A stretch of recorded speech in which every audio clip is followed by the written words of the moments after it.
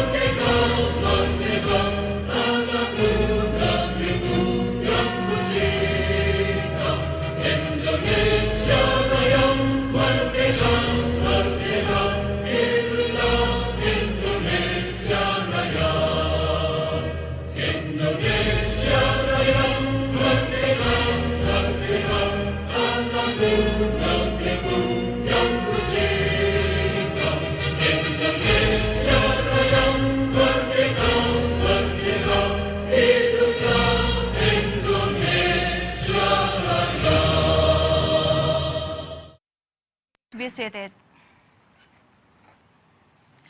Good morning, ladies and gentlemen. It's a pleasure to have you in today's webinar, Indonesia's Toll Road Infrastructure Competitiveness in Global Perspective. And today's webinar is held by PT Marga Utama Nusantara, subsidiary of PT Nusantara Infrastructure Tbk, and the toll road sector in cooperation with Business Indonesia. The objective of this webinar is to provide a forum presentation and discussion related to regulation and experience from toll road operators and investors in Indonesia and other countries, and to increase the attractiveness from foreign investors to support the acceleration of infrastructure development in Indonesia. I'm Dewi Kumala, and I'm glad to be here to lead this webinar as your host. And ladies and gentlemen, this webinar will last until 3 p.m. and there will be two panel discussion with the different topics and different panelists. And we have speakers from regulator and financial institution on panel discussion 1, and investor, operators, and academics on panel discussion 2. And for additional information, we will record this webinar for our archive. And you can ask questions to the speakers during the question and answer session through the Q&A feature on your Zoom apps. And for the participant who wants to activate the translation features, you can click on the setting buttons, choose the in-meeting advanced side, and click on the language interpretation, and it will directly shown in the toggle bar. And before we begin today's agenda, I would like to give you brief information about PT Marga Utama Nusantara as our today's event organizer. PT Marga Utama Nusantara, or MUN, is a strategic business unit of PT Nusantara Infrastructure Tbk, or NI, which engage the toll road operation and development. MUN is the parent company of PT Bintaro Serpong Damai, or BSD, PT Jakarta Lingkar Barat 1, GLB, and PT Makassar Metro Network, or MMI, and PT Jalan Tol Seksi 4, or JTSE. And the company engaged in the development and operator of strategic toll roads and play a significant role in bringing positive impact on the economy and society through the establishment of reliable, strategic, integrated, sustainable toll road network system. And the company currently serves over 103 3 million of vehicles and connecting millions of people through the road infrastructure. And now I would like to address distinguished guests and speakers who have joined with us today. I would like to say good morning to Mr. Heldy Satria Putra, the Special Advisor to the Minister on Investment, Competitiveness, Enhancement of the Ministry of Investment, Indonesia Investment Coordinating Board or BKPM, Republic of Indonesia. Also have joined with us today Mr. Danang Parikesit, Head of Indonesia Toll Road Authority, ITRA, Ministry of Public Works and Housing, Republic of Indonesia. And also Mr. Takumi Yamamoto-san, Director Planning Division Road Bureau, Ministry of Land, Infrastructure, Transport and Tourism, MLIT Japan. And Mr. Alvin Carullo as the Executive Director of Philippines Toll Regulatory Board. And have joined with us today Mr. Heri Trisaputra Zuna. He is the Director of General of Infrastructure, Financing, Ministry of Public Works and Housing, Republic of Indonesia. Mrs. Yayi Mustika Pudianti, Vice President of PT Bank Sentral Asia Tbk. Mr. Stefano Gesi, Ontario's Teachers Pension Plan Infrastructure Team. Mr. Dani Hasan, President Director of PT Marga Utama Nusantara. Mr. Pratomo Binawan Putra, Jasa Marga Transjawa Toll Road Regional Division Head. Mr. Yoshinori Mikura-san, as a Manager Overseas Business Division of WNAXCO. Mr. Xu Changcheng, as a General Manager of Indonesia Representative Office or CRCC International Investment Group Limited. Mr. Rodrigo Emmanuel Franco, as the President and Chief Executive Officer of Metro Pacific Tollways Corporation or MPTC, and Dr. Atif Ansar from Oxford University. And we also have our moderator who will lead for the first panel discussion here with me in the studio, Mr. Andre Permana. He is the Executive Director of Business Indonesia Infrastructure Guarantee Fund. Good morning, Mr. Permana. Good How are you? morning, Mbak Dewi. Yes. Good morning too. Okay. Good day, and ladies and gentlemen, to begin our webinar, I would like to kindly invite for the Head of Indonesia's Toll Road Authority or ITRA, Ministry of Public Works and Housing of the Republic of Indonesia to deliver his keynote speech. Ladies and gentlemen, please welcome Mr. Danang Parikesit. Very good morning, everyone. Dr. Basuki Hadi Mulyono, our minister, is supposed to give his keynote speech today, and he has already scheduled it. However, the recent disasters of flood in West Kalimantan province and also the Semeru volcano eruption has obliged him to put the government action into priority. So he traveled to the disaster-affected regions yesterday and today, accompanying the President Joko Widodo, and have sent his regards to all of us. He asked me to read his speech for us. So allow me to have your time to listen to his speech. Bismillahirrahmanirrahim. Mr. Heldy Satria Putra, the expert staff for increasing investment competitiveness at the Ministry of Investments, the Investments Coordinating Board of the Republic of Indonesia. Mr. Takumi Yamamoto, Director, Planning Division Road Bureau, MILT, Ministry of Land, Infrastructure, Transport and Tourism, Japan. Mr. Alvin A. Carullo, Executive Director of the Philippines Toll Road Regulatory Board. Ms. Yayi Pudianti, Vice President of Bank Central Asia.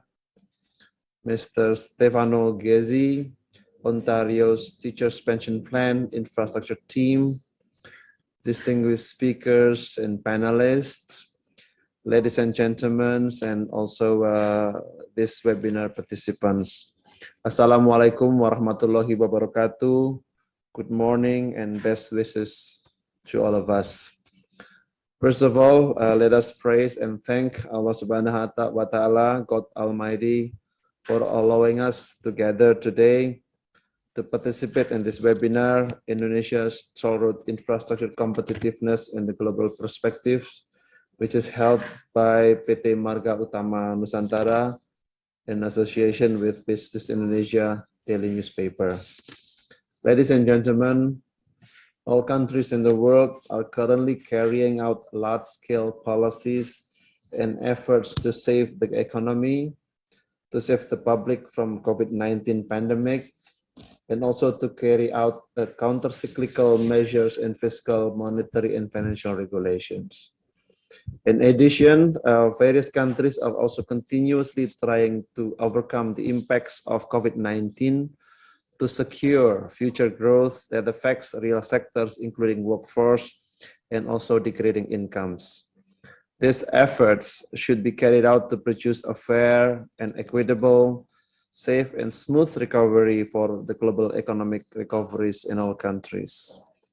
The Ministry of Public Works and Housing of the Republic of Indonesia has made various efforts to support national economic recovery, one of which through improving the connectivity of toll roads to ensure the continuity of economic recovery, while at the same time imposing a stringent health protocol to limit the spread of COVID-19 virus. The year 2022 will be an important year for us all to strengthen global cooperation in achieving global economic recovery, one of which through sustainable infrastructure investments. The G20 Indonesia presidency will carry out the theme Recover Together, Recover Stronger, which will include a discussion on infrastructure investments and financing. Sustainable infrastructure finance development requires a comprehensive approach to strengthen governance, including project preparation processes and stakeholder engagement, as well as strengthening medium and long-term economic growth. International support and domestic efforts should be and must be pursued together. In addition, quality infrastructure is very important to ensure a well-functioning achievement for infrastructure financing, protecting the interests of investors and environment, ensuring efficiency, stability, and enhancing the values of integrity, anti-corruption, and enforced government regulations. Ladies and gentlemen, toll roads continue to transform and develop into an industry that is increasingly involving the private sectors and their sources of financing. The availability of new roads will result in a large investment value, a faster distribution of goods and services, jobs creations for the community, a support for tourism area, as well as a better logistics cost efficiency. In 2004, Law number 38 concerning road was issued, which mandates the establishment of the Indonesian Toll Road Authority, ITRA, BPJT, as a regulatory agency which was previously held by PT Jasa Marga, currently a public company. In the process of amending the Law 38/2004, we will improve the investment climate and the quality of toll road infrastructure, ensuring the public's interest is served. Toll road development processes has entered a new phase after 2005. In June 28, 2005, the Indonesia Toll Road Authority was established as the regulators of toll road in Indonesia. At that time, the continuation of 19 toll road projects whose constructions were postponed in 1997 was again carried out. And until now, the implementation of toll road construction continues to produce new segments spreading across Indonesia. Since 1978, the evolution of toll road business in Indonesia has gone through several stages. The first stage is between 1978 to 2009, allowing Jasa Marga, public company, to act as an operator as well as a regulator, which then followed by the second phase, which is 2005, 2014, and we call it a consolidation stage, where ITRA is established and Jasa Marga is served as the toll operators, followed by any other toll road companies. In the first Joko Widodo era, our president, 2014-2019, we witnessed a very rapid growth in the toll road development, and we call that an acceleration stage. Today, in 2019 until 2024, we have to pursue another strategy called transformation, innovation, and modernization of toll roads. In the future, the government will facilitate the investment of toll road using three approaches. First, as full financing by the private sectors. Second, the public-private partnership of PPP programs or through government cooperation scheme with business entities, as well as number three, financing operation and maintenance contract. The guarantee will be given by the Ministry of Finance through the Indonesia Infrastructure Guarantee Fund. Ladies and gentlemen, the history of toll roads in Indonesia began in 1978 with the operation of Jakarta-Bogor-Ciawi toll road with a length of 59 kilometers. Today, the total operating toll roads in Indonesia by the end of 2021 will reach 2,700 plus kilometers in Java, Bali, Sumatra, Kalimantan, and Sulawesi Islands. Transformation, innovation, and modernization, as well as connectivity of the nations, are the guiding strategies for the Toll Road Regulatory Agency in order to produce sustainable toll road achievement target in the future, referred as Toll Road 4.0. The Ministry of Public Works and Housing ensures transparency and accountability for the toll road bidding process and performance evaluation. For toll road investors, ITRA will be a direct partners in development of toll road in Indonesia. Ladies and gentlemen, the challenge for us in this endeavor is to design innovation-based platform for the next 5 years. We have entered the era of infrastructure digital technology that is increasingly putting focus on higher quality, safer, and also provide better services for the community. The speed of infrastructure, however, is largely determined by the land acquisition phase. Since 2012, land acquisition has been regulated by Law Number 2 concerning land procurement for development in the public interest. In general, it provides measurable stages in each stage of land acquisitions, including time limits, and to the division of role of each stakeholders and government agencies. The problems of land acquisition must be resolved immediately. The President Jokowi has often said that the longer the land acquisition takes, the more expensive infrastructure will be. And therefore, the problem of slow land acquisition will make the investments cost even higher. Ladies and gentlemen, to conclude my keynote speech, allow me to express my deepest gratitude to Marga Utama Nusantara, our partners, together with Business Indonesia for holding this event. Hopefully, this webinar can give us enlightenments on important role of government and private sectors together in giving birth to new innovations on the implementation of toll road connectivity in the future. May Allah subhanahu wa ta'ala bless us in carrying out our good intention together today, as well as in supporting toll road connectivity that is safe, secure, comfortable, and of high quality for Indonesia's future. We all require to work hard, move fast, act appropriately, plus al-hakul karimah, and have artistic spirit. We should be innovative and continue to strive to improve the nation's competitiveness. If we are determined to do that, of course, we can achieve it. We can achieve what we have targeted as long as we do in accordance to the work guidelines that we have developed in partnership with the private sector. Thank you very much. Wabillahi taufiq wal hidayah. Wassalamualaikum warahmatullahi wabarakatuh. Minister of Public Works and Housing, Basuki Hadi Mulyono.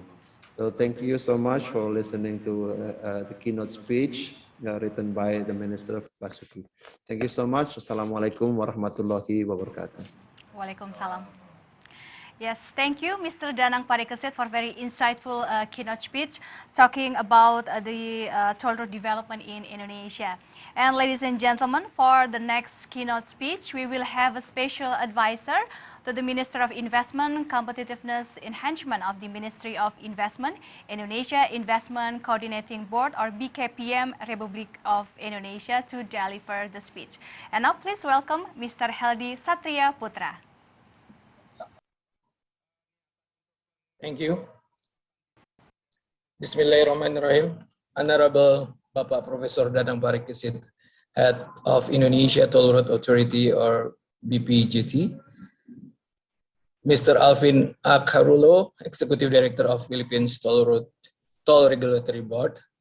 Mr. Takumi Yamamoto, Director Planning MLIT Japan. Ibu Yayi Mustika Pudianti, Vice President PT Bank Sentral Asia Tbk, Bapak Dani Hasan, President Director of PT Marga Utama Nusantara, all participants of Indonesia Toll Road Infrastructure Competitiveness in Global Perspective webinar. Assalamualaikum warahmatullahi wabarakatuh. Good morning. First of all, I would like to thank Marga Utama Nusantara and Business Indonesia for giving us opportunity to take part in this valuable event.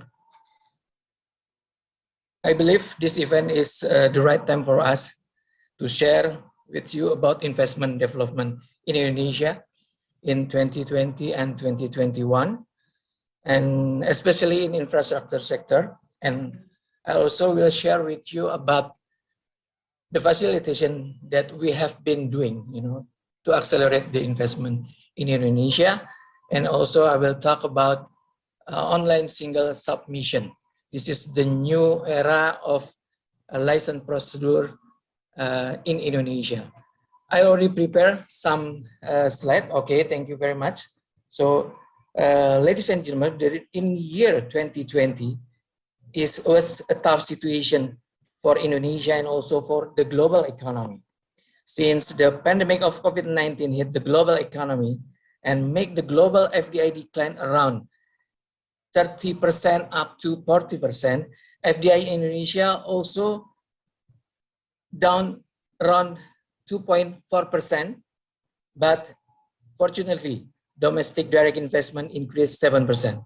So in total investment realization in 2020 was 826.3 trillion rupiah, or reached 101.1% from investment target 817.2 trillion rupiah. FDI reached 49.9% of total investment, meanwhile the domestic direct investment reached 50.1%. Based on location, investment went more to outside Java Island, around 50.5%, and 49.5% to Java Island.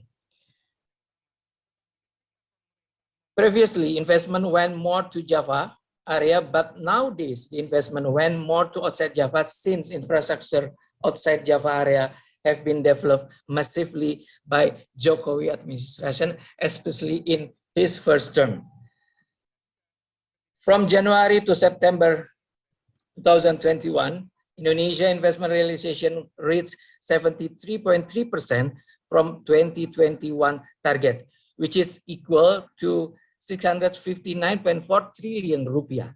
Investment realization increased by 7.8% year on year, and then foreign direct investment grew 10% and domestic direct investment grew 5.7%. Foreign direct investment contributes 50.3% of total investment, while domestic direct investment contributes 49.7%. Investment went to outside Java Island was 51.7%, and investment to Java Island was 48.3%. And next, for the investment infrastructure based country of origin, Maybe can share the next. Excuse me.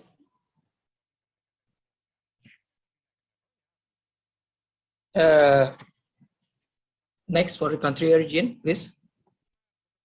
Okay, this is investment realization based on country of origin. Singapore is the top country to invest in Indonesia with 7.3 billion US dollar, followed by Hong Kong and China with each 3.1 billion US dollar and 2.3 billion US dollar. Japan and Netherlands completed to top 5 country of investment with total investment 1.8 billion US dollar and 1.5 billion US dollar. And then investment realization target for the next slide, please.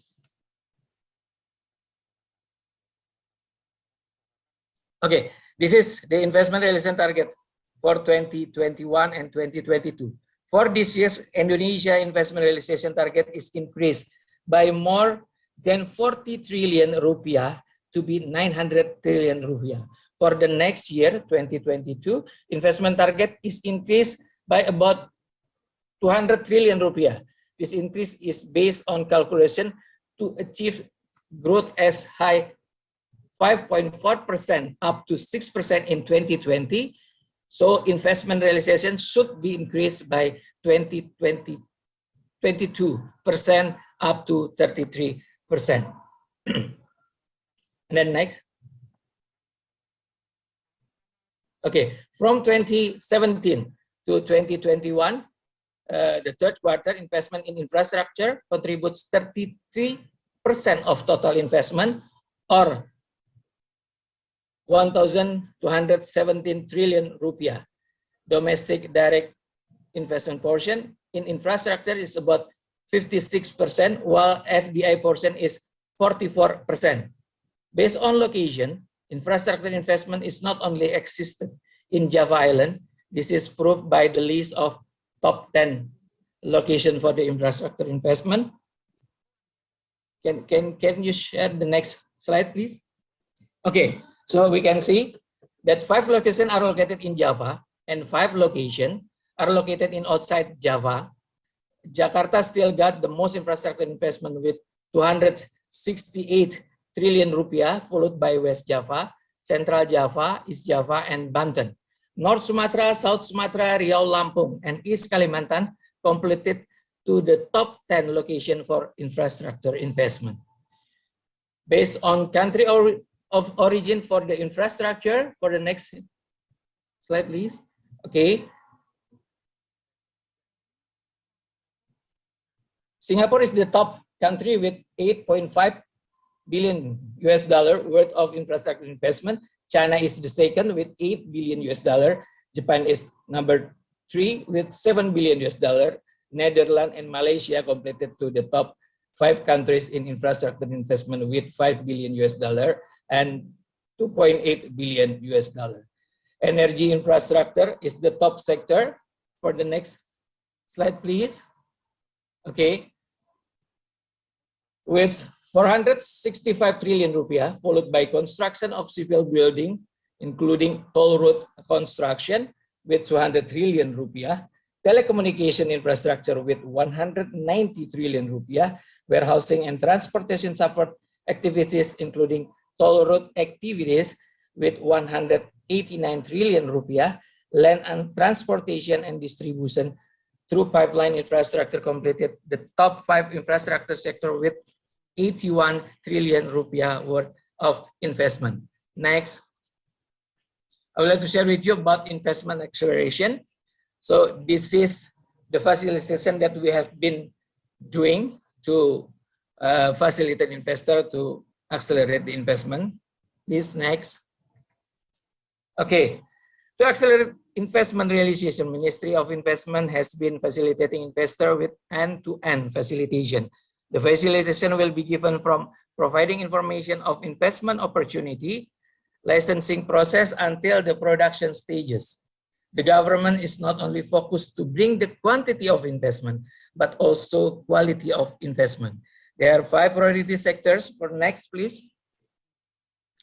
Yes, there are 5 priority sectors that will be encouraged, such as pharmaceutical, and medical devices industry, automotive industry, mining industry, and infrastructure still be a priority sectors because we realize and we understand to develop manufacturing sectors and also mining industry, we need infrastructure to connect one area to another area, also for the logistic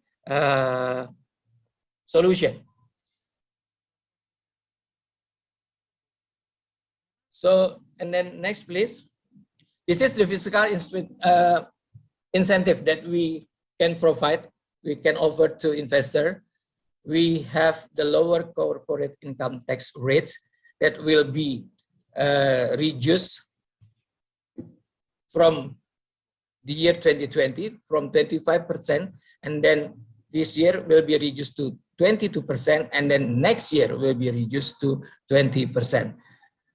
For the tax holiday and mini tax holiday, we also can offer for toll road project in Indonesia.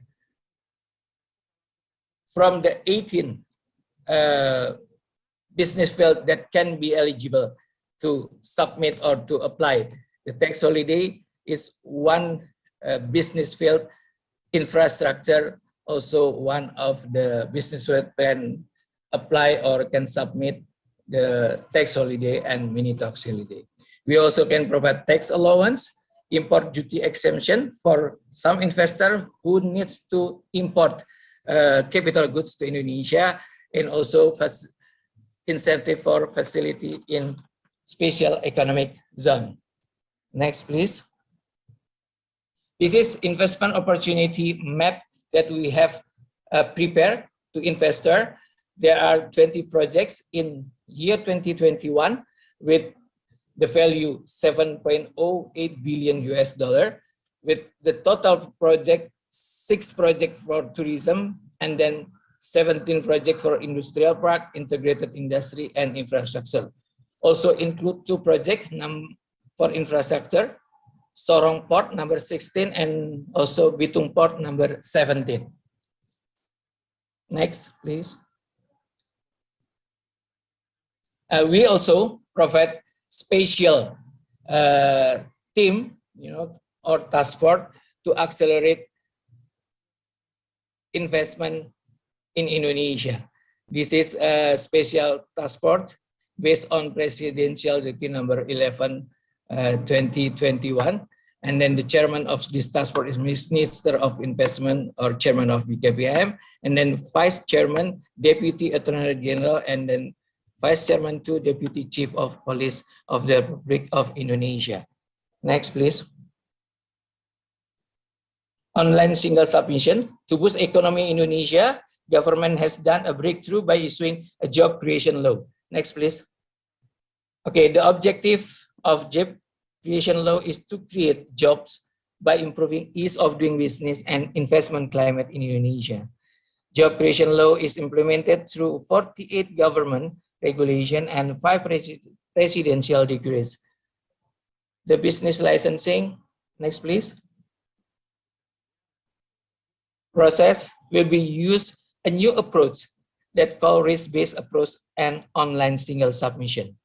System that will be give certainty, ease, efficiency, and transparency in business licensing process. The new licensing process will separate licensing based on the risk.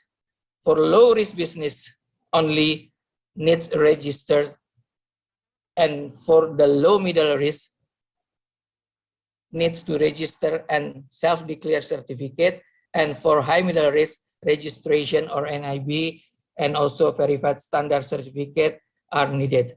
License is only needed for high risk businesses.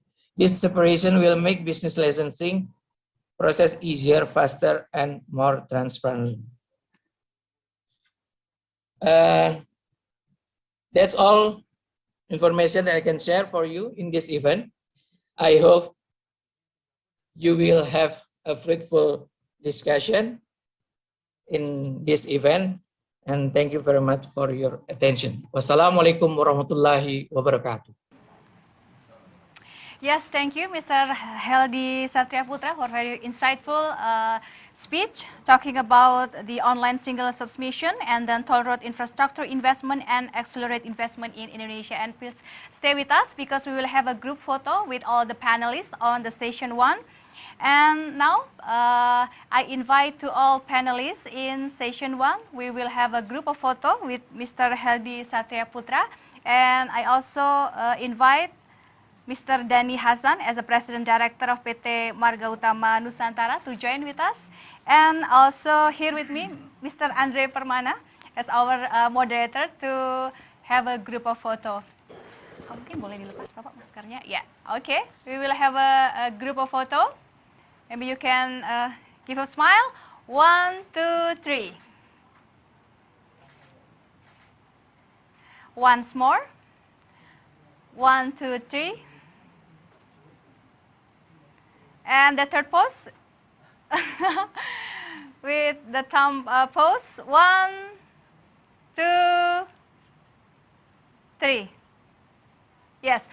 Thank you very much, distinguished guests and speakers. And ladies and gentlemen, now we will move into the first panel discussion. Ladies and gentlemen, as we know that Indonesia's government has pursued the strategies to accelerate toll road development, and as a result, we can travel from one place to other place using vehicle easily and more efficient. And to know further about the toll road industry, we will have a panel discussion with our prominent speakers. And now we will begin the panel discussion session 1. And in the session, we will have speakers from regulator and financial institution. And now we have here Mr. Danang Parikesit, Head of Indonesia's Toll Road Authority, ITRA, Ministry of Public Works and Housing, Republic of Indonesia. Mr. Takumi Yamamoto-san, Director of Planning Division, Road Bureau, Ministry of Land, Infrastructure, Transport and Tourism, MLIT Japan. Mr. Alvin Carolo, Executive Director of Philippines Toll Regulatory Board. And then Mr. Heri Trisaputra Zuna as the Director General of Infrastructure, Financing, Ministry of Public Works and Housing. Mrs. Yayi Mustika Pudianti as a Vice President of PT Bank Central Asia Tbk, and Mr. Stefano Gessi as the Ontario Teachers Pension Plan Infrastructure Team. And here with us, our moderator who will lead our discussion. And before I present our moderator, first I will read his short bio. Mr. Andre Permana has a Bachelor of Engineering majoring in Civil Engineering, University of Indonesia in 1998, and Master of Engineering in Project Management in 2003 in University of Indonesia, and doctorate degree from Nanyang Technological University in Singapore. And his professional career at the Indonesia Infrastructure Guarantee Fund began in 2010 and has held various strategic position, including as a head of the Risk and Compliance Division, head of the Business Development Division, CEO Office, and most recently served as the Executive Vice President of the Project Appraisal before being appointed as the Executive Director of Business Indonesia Infrastructure Guarantee Fund. And now, please welcome Executive Director of Business Indonesia Infrastructure Guarantee Fund, Mr. Andre Permana as our moderator. The floor is yours. Thank you for your kind introduction, Mbak Dewi, as a host. Bismillahirrahmanirrahim. Assalamualaikum warahmatullahi wabarakatuh. Good day, everyone. Really appreciate to be part of this really great event held by Nusantara Infrastructure and Marga Utama Nusantara, cooperated with Business Indonesia. And I think here we have very amazing panelists in this session 1 and not to mention session 2 later by our colleague Bu Tanti. And both of us from IGF is very glad to be invited in this distinguished event as part of Indonesian Infrastructure Guarantee Fund that's being part of the Ministry of Finance support to infrastructure development by providing government guarantees. And here, not to mention on the topics, it's very relevant topic. This is about the toll road infrastructure and how it's being developed and further developed, and also on its financing scheme that should be addressed by many institutions supporting this, including from public institution and private sectors. As lining up by Mbak Dewi just now, all the panelists, I will start with the first three of the panelists. First of all, this what I can call as a group of all toll road regulators. So it comes from 3 different countries: Indonesia, Japan, and the Philippines. And we will see how the approach of each country and how it will be implemented and benchmarked between each other. It will be very interesting to be discussed. Let me say hello to Pak Danang Parikesit, Head of BPJT, Indonesia Toll Road Authority, as a first speaker. Let me read his short bio, which is actually a very long one. It's really hard to simplify his CV. So let me just highlight a certain thing about him. First of all, before he's holding the head of the ITRA, he's really well known as a leading infrastructure and transportation expert in Southeast Asia region, as he's also a university professor at University of Gajah Mada. And he is involved in many initiatives related to infrastructure development and financing, especially in transportation sectors. And I also very glad that he's also been part of IGF as one of our advisor as a co-founder of University Network for Indonesia Infrastructure Development. And without further ado, probably I should also mention about his academic background. He holds a bachelor degree from University of Gajah Mada, and then he has a master degree in transportation from Leeds University, and also he holds a doctoral degree from Technical Universitat Wien in transportation subjects. And I think without further explanation, and as very important for us to really hear how is the BPJT or ITRA approach in developing its policy, how about the target of developing new toll road projects and maintaining the existing portfolio of networks on the toll roads in Indonesia.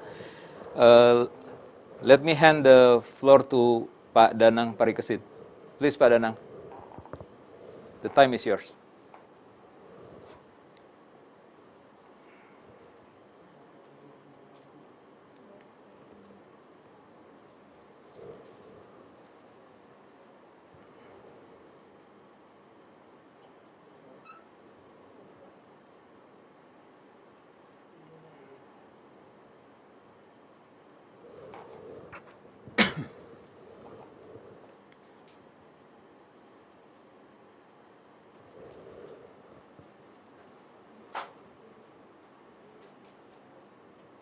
Suaranya nggak keluar ya? Let me thank Mr. Ramdhani Basri, the CEO of Nusantara Infrastructure, and also Mr. Dhani Hasan, the CEO of Marga Utama Nusantara, for holding this important events. I should mention that together, myself and also Dr. Heri Trizunaputra, the Director General Infrastructure Finance, will share a presentation on the Government of Indonesia positions and policies. Dr. Heri I believe, will talk about the upper level policies of infrastructure finance through the Ministry of Public Works and Housing, while I'll be dealing with more on the day-to-day operation of concessioning and dealing with the toll operators, as well as signing concession agreements. I was given a title by the committee talking about the regulation, innovation, and development to support post-pandemic economic recovery, which is pretty much close to my heart here, our heart here at Indonesia Toll Road Authority, because it deals with the risk that is previously non-existent, and we have to deal with the situation that nobody is actually have experience on that. So I hope this is this session or my presentation will be a good exposures about how we deal with the pandemic. And I would like to also learn from other regulators, from government agencies, our colleague from the Philippines, how they deal with this situation, similar situation. So let me just begin by introducing you the Indonesia Toll Authority. We are a group of 5. We are basically a quasi-government. It's not a government, basically pure government organization. It's a quasi-government. It's serving the interests of the public as well as investors, consisting of 3 government officials and 2 members representing the public. And by the end of 2020, this is taken from our latest annual report, we have completed and having an operation of 2,346 kilometers operated by 40 business entities, toll road companies, serving or operating 60 toll roads. Now, let me just give you a brief developments of Indonesian toll roads in Indonesia. We started, as the minister in his speech mentioned, that we started the toll road operations and toll road concessioning in 1978. We call that an initiation process where there was only one company at the beginning. And in 1987, we have second concession holders operating the part of the Jakarta network toll segments. And we witnessed in the between our president Susilo Bambang Yudhoyono between 2005 2014, there are not too many toll roads being built, but rather it consolidate some of the regulations and government policies. For example, IIGF is established during this period. The Indonesian Sarana Multi-Infrastructure is also established during this period of the year, as well as the as well as the recent laws on land acquisition. So between 2005 and 2014 is basically the time when we are consolidating and establishing new agency, new rules and new regulations to allow more on the investment coming. During the first Joko Widodo presidency, we call that an accelerations. By the end of 2014, we have barely 800 kilometers, and by 2019, we have accelerated the development of toll roads led by Dr. Heri Trizuna Putra as a chair of head of ITRA to reach for 2,000 kilometers plus in end of 2019. And the ambitious plan is to have another 2,500 kilometers within the next 5 years. By the end of this year, we'll be having 2,500, close to 2,500, 2,500 kilometers of toll roads, with an ultimate networks of 18,000 kilometers. We have not decided when we will have that, but we have already planned to have the 18,000 kilometers toll roads in operation throughout Indonesia. And in order to do that, we have developed 3-pronged strategies of transformations, creating added values to the existing asset. We are pursuing new innovations in technology, financing and risk allocations, And we certainly would like to have our toll roads more modern in terms of user experience and in terms of the asset management. It's very much in accordance with our minister's mandates and directives for optimizations, maintenance, operation, rehabilitations by the end of 2024.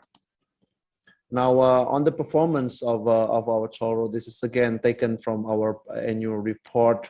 It will be the 2021 report will be announced, published soon in the first quarter of 2022. So if you are interested more, please visit our website and download the report. We are having 1.3 billion transactions per day today, and with the amount of total transaction $1.5 billion US dollars, which is growing in the rate of 5 to 8% every year. At this moment, we have an average speed of inner city toll roads of 69, close to 70 kilometers per hour. And for the intercity toll roads, our speed is averaging on 82 kilometers per hour. One of our particular concern for us is the accident count and fatality rate. Despite the increasing length of our toll roads, increasing traffic, as well as increasing speed, we have managed to put the accidents count down from 2019 to 2020. So we plan to keep pushing this down, but our ambition is actually to reduce the fatality rate. That's why we are planning to introduce so many technologies, and we would like to learn from other operators, other regulatory agencies, how to deal with that. So I would like to go through three actual issues. First, on the pandemic, what can we learn, and second, how to mitigate and adapt to the pandemic risks in the future. And I would like to highlight some of the innovations that we make during the last 2 years of Indonesian Toll Road Authority operations. This is an example, a very typical examples of what happened between January 2020 and November 2021. So it is we track the traffic in our toll road every day. That also include what happened during the pandemic. The effect of the pandemics is again felt by many of the operators by the declining volumes of traffic starting in March. It goes ups and down, but Indonesian government has made a very strong policies of not limiting the movements of goods vehicles, freight movements. The freight movements is allowed freely using our toll roads, and as you can see, the ups and downs of the traffic volumes very much relate with the government policies. So anytime the government is limiting the mobilities along the toll roads, the traffic volume drops very significantly. The lowest that we record is in May 2020, and also in March in 2021, where they have increased on the case events for COVID-19. On this, I put all the serious events and policies that is applied to mobility restrictions. So what we learned so far from that, I think we know now that we are more exposed to teleworking, very flexible working hours. We are moving into more contactless interactions between human and human. So we are pushing more for human to equipments. There should be an equitable risk allocations. Dr. Andre Permana is a risk expert, so maybe you can elaborate that and further during the discussions. But also very important for us to make sure that there's mitigation, adaptation options and policies put in place. We have to have the more creative financing to manage better cash flows, obviously because the traffic is going up and down, which was not expected before. And we are pushing very hard to use more mobile application for better driving experience. So we have now developed two sets of policies. One is on the mitigations, and second one is on adaptation. So I'll touch on that briefly. So at the mitigation side, the government has recognized that it's not the COVID that creates the declining volumes of traffic, but the government policies. So it is why we, at the Ministry of Public Works and Housing, was the first ministry to issue regulations allowing the provisions of policies for toll road operators affected by COVID-19 by having two forms of measures. One's on the relaxations and second one's on the compensation. The relaxations of investment commitments, scheduled commitments, we allow them to delay the committed investments, let's say the extension of tolls or the new lanes to be built by a certain years. We allow them to reschedule it so to have a better cash flows. And for the other one is the compensation. It's more complicated, but basically what happened is that if the government policy create a loss of revenues, the loss of revenue will be compensated by the governments. This is on the mitigation side. So to give you an examples of how this works, and this shows on the blue line is the traffic volumes in 2019, and orange line is the traffic in 2020. So wherever any traffic decrease and revenue reductions, we will evaluate that and put that as consideration for a possible proposal from the government, from the toll operators to ask for compensations in terms of the extension of concession as well as the increase of the traffic to recover the revenue loss during the pandemic COVID and government policies. Excuse me, Pak Danang. Yes. Sorry, just a reminder that the time is closing. Thank you. Okay, yeah. So on the innovation side, there are several innovations that we should make it happen. I will not talk it in much detail. It consists of all financing. We open doors for any financing innovations. We also, this is very much of our excitements to move into more digital transformations. Not only we have already started the multi-lane free flow programs. It's going to be the first one using the global navigation satellite systems for allowing better transactions and also to manage the overloaded vehicles passing through our toll road system. So we are moving very much into digital transformation, and COVID is actually the momentums for us to go into that directions. We are creating now added values to the existing toll corridors.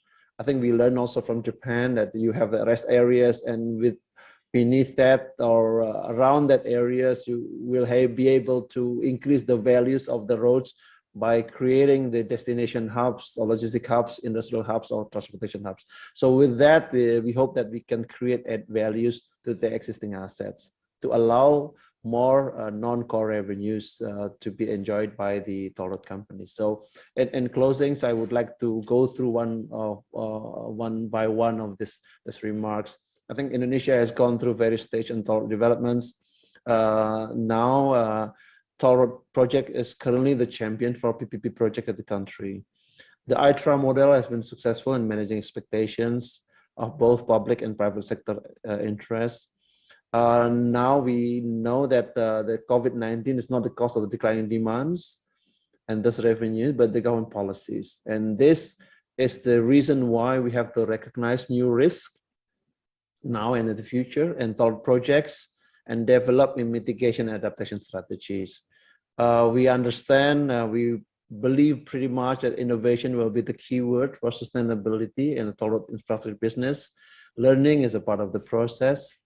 And we see the pandemic, COVID-19 pandemic, as a momentum for accelerated innovations in all aspects of finance, technology, value creation, and governance. And with that, I will conclude my presentation. Thank you so much for listening and watching. Assalamualaikum warahmatullahi wabarakatuh. Waalaikumsalam warahmatullahi wabarakatuh. Good day, Pak Danang. It's very great presentation, as always. Thank you, Pak. Moving to the next speaker is also going to share with us very interesting one after we see how our own policy in Indonesia, then we can move to learn from Japan. And the speakers is also a very amazing person here. We have Mr. Takumi Yamamoto. He's a Director of Planning in Ministry of Land, Infrastructure, Transport and Tourism. He has actually spent most of his career in the ministry as he started the career in 1991 in Ministry of Construction, and he has a very interesting education background also, as he also graduated from Kyoto University to get his engineering bachelor degree and master degree, and he has another master degree in transportation from Northwestern University in US in 1998. So let us start giving the floor to him to share with us on the topic of how toll road regulation and agreements in each country and future plans, especially from the Japanese perspective. Please, Takumi-san, the floor is yours. Thank you. Thank you very much for your kind introduction. Hello, distinguished panels. My name is Takumi Yamamoto, Director for Strategic Planning, Road Bureau, Japan Emirate. Thank you very much for the opportunity today to talk about our Japan's expressway system and to share our experience and challenges. Slide, next slide. Next, please. Starting with the history of Japan's expressway system. Next. Until the end of World War II, in the development of transportation systems, Japanese government had given priority to railway rather than roads. Since almost no improvement had been made, roads in Japan just after World War II were in terrible conditions, shown in the right side. At that time, even major national highways were not paved yet. Watkins Commission from World Bank, which visited Japan in 1956 to do a research on Japan's road, made a recommendation saying, it's shown in the below side, the roads of Japan are incredibly bad. No other industrial nation has so completely neglected its highway system. Next, please. In order to respond rapidly growing motorization and to secure funds for roads improvement, national government established two financial systems. One is the dedicated funds for non-toll general roads improvement. Fuel and automobile-related taxes were earmarked for the improvement of general roads. It's on the left side. And on the right side, it's the other system. It's a toll road system for the expressways. JHPC, Japan Highway Public Corporation, was founded in 1956. And under the special law, JHPC was allowed to borrow funds to construct expressways and to repay the loan with toll revenue.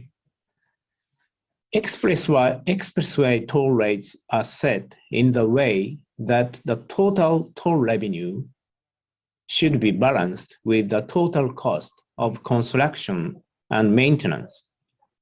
And the expressway should be free of charge after the debt is totally paid off.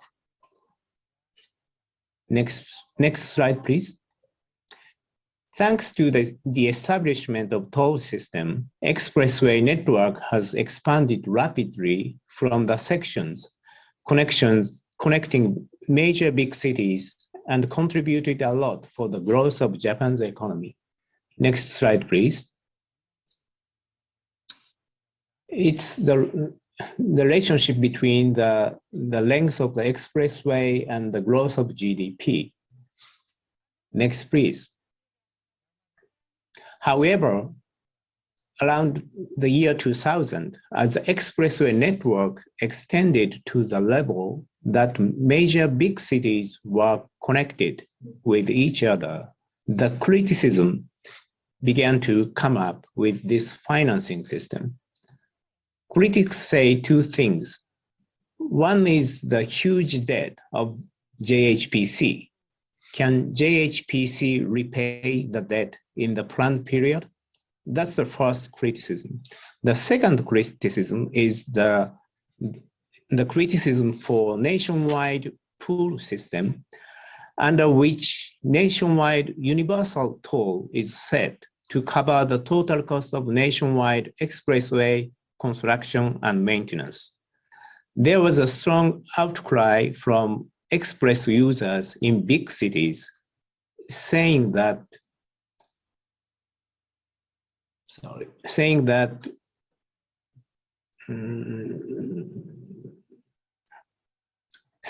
why we have to continue to pay toll to cover the cost of unprofitable expressways in rural areas we don't use. And this pool system leads to the construction of unnecessarily unprofitable expressways in rural areas. After a couple of years of nationwide debate, in 2005, national government decided to quasi-privatize 4 expressway public corporations in order to achieve objectives. First is to secure the repayment of debt in 45 years. The second is to develop necessary expressways promptly with minimum burden on the public. The third is to offer various and flexible toll rates and provide service by utilizing the know-how that the private companies may have. Next, go back to the previous one. Okay, 4 expressway corporations were divided into 6 expressway companies responsible for construction and operation of expressways, and public agency named GIDRA, responsible for holding expressway assets and repaying debt. Next slide, please. A little bit more about how they function. The first, the expressway company secure funds for construction and renewal project. After construction project is completed, they transfer expressway assets and debt. And GIDRA lease asset to companies and companies in return pay lease fee from toll revenue. And GIDRA repay debt by using lease fee from companies. Even though I mentioned privatization, this is quasi-privatization because expressway system is nation's public asset, and also from the perspective of national security, expressway assets are owned by public agency, GIDRA, and the government still own all of the stock shares of expressway companies. Next slide, please. Moving to the achievement of privatization. Next one, please. The first achievement is the decrease of debt. Debt of expressways has been on the decrease much faster than originally planned. Next one, next please. And the second is the introduction of ETC variable toll. Currently in Japan, more than 90% of expressway users pay their toll electronically with ETC. Next slide, please. With ETC, not only drivers don't have to stop at toll booths, but also ETC makes it easier to charge various toll rates according to the time of the day or route. After privatization, Nexco's introduced 30% discount rates for weekend users to promote tourism in rural areas and provide 30% discount rate for truck drivers using expressway during night off-peak hours. Okay. On the Mr. right Takumi, side hand, excuse me. sorry? You have around 1 minute and 30 seconds more. Okay.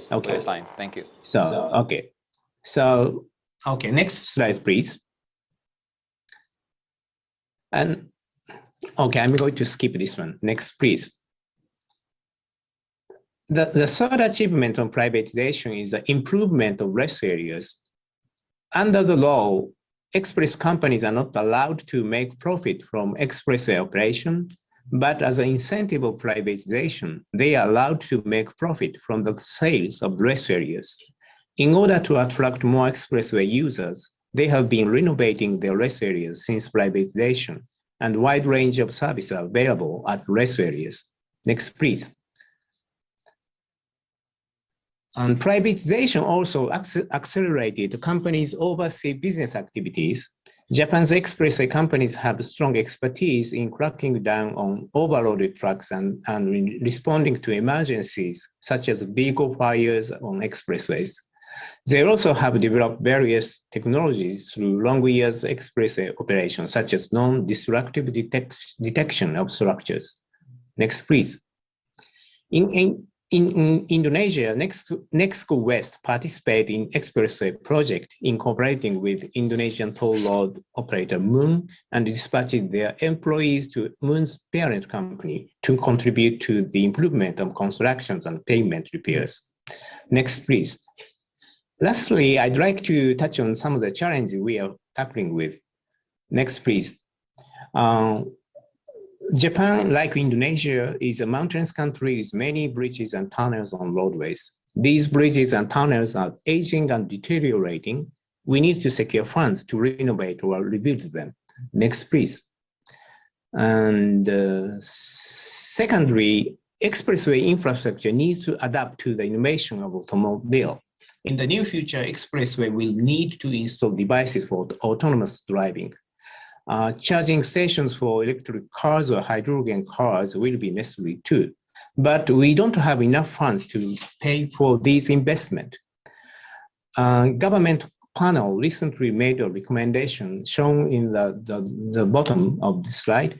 They made a recommendation that toll collection period should be extended to cover these costs for infrastructure renovation and evolution, even though the current toll collection period is scheduled to end in 2065.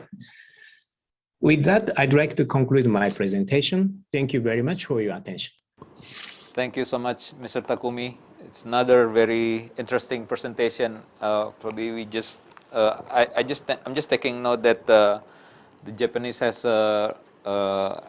certain initiative started with the transformation of the business model, implementation of the toll collection by electronic and digitalization, which is actually similar to what Pak Danang mentioned earlier. Then we can discuss further after the third speaker.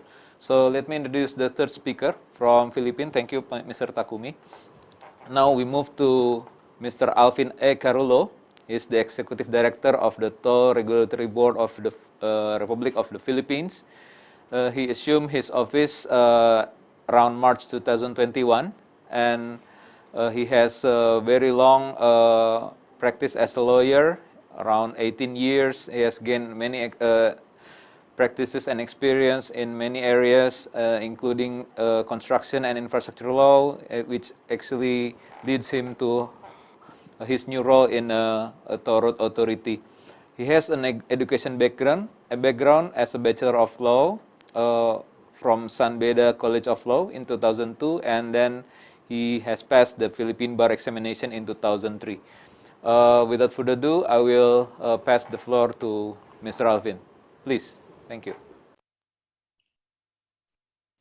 Thank you, Thank you, Sir Andre, for generous introduction.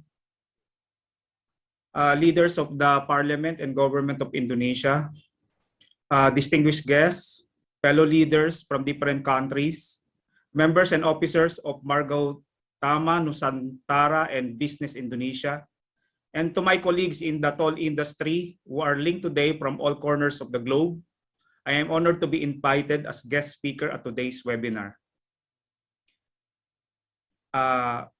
Next slide, please.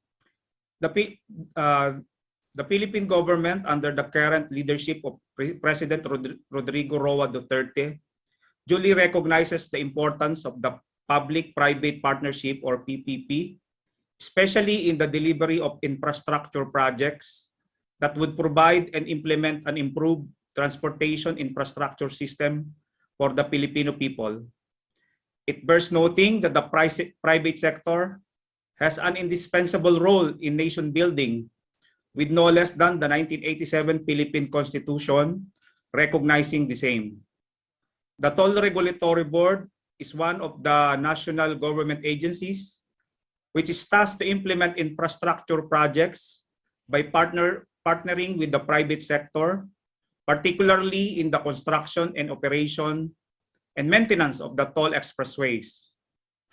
Through the partnership and joint efforts of the government and the private sector, the current administration's Build, Build, Build program is very much a success. Next slide, please.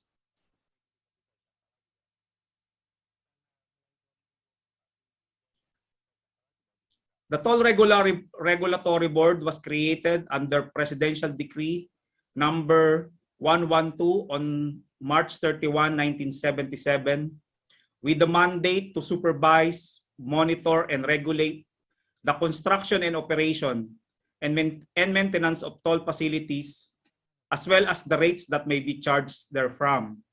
The Toll Regulatory Board is a multi-agency composed of 5 members. Next slide, please.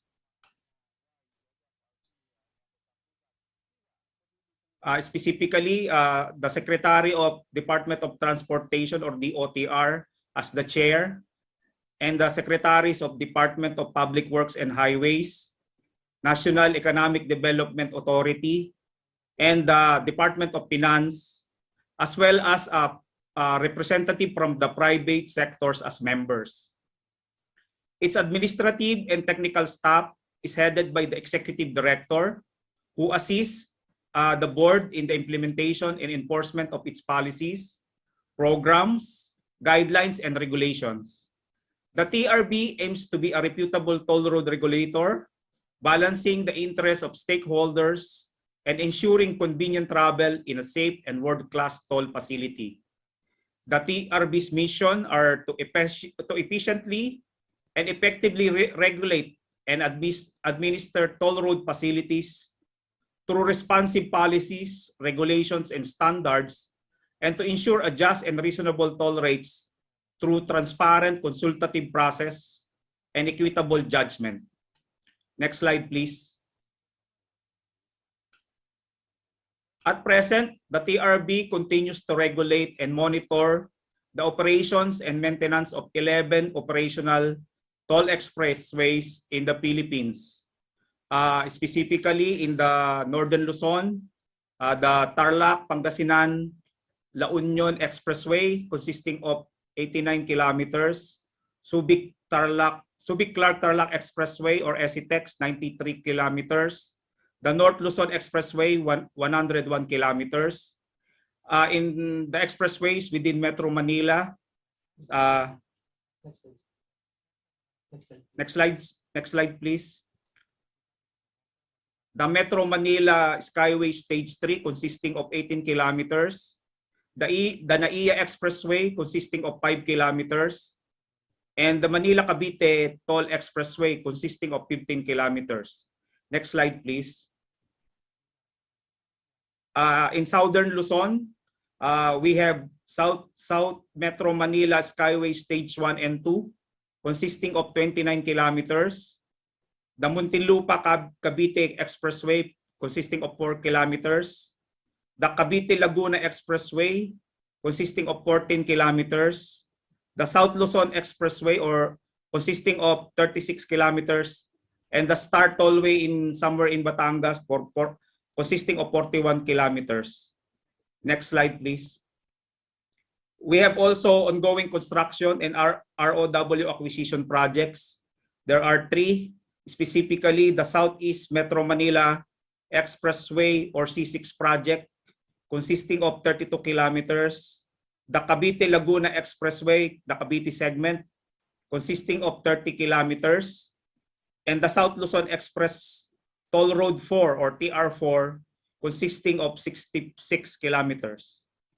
Next slide, please. We have also some projects which are declared as toll road. Namely, we have 3. The Pasig River Expressway or PAREX, consisting of 19 kilometers. The Ayaten, which is composed of components 1, 2, and 3, consisting of 136 kilometers, 46 kilometers, and 28 kilometers respectively. And lastly, the South Luzon Expressway Toll Road 5 or TR5, consisting of 420 kilometers. Next slide, please.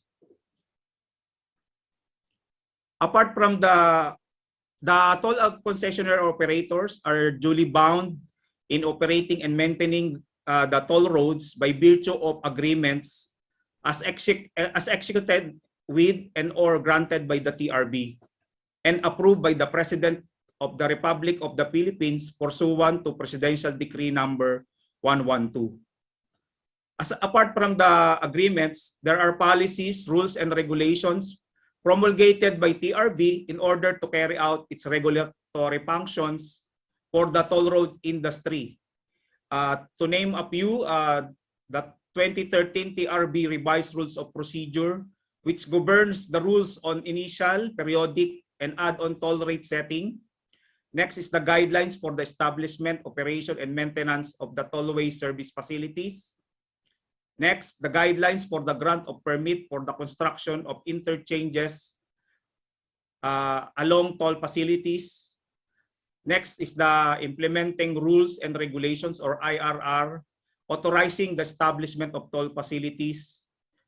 And the recently promulgated minimum performance standards for the toll collection systems of toll expressways. And the guidelines on the implementation of the 3-strike policy for RFID subscribers without load or insufficient load, and motorists without RFID tags entering RFID only designated toll lanes, among others. Next slide, please. Furthermore, there are related laws issued to safeguard both the interests of the private sector and the motoring public, namely the Republic Act number 2000 or the Limited Access Facility Act. Second is the Republic Act number 4136 or the Land Transportation and Traffic Code, and also Republic Act number 8794. We call this the Anti-Overloading Act.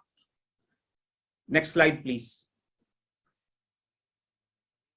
In addition to these policies promulgated by TRB, there are also other policies specifically to provide a better public service to the motoring public. These are the Toll Collection System Interoperability Project. On September 15, 2017, a Memorandum of Agreement or MOA for toll collection interoperability was entered between and among the San Miguel Holdings Corporation or the SMHC Group, the Metro Pacific Tollways Corporation Group or MPTC Group, the Ayala Group, the DOTR, the Department of Transportation, the Department of Public Works and Highways, the Land Transportation Office or LTO, and the agency, the TRB. The MOA aims to implement the interoperability of electronic toll collection or ETC and cash payment systems of existing toll expressway for fast, efficient, and seamless travel of toll-paying motorists. The interoperability project is is composed of the following phases. Phase 1 is the Excuse me, auto-SIP Mr. Alvin. RFID tag. Excuse me, you are entering to the last 30 seconds, sorry, of your time. Aside from the interoperability project, we have also the cashless or contactless transactions for all vehicles traversing the expressways. Next slide, please. For future policy implementation, we are moving forward to achieving a barrier-less toll lanes utilizing the automatic number plate recognition or ANPR to further improve the flow of traffic along the expressway. Likewise, the TRB aims to promulgate MPSS or minimum performance standards and specifications for other aspects of toll operation and maintenance.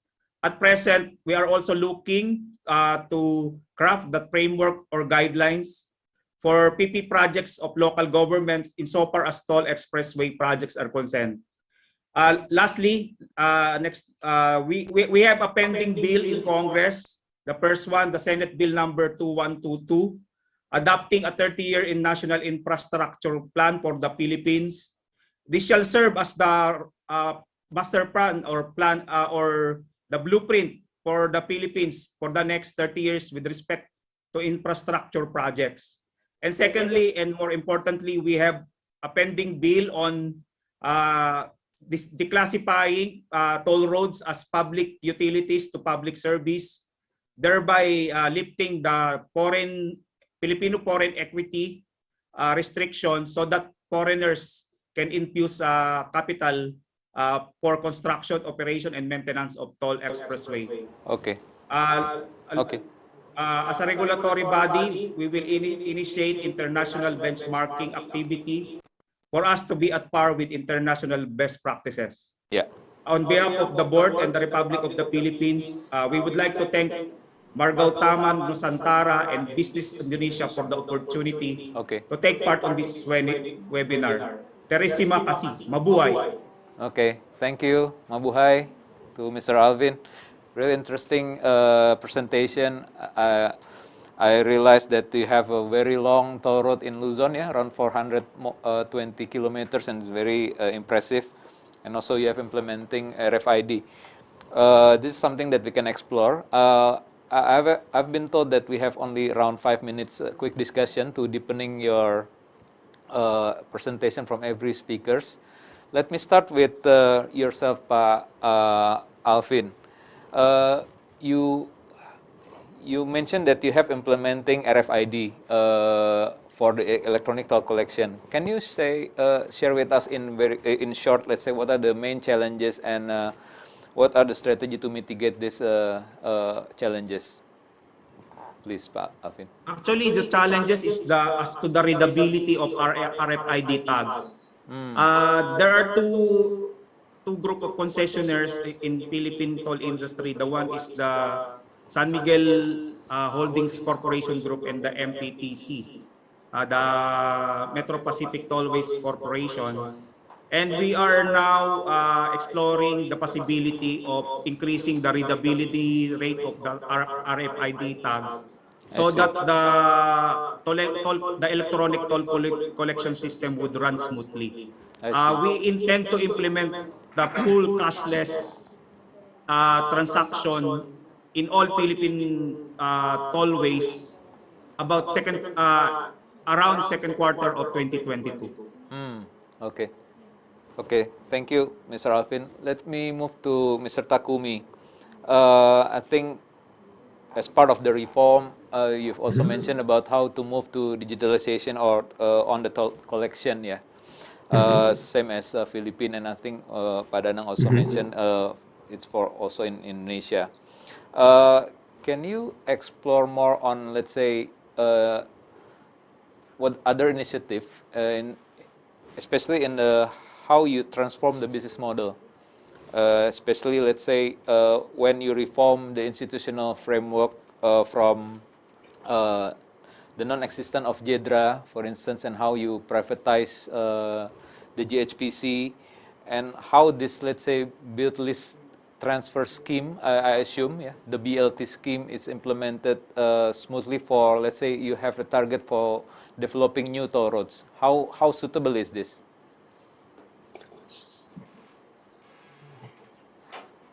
Could you repeat your question once more? Your question is how the transformation of How the transformation on the business model. Let's say you are using the build list transfer model, I assume. How this is suitable for developing new projects? Or this is only to manage the existing portfolio?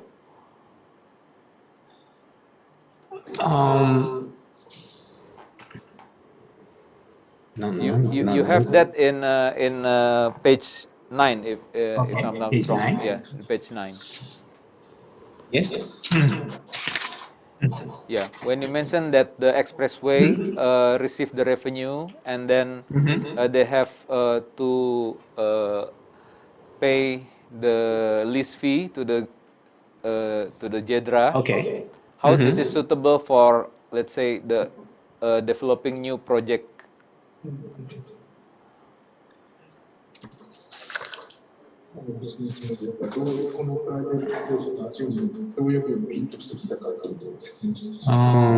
Okay.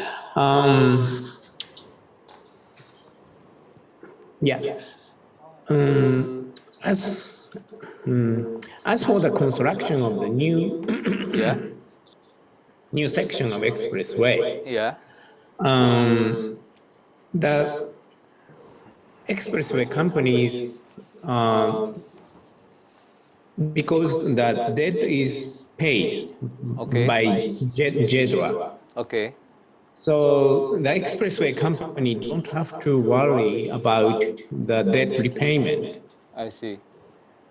because the expressway secure finance from the market, and after the construction is over, I see. the expressway company transfer asset and debt to the JIDRA. So the I see. expressway company don't have to worry about the profitability Okay, of I see. the new project. I see. Thank you, Mr. Takumi. So I Okay. assume that the model is more towards the existing asset, yeah, and how it's needed to alleviate the debt repayment from JEDRA. So if I move to Pak Danang, if we listen to and learn from the two speakers, what are the things that we can adopt in terms of now you mentioned that we have seen the risk that has been unexpected before the pandemic, and how's your transformation program should be prioritized? Which one is first, and what can we learn from the two countries?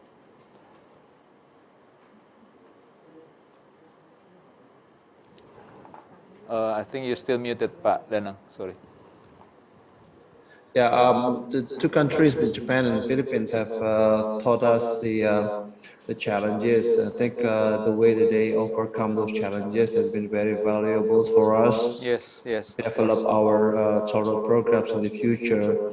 At the moment, we are currently with the parliaments trying to establish an amendments of the existing road law, and I think it's very important to mitigate the future risk. The pandemic risk is obviously has been a wake-up call for us for allowing more flexible risk allocations and more government role of stepping in when those kind of pandemics occurred. And I hope that they can learn from Japan and the Philippines in dealing with that. For the Philippines, I think the introductions of the full RFID technology Yeah. has been very useful for us. We are entering into GNSS technology, which is pretty much different with RFID. Yeah. We look forward to have a cooperation with the gentlemen here on how we deal with that in the future. Wow, thank you. Wonderful, gentlemen. And I think that's what we expected, that we can learn more and benchmark each other for the better approach for each country. Thank you again, Pak Danang, Takumi, and Pak Alvin. If we may move to the next round of second three speakers. Thank you. From the other group, we have a very interesting one also. It consists of regulators, lender, and investors, and they will talk about the infrastructure financing side. Let me first introduce our Director General of Infrastructure Financing, Ministry of Public Works, Mr. Heri Trisaputra Zuna. Good day, Pak Heri. He's presenting something that we can learn further on how the government strategy on infrastructure financing overall and also in specific for the toll road. Let me just read briefly on his background. He has started his career in this Ministry of Public Works and Housing, and he is actually the former head of ITRA, the BPJT, as mentioned by Prof. Danang earlier. And he is now served as Director General of Infrastructure Financing in the Ministry of Public Works from 2021. And he has the interesting education background. He has 2 bachelor degree, one in civil engineering and second in business administration and management from 2 different universities. So he's very powerful student then, from ITB and the University of Pajajaran, both in Bandung. He has a master degree from ITB, and also he has a doctoral degree in civil engineering gained in 2012 from University of Indonesia. Now, I think I can pass the floor to you, Pak Heri, please. Thank you. Thank you, Pak Andri. You're welcome, Pak. Distinguished ladies and gentlemen, good afternoon. Thank you also for Moon to invite me to share in this very important occasion. Yeah.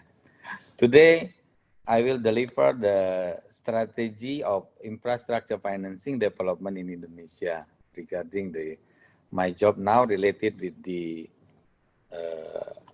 financing infrastructure as well as housing. Yeah. Can somebody help me to share the screen or to provide the presentation? Yeah, thank you. Next slide, please. This is the background, the vision of the infrastructure challenge in the Ministry of Public Works and Housing. Since 2019, yeah, Ministry of Public Works create another 1 DG related with the financing of the infrastructure as well as housing finance. Yeah. So before, financing only related with the toll road, and so far toll road already developed. Even, yeah, most of the financing come from the domestic, and almost all of the greenfield initiated by the SOE. Yeah. The next target, of course, from now, we need to concentrate also with other infrastructure, including non-toll road. Yeah, this is also another challenge. We have now 3 projects financed using availability payment, and soon we will prepare another project in Papua, and hopefully there are many opportunities to create. Yeah. And we hope we are also dealing with the water resources, drinking water, housing, and other infrastructure. And all of the infrastructure need creating a very big gap, yeah, because government can only contribute 30% of this amount, the funding gap. So 70% of the total amount, almost 1,500 trillion rupiah, should be financed using private sector as well as the SOE. Yeah. But of course, our priority will be given to the private sector. That's why this webinar, yeah, this communication with the private sector is very required and necessary. We need to hear from the private sector what regulation we need to change in order to invite to make the private sector can contribute in this funding gap. Next slide, please. Yeah, this is the challenge in the road sector infrastructure. The first one is about the funding gap, as I mentioned. Yeah, the difference is very big. Yeah, and the second one is about disparity in road hierarchies. Yeah. Currently, we concentrate with the toll road, but the problem also here, if we see here in the sub-national road, yeah, the number is almost 500 kilometer, but the condition is in the 60%, which is in the stable condition. So this is also the challenge for the private sector to how we improve the condition to make the same level of stable condition along the toll road, along the road, I mean. The next one is about how we can improve the service level of the road. Yeah. Currently, we are far behind other country. Yeah, the speed of 100 kilometer can be achieved in 2 point something kilometer, while other country can achieve with 1 to 1.5 kilometer. In order to achieve this target, to get the same level with others, yeah, we need to build, yeah, the backbone as a freeway or toll road, yeah. And until 2019, we already complete for Java, the backbone on Java. 2024, we hope we can complete for the Sumatra, and the next 5 years to Kalimantan, Sulawesi, and others. So the big challenge, yeah, is in front of us. And of course, the problem is if we divide, yeah, the project, we have three group of project, yeah. One is really, if we see the viability, they have a good viability, such as toll road in Java, which is, we believe we can deliver it by the private sector. But on the other hand, we have non-viable toll road. So this is the challenge, I believe, yeah.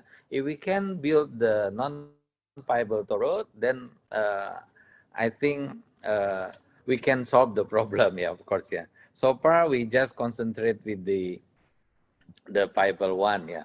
For the non-viable toll road, we have another scheme by assign the one of the SOE to concentrate in Sumatra. We also make such kind of cross subsidy toll road like in Japan, yeah, for such toll road in Sumatra. So the challenge about this group is also need to be addressed by us, yeah.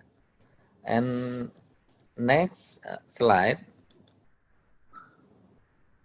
Yeah, to answer the funding gap, we need also to be creative enough, yeah. One is how we enhance the PPP project delivery, yeah. With, as I mentioned, yeah, not only the private sector, SOE, AP, yeah, we can combine both. And also we can combine based on the life cycle, yeah.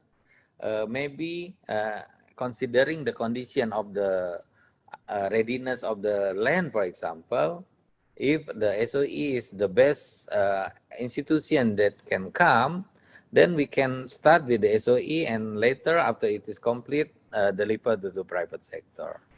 So that kind of estafette financing, we believe, can answer the development of the toll road. And hybrid annuity model, we are now proposing the other scheme, yeah. Currently, we have availability payment and usage charge, yeah. But IP will come up with higher interest and cost. Even it will give confidence to the private sector. And land value capture is another challenge for us in the future to allow the beneficiary financing in the toll road, yeah. And another issue is creating a land acquisition funding scheme, yeah, to make possible the development of the toll road in a sustainable way. Next. Yeah, this is about the PPP. I think we can continue to the next slide. We still have 3 minutes left. This is the key aspect in our concession agreement, yeah, such as biannual tariff adjustment based on inflation, land acquisition by government, national strategic project by Elman, yeah, and other thing, and also include the guarantee by IIGF through Pak Andre. Positive investment list for toll road, for example, private sector, foreign company can have 100% of the share. Yeah. Next. Yeah. In the development of the toll road itself, we need to consider the ecosystem. Yeah. We need to consider each of the problem in each step. For example, how we solve the problem with the land acquisition, the certainty, the certainty of the fund, for example. And the next one, how we can sure that the design and construction can create qualified toll road. And then in the operation and maintenance, as well as in the investment return. Yeah. Next. The 3 cycle here, how we do the asset recycle. That's why, as mentioned in the previous slide, in the operation and maintenance, yeah, we need to get a qualified toll road. Otherwise, it will be difficult to do asset recycling in the next stage. Yeah. Yeah, in this step we have 3 steps. Yeah, first one is existing asset. Okay, we can divest the existing asset and then proceed from monetizing the existing asset. We can reinvest in the new infrastructure. New infrastructure can be recycled again. Then this cycle can be go around and around. So this concept can be deliver using also the, as I mentioned, the established financing. Yeah, how can the pension fund can get the project if we don't even build the toll road? So that's why I believe we need to create another stage in the development to build the toll road, and then later on, after it is complete, it will be recycled by the SWF and other pension fund. Next. The next challenge is also how to make the toll road more viable, yeah, especially to answer the Excuse me, earlier Pak Heri. time. Your time is closing. Sorry. So I try to explain in a very shortest way. Yeah. Also, the message of the slide is we are now with Pak Andre also now discussing how to create to answer the problem of the shortfall. How we create a minimum revenue guarantee in order we can do the clawback at the end when the traffic become higher. Yeah. Next. We do also exercise now, yeah, with World Bank and others, how we use potential use of beneficiary-based financing, land value capture, yeah, how we do value creation and then value capture, and then this value capture can use for value funding. Yeah. Next. Yeah, thank you. But what I want to say here that we are not stop to do such kind of exercising to make the industry become better and better. So input and to make the industry become better is always welcome. Thank you very much, Pak Andre. No worries. Thank you, Pak Heri. It's always wonderful to hear your presentation, although the time is very limited, but I hope that we can still get the main points and ideas on how you have a very comprehensive design or strategy to address the financing issues for our infrastructure, especially in the toll road sector. Let us move to the next presenter. It's from the lender's perspective, comes from the Bank Sentral Asia, the biggest private bank in Indonesia. we have Mrs. Yai Mustika Pudianti. He's the VP of Corporate Banking from BCA. She has let me just spell out her background. He started her career in MDP program in BCA from 2006, graduated from the University of Indonesia in a industrial engineering subject, and she obtained the MBA from University of Gajah Mada in 2009. So I think it will be interesting to hear her presentation. So let me start by giving the floor to you, Bu Yai, please. Thank you. Okay, thank you, Pak Andre, for the time. My name is Yai. Today I would like to share how BCA involves and support the development of the toll road sector here in Indonesia. Maybe we can start to share the screen. Okay. The BCA's perspective here for developing the toll road sector, we build step by step, actually by knowing the stakeholders of the business and then understanding the business model of the toll road sector. And then after we recognize the risk and creating the mitigation, we structuring the financial scheme. Next slide, please. First, I would like to introduce some briefly about the BCA itself. BCA commenced its operation on the February 1957. It means have been 64 years right now. As the largest private bank here in Indonesia, we have the extensive network, also the electronic delivery channels with the 26 million accounts. Our latest financial, which is the third quarter 2021, we have the asset 1,169 trillion, with the loan consists of 605 trillion, and we have the equity almost 200 trillions. In the pandemics right now, the electronic channeling becomes exponentially growth, which is the mobile and the electronic mobile banking and internet banking, not only from their volume, but also from the value itself. And next, please. And how about our portfolio here for the loan? We have the corporate segment as the biggest composition here, which is contributes 44%. And one of the sectors is the infrastructures.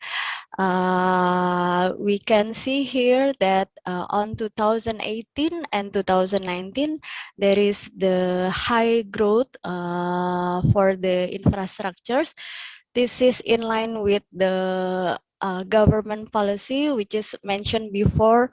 At this phase, the government accelerating the toll road sectors, so the exposure become very high here, because our debtor also in this phase there is a commercially operation. Most of the toll road here in Indonesia, they utilize the loan fully draw down in this stage.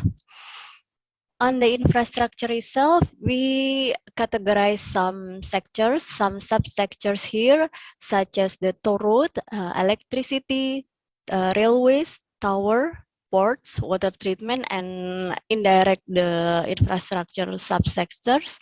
Toll road and electricity contributes more than 50% of our infrastructure portfolio. Until now, we have 18 investment of 18 toll roads here. The 10 portion is coming from the SOE related group, which means the Jasa Marga group, and the others, the 8 toll roads, coming from the private sectors. Next. We have to be understand first for the who are the parties in these projects in these sectors.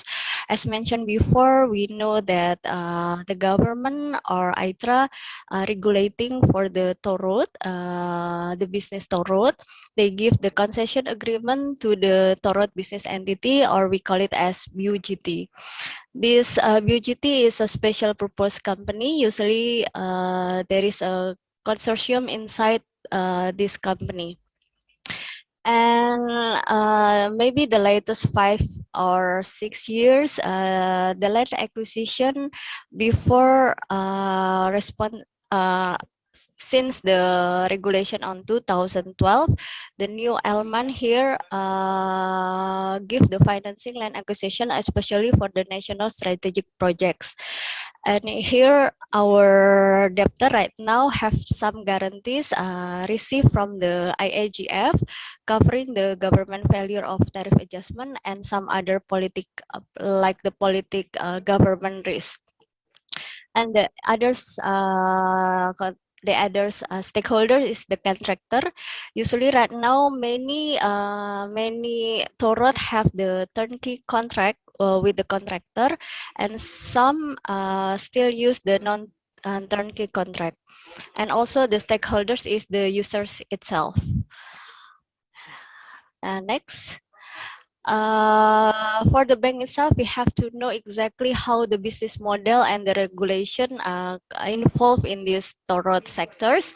We identify three main points that they need to understand exactly. First is about the land acquisition. Land acquisition is very important because it will impact the delay and the cost overrun of the project itself. And by the regulation on 2016, the land acquisition cost is excluded in the investment cost.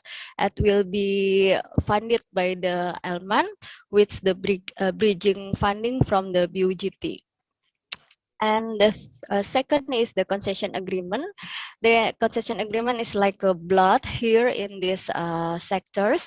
The bank have to know exactly what the rights and the obligation agreed in these documents. Also the commercial terms agreed between those parties. And also it is stated that the toll road assets cannot be pledged as collateral. So what banks have right now is the assignment of the concession agreement. Thus, it makes that banks have to know exactly what the event that can trigger the termination of the concession agreement itself, and how is it the impact to the loan itself. And it is important to know the mechanism of the step-in rights for the lenders. And this is what we want to say appreciation to the government, because before the PPJT can be terminated during the process of the step-in rights, but bank has asked to the government, and we have a discussion deeply with Bapak Heri TZ team, and finally government can accommodate such clause that during the step-in right process, the PPJT is not terminated, and banks still have all the benefit of the toll road revenue. Also, banks doesn't need the consent from the government. It is stated before as the additional documents. We call it as the third-party agreement.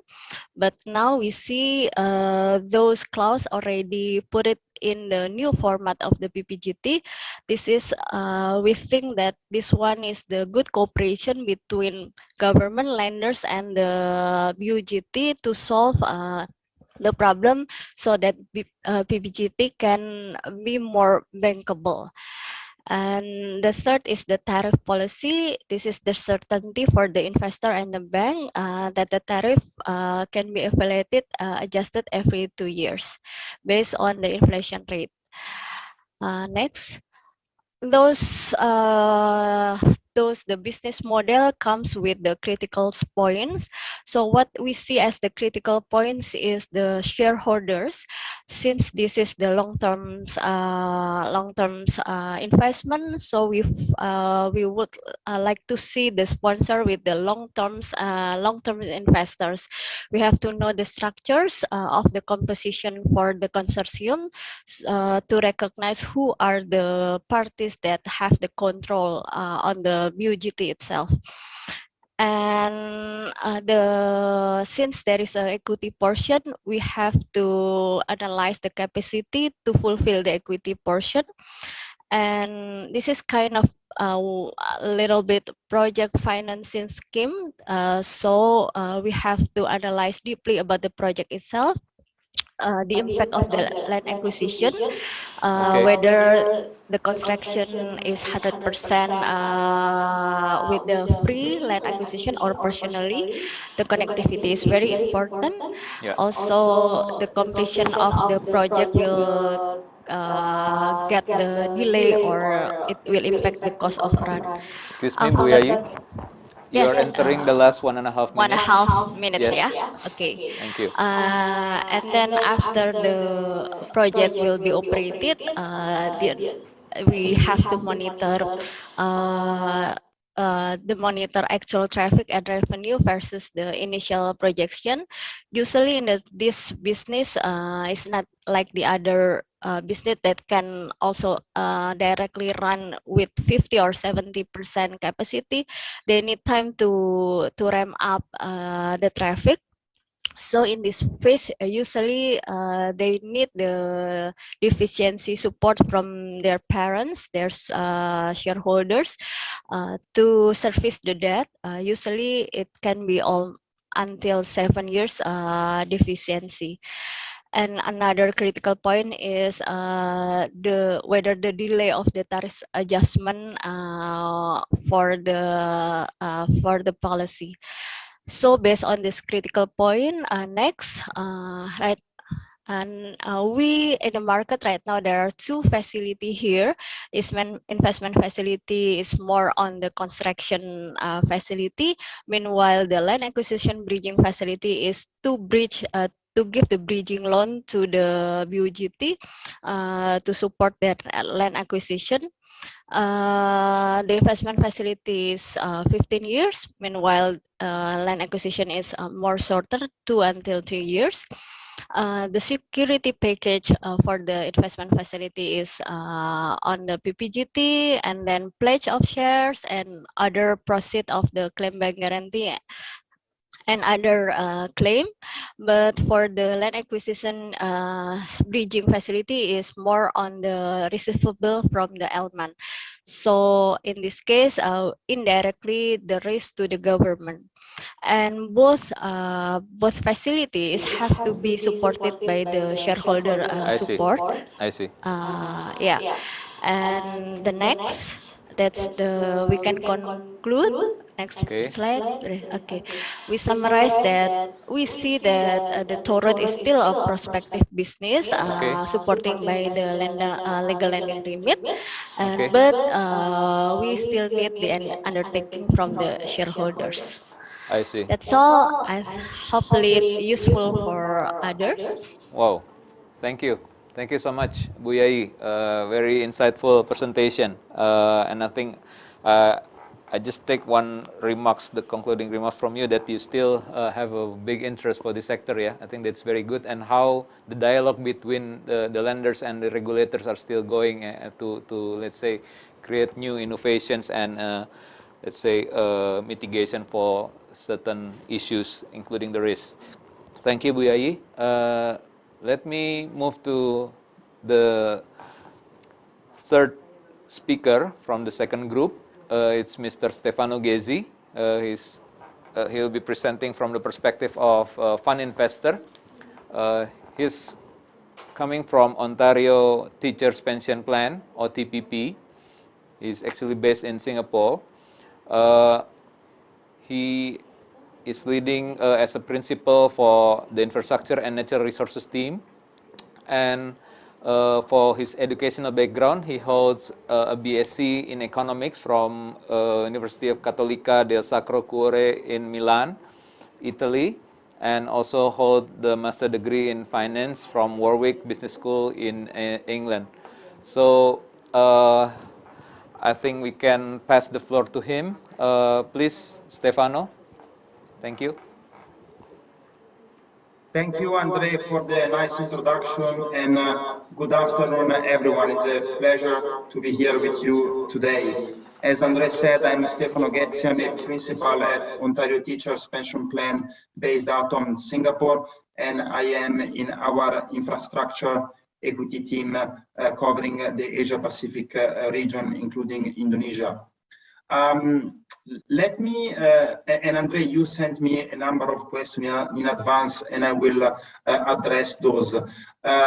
Before starting, let me say why investors increasingly like Indonesia as an investment destination, and in particular, the infrastructure and the toll road space. First of all, taking a step back, I think in Indonesia, there is a very positive macroeconomic backdrop. The country is expected to become one of the top 5 largest economies in the world by 2050, with the GDP expected to reach more than $10 trillion by then. There are very stable and consistent inflation rates, and the government, as we heard before, made a number of important initiatives in terms of improving the investor trust in the country. And then last but not least, there is a very young and rapidly growing population and a strong urbanization trend. By 2050, it is expected that more than 70% of the population will live in urban areas, and there is a strong requirement for new infrastructure, including toll roads. In terms of toll road development, it has been really a national priority for this current presidency. In the past 5 to 6 years, more than 1,000 kilometers of new roads have been built and completed, which I think is the largest in the entire previous history of the country. And however, having said this, there is still an under-penetration in terms of toll roads, and a structural imbalance between demand on one end, with car ownership and population expected to rise, and road capacity supply compared to other countries across the world. A number of reforms have been made, including foreign ownership of open toll roads increased to 100% of the share capital. There is now a strong legal framework that supports public-private partnership, and in particular, as we heard before, it has improved the process by which land can be acquired. There are long-term concession agreements in place, up to 40 to 45 years in some cases, as well as the electronic collection system has been largely implemented across the country. So overall, when I compare the PPP scheme in Indonesia versus other countries in the world, as well as in Asia, it compares pretty favorably, I would say. Going a little bit more into depth of what are the criteria for toll road projects that attract investments, I would say there are a couple very important. First of all, it's important to have a strong and robust legal framework which underpins the concession agreement, in particular for matters such as ownership, land acquisition, protection against force majeure, and an element of termination compensation, as well as the ability to update tariffs with the inflation in case those are embedded in the regulatory framework. In terms of length of the concession agreement, I think this is a key one. Private market investors, and in particular institutional investors such as pension plan and sovereign wealth funds, like long-term concession agreements, because on one end, the investor can make structural improvement in the roads, as well as improving health and safety practices, and they have some time in order to recover investments. And on the other end, it's important to have long-term cash flows, such as those investors can match their long-term liabilities. And in the case of Indonesia, it's good because the concession agreements usually are as long as 40 years plus, which is well received by investors. Another very important factors are the revenue mechanics. In some cases, in some of the regime across the world, there is a combination of a revenue guarantee or an availability-based payment made by the grantor or the roads authority, while on the other end, you have the model of taking full traffic risk. Usually, investor likes both. In the first case, it adds really to the robustness of the cash flows. However, on the other end, it's important to have a GDP linkage and exposure to traffic, particularly in a geography like Indonesia, which is expected to grow fast in the future. Another requirement which is important for private market investors are environmental and social aspects, as well as health and safety practices. We spend an incredible amount of time on health and safety and making sure that the conditions of the roads are constantly improved. And this is particularly true to preserve the safety of the car users in terms of reducing accidents and improving safety. So again, this is one of the requirements that private market investors look at whenever they make acquisitions in the space. And then last but not least, it's very important that the electronic collection system has been largely implemented in the roads across the country. On one end, it solves the issue of collecting tolls via cash or other form of payments, which is of course very well received by private market investors, and on the other end is also solved a potential capacity issue at the toll gates. So I'm very pleased to hear that this is ongoing in Indonesia as well, and it will definitely improve investor confidence in the future.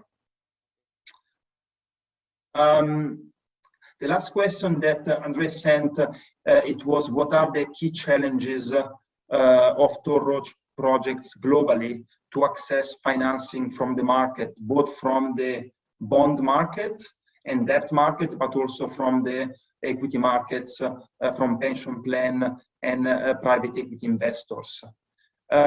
This is a very important question, and it's on top of the agenda for every government, particularly when they address the issue of infrastructure funding gap and how they attract investors into the infrastructure and toll road space. I wouldn't name particularly a couple of key challenges.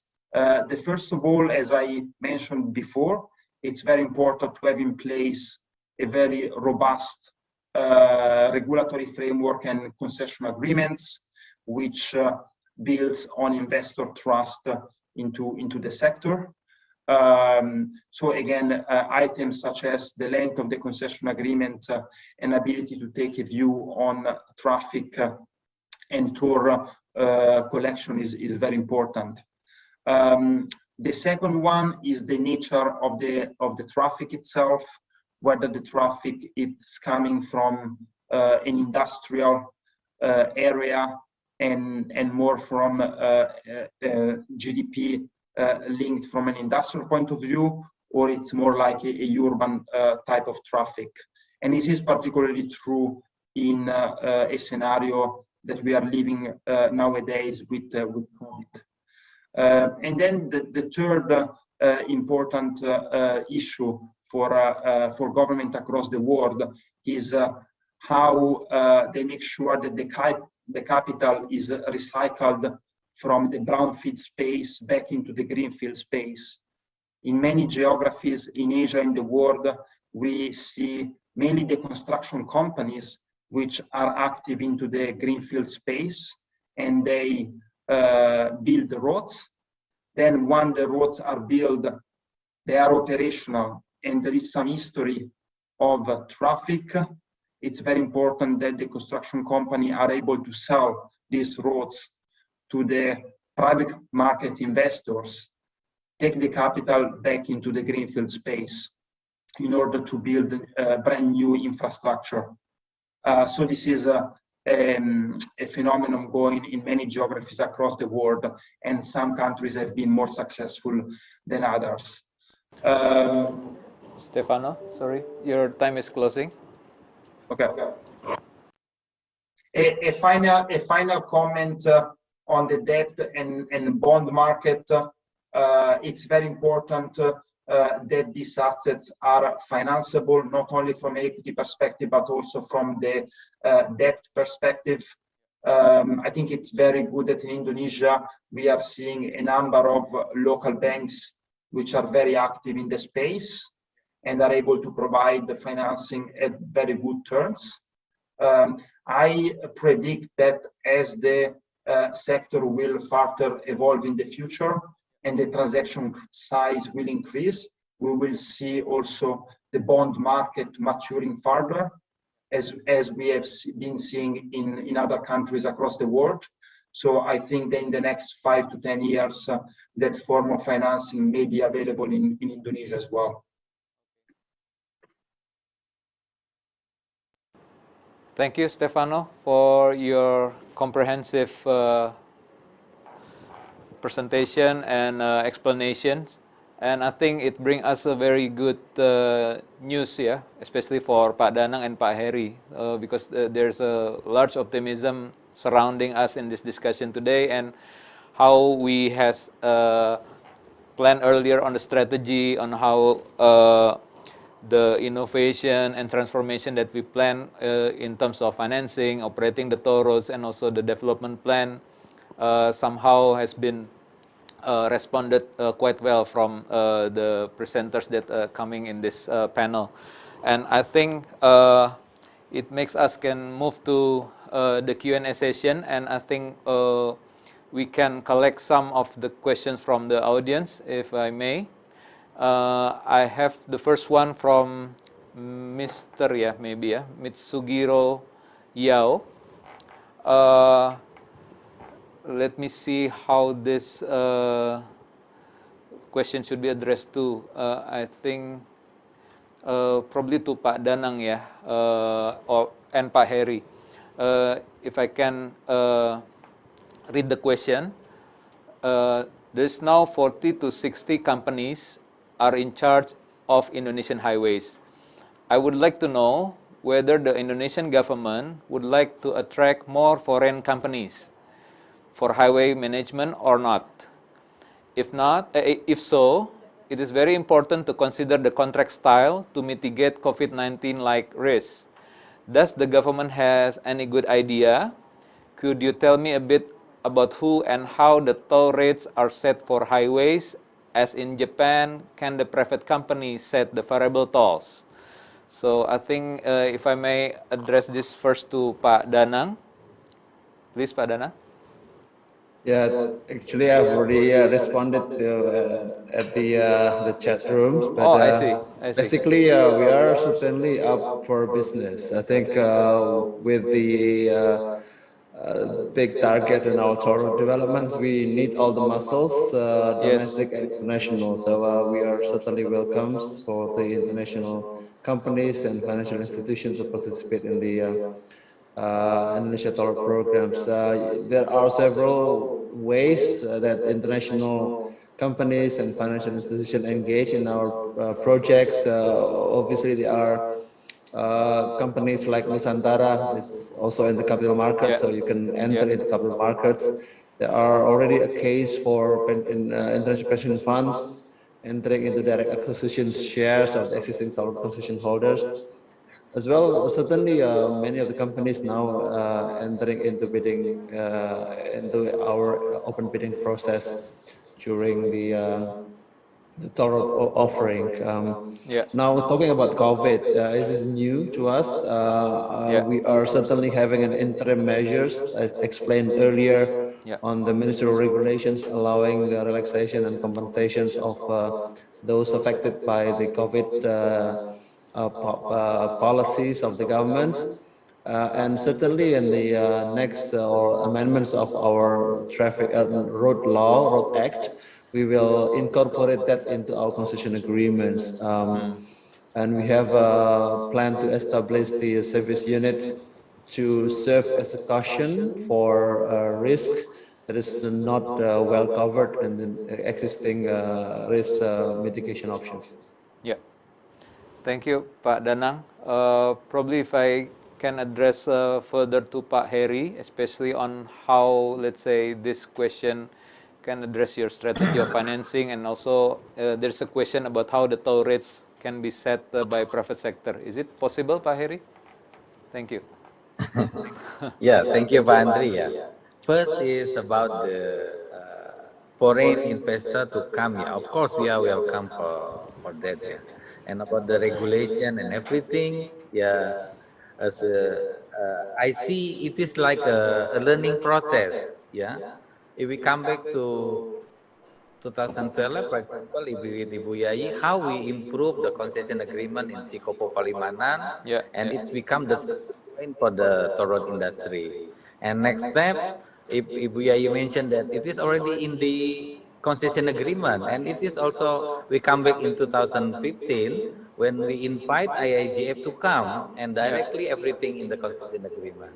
And for the future, we are welcome. I will be very happy to discuss with you, Stefano, to improve our concession agreement if it is necessary, in order to invite more to invest. And I fully agree that what we don't have now is the developer.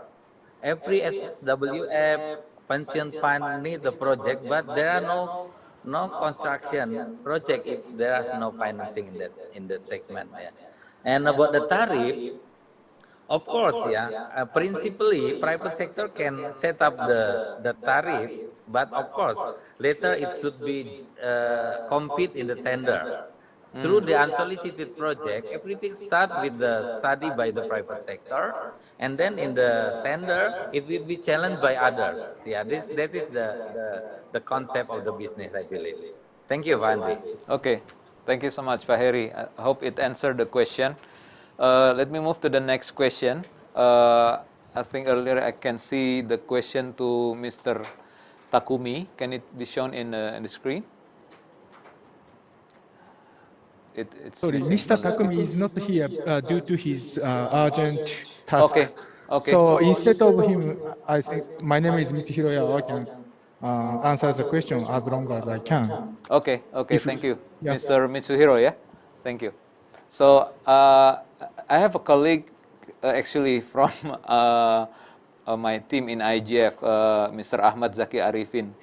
He has two questions about the toll road in Japan. First, is there any government support to expressway projects in Japan beside of the debt repayment? Let's say probably you have another, let's say some kind of guarantees or other things. The second question would be how much or in percentage payment of lease fees that the expressway companies has to pay compared to the debt repayment that JEDRA has to pay. So actually, I have cast my answer to the Q&A board. Oh, you also have I will, addressed that. I Okay. will repeat it again. Okay, Focusing sure, on the please. financial support to the expressway companies. As for metropolitan highway companies, in charge of Tokyo and Osaka area, there still remains some subsidies from government, although the size of the subsidy is becoming very, decreased, Yeah. reduced after the privatization. And except this subsidy, there is no financial subsidy to the expressway companies. Yes, that is the answer to the first question. And the Okay. second question is, Thank you. the express companies has to pass all of the revenues, excluding O&M cost, to JDRA, the repayment agency. Therefore, the repayment speed is more than expected. That is my answer. Okay. Hope it So answered. all of the revenues except O&M cost should be Except passed O&M to cost, the, yeah? yes, Okay. should be passed to the agency. Yeah. Okay, I think that's quite clear. Thank you for the Very answer. simple. Yeah, thank you.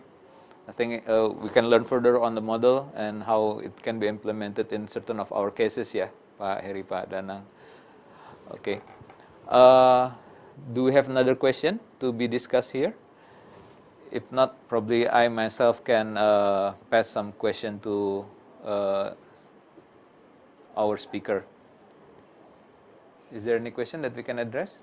I think we have already discussed for Pak Zaki. Oh, I think we have actually finished out our time. So I think it's the time for each speaker to share the closing statement, probably around 1 minute each. Let me start with Stefano, please. Thank you, Andre. And once again, I reiterate my gratitude to be here with you today.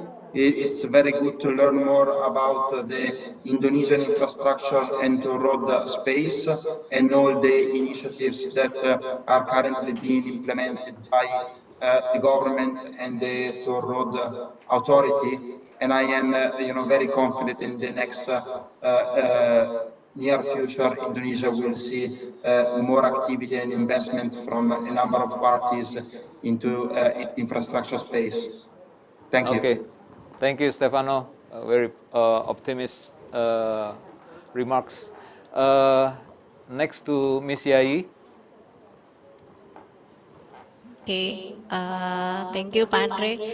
It's been a pleasure here to share our experience in financing the toll road sectors, and we still waiting for another discussion, maybe with the investor, also with the government, Yes. to support all the requirement of the risk, to mitigate all the risks. Especially, we are very welcome to have the minimum traffic guarantee, Pak Hari, Pak Danang, to support the ramp up period of the project itself. Yeah.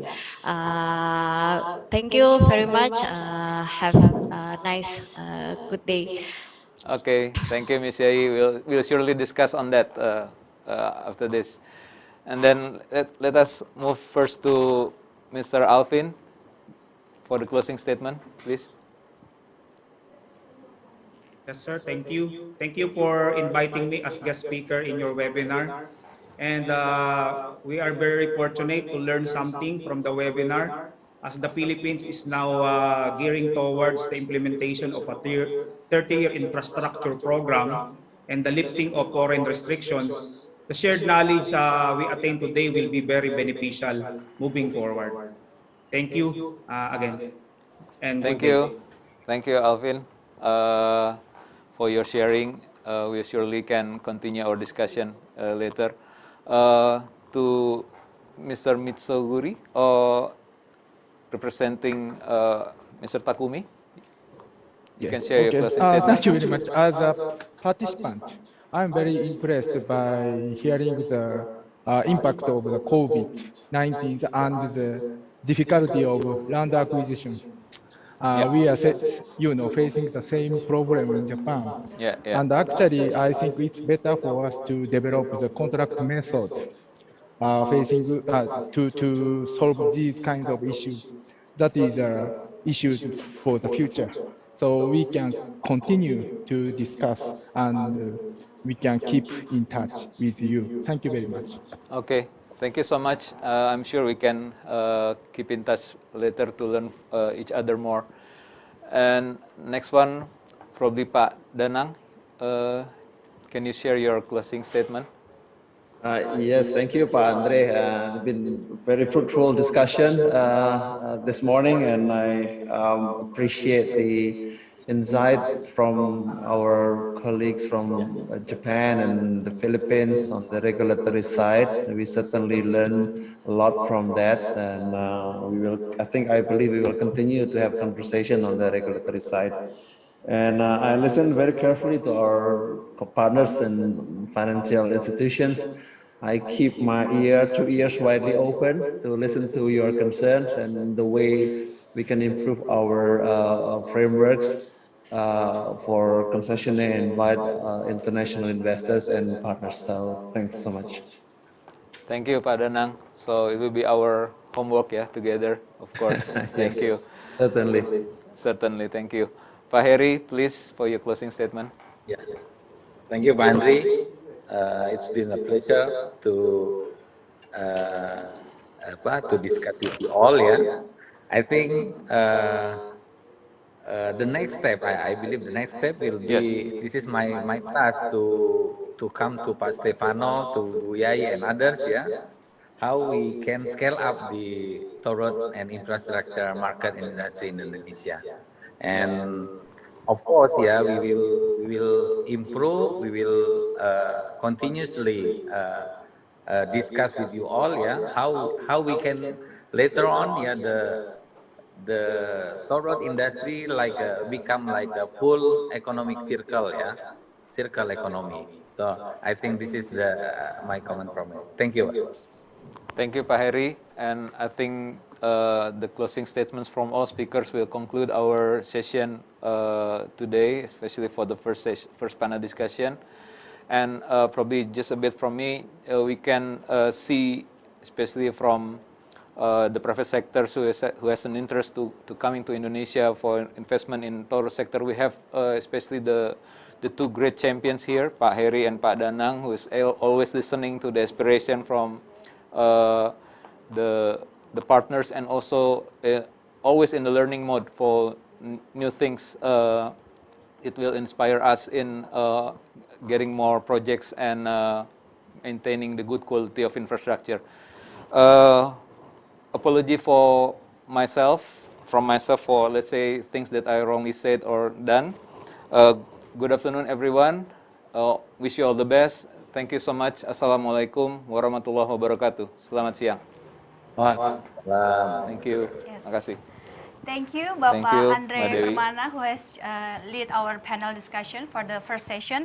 And once again, thank you very much to all speakers who has just shared to us fruitful and insightful thoughts about the regulatory and financial institution point of view. And ladies and gentlemen, right now we have arrived at the end of the first panel discussion. And we will take a break for about 30 minutes. And I also remind you that we still have a second panel discussion. So please remind to join this webinar at 1 p.m. And for the second panel discussion, we will have speakers from investor and academician. And have a nice lunch, and please rejoin this webinar at 1 p.m.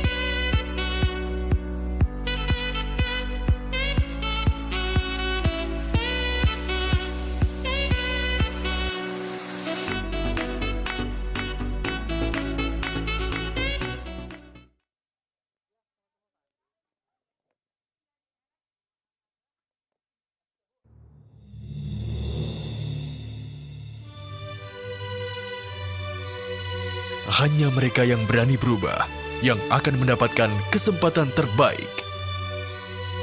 Kami menjawab tantangan untuk bertransformasi menjadi media informasi yang terintegrasi. Bisnis Indonesia semakin mengokohkan dirinya menjadi penyedia informasi ekonomi dan bisnis. Kesuksesan yang kami raih bukanlah tanpa tantangan. Prinsip yang kami pegang teguh dalam setiap aktivitas kerja membuat tantangan kami pandang sebagai sebuah peluang. Kami berupaya untuk seimbang di segala aspek, jujur dan bertanggung jawab, selalu memberikan solusi dan layanan prima, membangun kemitraan yang produktif, terus berpikir kreatif untuk menciptakan produk-produk inovatif. Semangat inilah yang menjadikan kami perusahaan multimedia terbaik. Tanpa melupakan dari mana kami berada, Bisnis Indonesia terus berkembang dan berinovasi. Bisnis Indonesia Group hadir memberikan solusi media terpadu untuk bisnis Anda dengan unit usaha Big Media dan Big Services. Melalui Big Media, kami menyajikan informasi secara akurat dan terpercaya melalui berbagai format media. Informasi tentang bisnis dan ekonomi menyebar lebih luas hingga ke berbagai daerah di Indonesia. Semakin cepat, mudah, dan dapat diakses dimanapun Anda berada.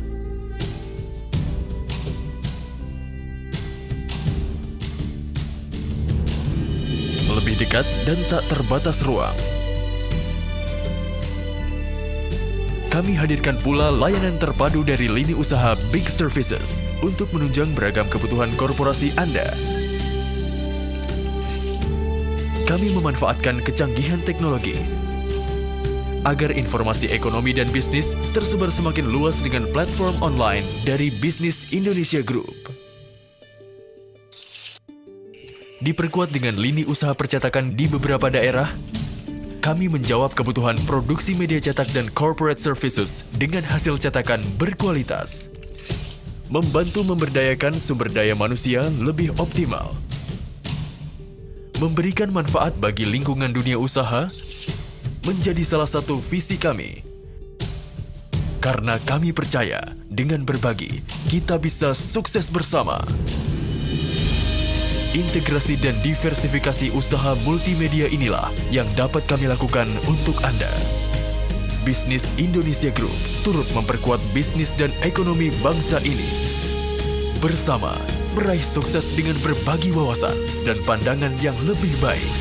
Moga-moga ke depan Bisnis Indonesia tetap menjadi partnernya kami untuk bisa menjaga perekonomian secara positif. Terima kasih.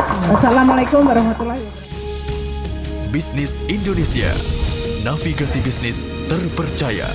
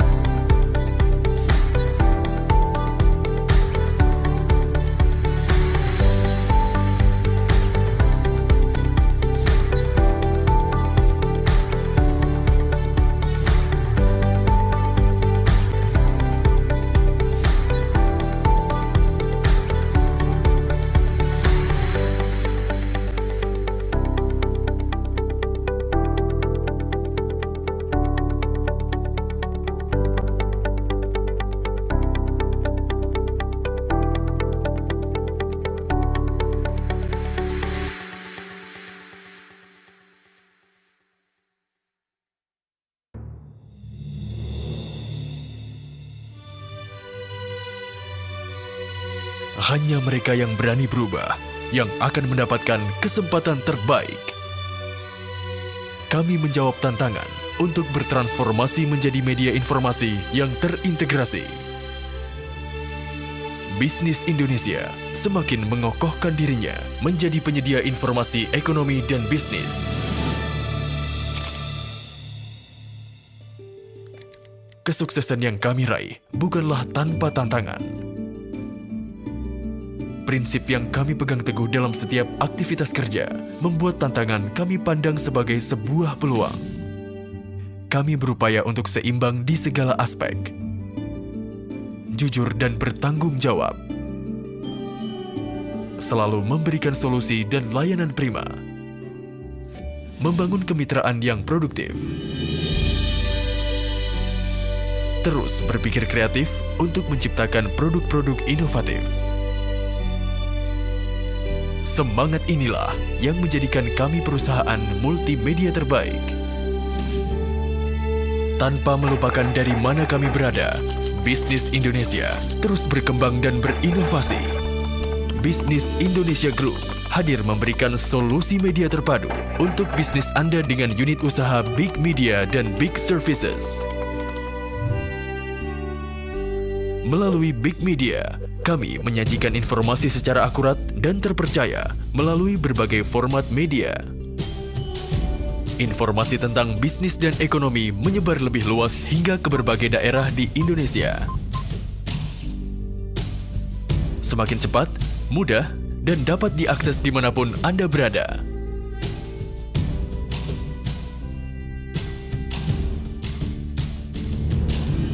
Lebih dekat dan tak terbatas ruang.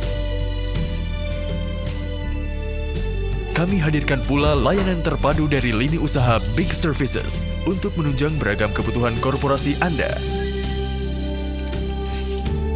Kami memanfaatkan kecanggihan teknologi agar informasi ekonomi dan bisnis tersebar semakin luas dengan platform online dari Bisnis Indonesia Group. Diperkuat dengan lini usaha percetakan di beberapa daerah, kami menjawab kebutuhan produksi media cetak dan corporate services dengan hasil cetakan berkualitas.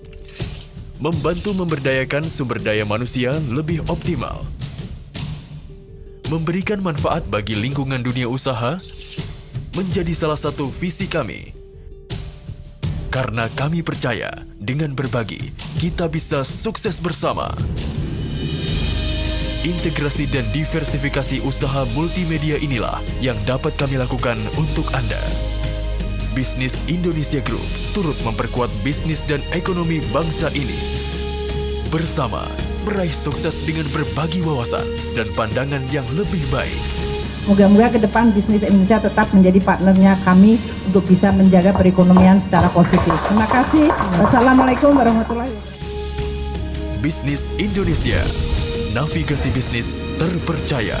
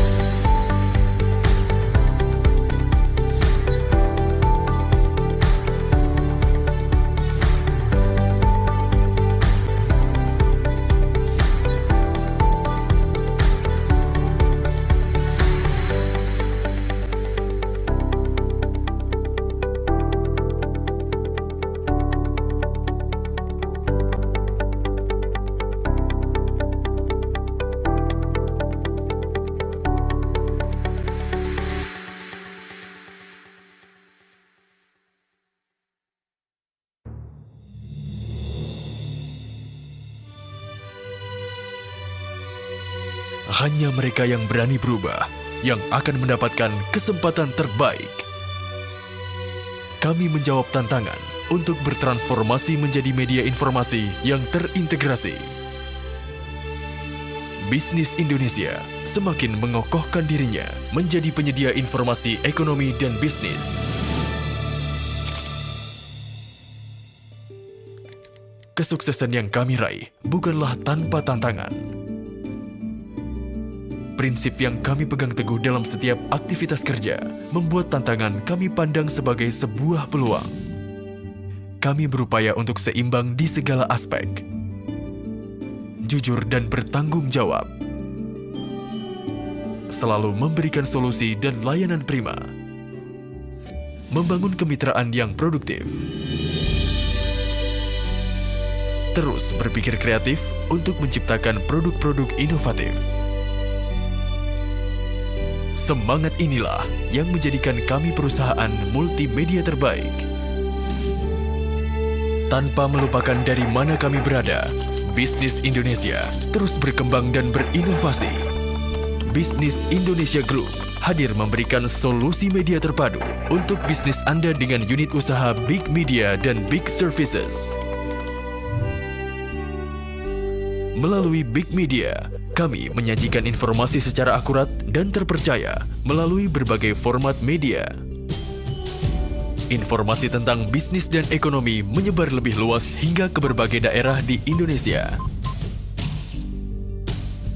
Semakin cepat, mudah, dan dapat diakses dimanapun Anda berada.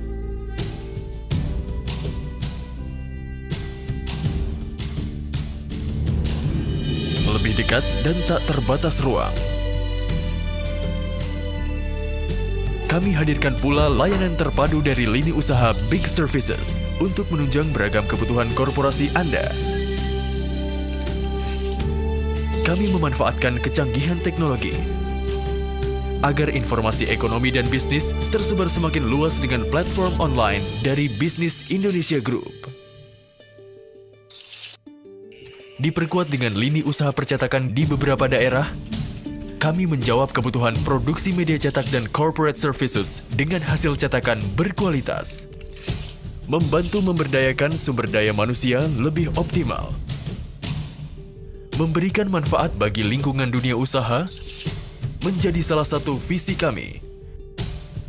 Karena kami percaya dengan berbagi, kita bisa sukses bersama.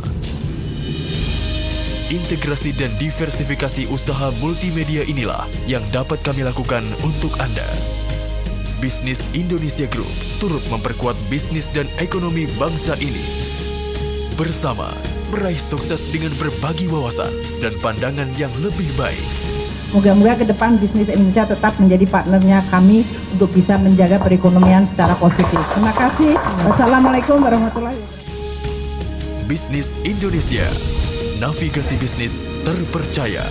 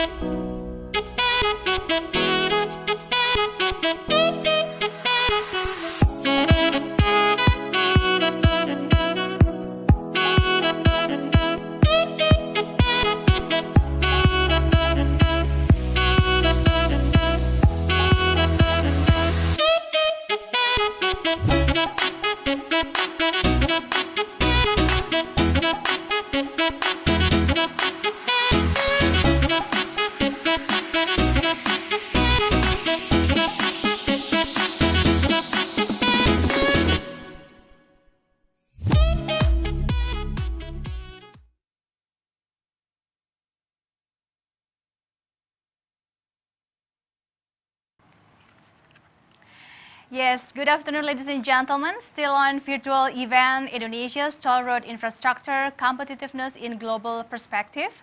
Now we have entered for the second session of this webinar, and for this session we will have speakers from a prominent investor, operators, and academician. And for a little bit recap, for the first panel discussion on the previous one, we will heard about the toll road infrastructure development and acceleration toll road investment in Indonesia from the regulator and financial institution side. And also, we also heard about sharing session from other countries, from the foreign speakers. And now, before we begin our second session, I will inform you a little bit information about today's event organizer. This webinar is held by PT Marga Utama Nusantara, subsidiary of PT Nusantara Infrastructure Tbk, and the toll road sector collaborate with Business Indonesia. And the objective of this webinar is to provide a forum presentation and discussion related to regulation and experience from toll road operators and investors in Indonesia and other countries, and to increase the attractiveness from foreign investor to support the acceleration of infrastructure development in Indonesia. And of course, we talk about the PT Marga Utama Nusantara, or MUN, is the organizer of today's webinar. PT Marga Utama Nusantara, or MUN, is a strategic business unit of PT Nusantara Infrastructure Tbk, or NI, which engage in toll road operation and development.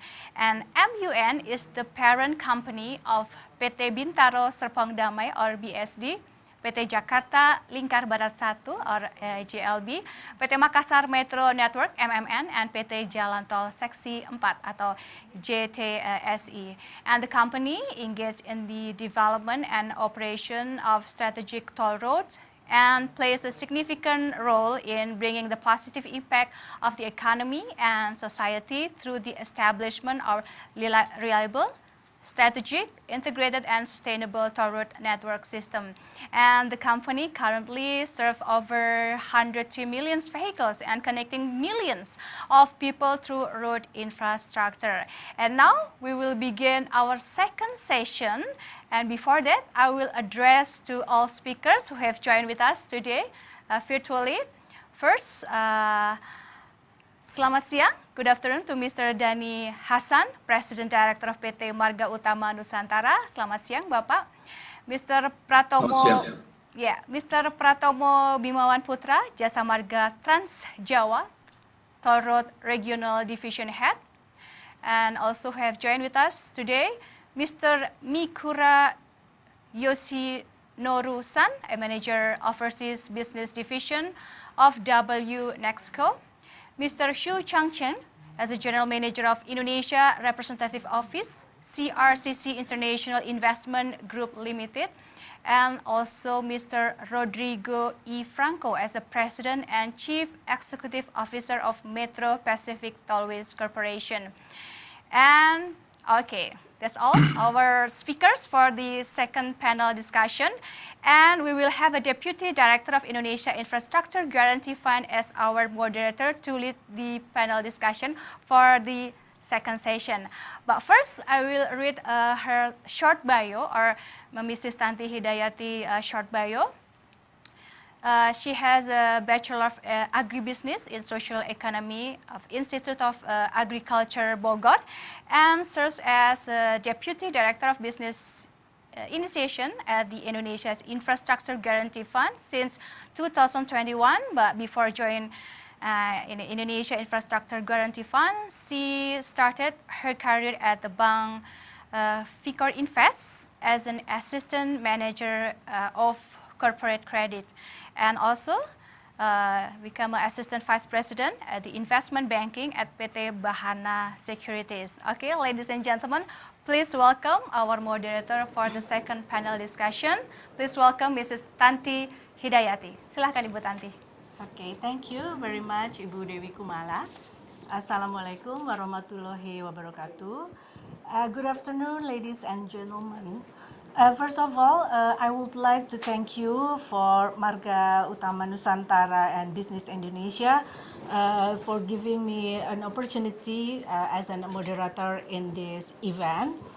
And now we are at the second panel session of the webinar, and with the theme Indonesian Toll Road Infrastructure, Competitiveness in Global Perspective. Okay, we already have 6 speakers with us. And we would like to have a presentation from various background speakers from investors, operator, and academic to get more information regarding toll road project in Indonesia from their perspective. So before the presentation begins, allow me to introduce first speaker. The first speaker is Mr. Dhani Hassan. Yeah, Mr. Dhani Hassan, the education from a bachelor degree on chemical engineering from Adamson University, Philippines in 1986. And second is Master of Science Industrial Management from Adamson University, Philippines in 1998. His career started in PT ASCO Coating Indonesia as a technical superintendent, and the second career in PT Asa Merah Oil, procurement as a procurement supervisor from 1990 until 1992. And he also have a career in Sigma Barata as head of corporate finance, public equity advisory. And then also various positions at PT Sentris Mulia Pratama, and joined PT Nusantara Infrastructure at 2007 until today, and has held various positions. Now he is the President Director. Good afternoon, Bapak Dhani Hassan. Hopefully you in a good health today. Okay. Selamat siang. Good afternoon. Yeah. Okay. And then. Without further ado, I would like to welcome Mr. Dhani Hassan to deliver the presentation. Please, Pak Dhani, the floor is yours. Thank you, Bu. So, Assalamualaikum warahmatullahi wabarakatuh. Selamat siang, good afternoon to everyone.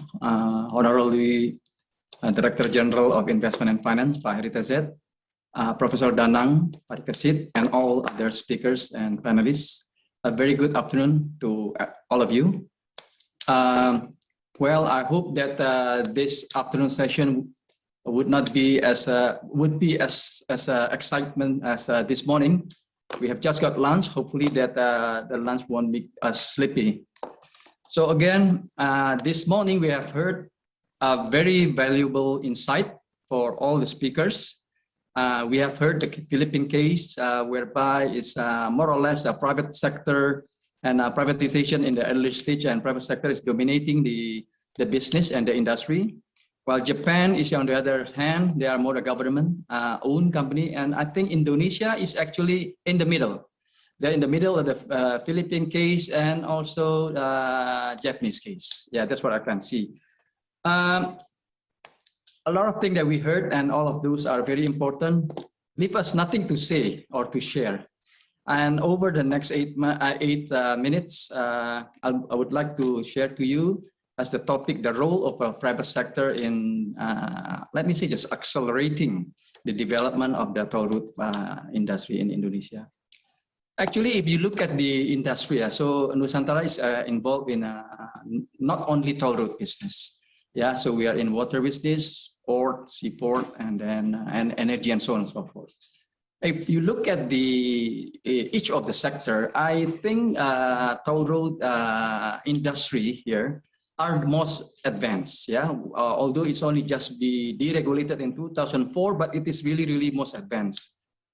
Today, as mentioned by our speakers this morning, and as also mentioned by Stefano, that we have a great achievement in developing the toll road in the past 7 years. Yes, we built basically over 1,500 kilometers of roads. Yeah. So if can anyone assist me to go to the next slide, please? If you look at this, the tranches that was built in the past 7 years over today, there are 29 tranches.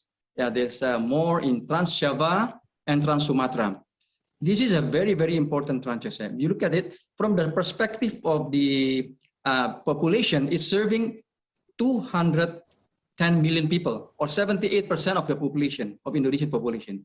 This is a very strategic. So the backbone is already there. Yeah, thanks God for the great achievement. Yeah, and this represent about 80% of GDP contribution. These two islands. Yeah, so it is very, very important in the sense of where the roads are built.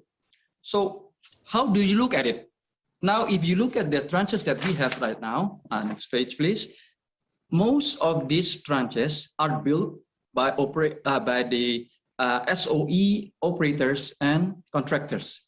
So I can say that from 2014 to today, there are only two private sectors, namely Cipali, now is Astra, TEL infrastructure, Astra infrastructure, and Moker, which is also Astra.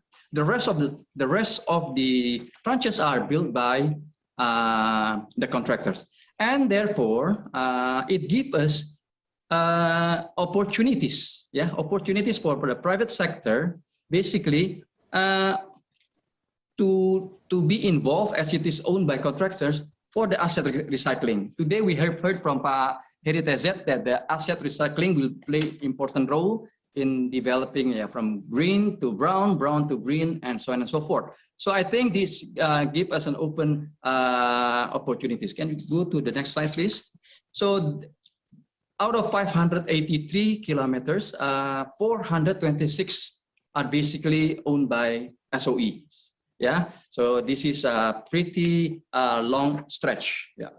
Now, how do we look at this? Yeah? So having this what they call is a tremendous job, I think it is already time for government, and we all realize, and we have been encouraged to participate in developing in the acceleration phase of the toll road sector. Now, for private sector like us, we think although those M&A in the brownfield are attractive, but we also look at the high density area. Yeah, so the area which with relatively high volume to capacity. Yeah, this is very important. And we also looking at the access route. Yeah, so we're looking at the access route like the port, seaport, or maybe connectors and strategic access route. Now, we believe this because it's proven over the period of 10 years, they are more resilient assets. Yeah, they are very much resilient assets. Can you move to the next slide, please? It is resilient to the various economic conditions, and it is defensive in nature. So when we say it's defensive, if you look at what happened with the pandemic recently, it went down, we got hit, but the recovery is much faster than the rest of the tranche. Yeah? Now, in terms of the size, we have seen that Ibu Yai have mentioned that 47 trillion is already poured into this infrastructure. And this is pretty big. Yeah? So how is the appetite going forward? I think if we would want to develop the next stage of the projects, we need to look at which will be the most attractive and how do we finance it. So can we move to the next page, please? So if you look at this, I try to analogize this into Indonesian asset with the foreign flags. Why do I say that? We heard from Ibu Yai that one of the success thing to do this funding is actually sponsors. But sponsors in our country now is pretty much limited. Yeah, so people, I mean, the large company that are in the business are less to infrastructure. So you will, whether we like it or not, we have to team up with foreign partners, yeah, in terms of debt or hybrid or even in the equity part of it. So recently we tried to analyze and what will be the next important projects to come. We started from the urban. In the urban, we look at Johor Elevated is one of them. Yeah, this is a prestigious project. This project is also not involved in not only involved in adding capacity, but is also reducing emission, as what the government now is positioning.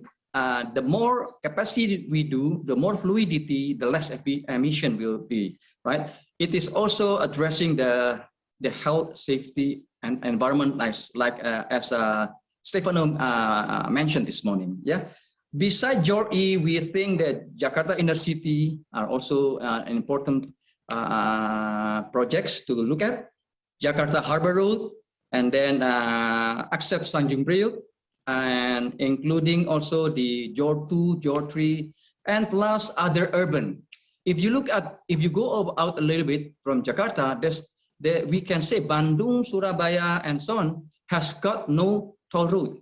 Yeah, they need to address this matter. They need to have an urban road in addition to the existing road. Those are actually the opportunities in the high density population area. Yeah.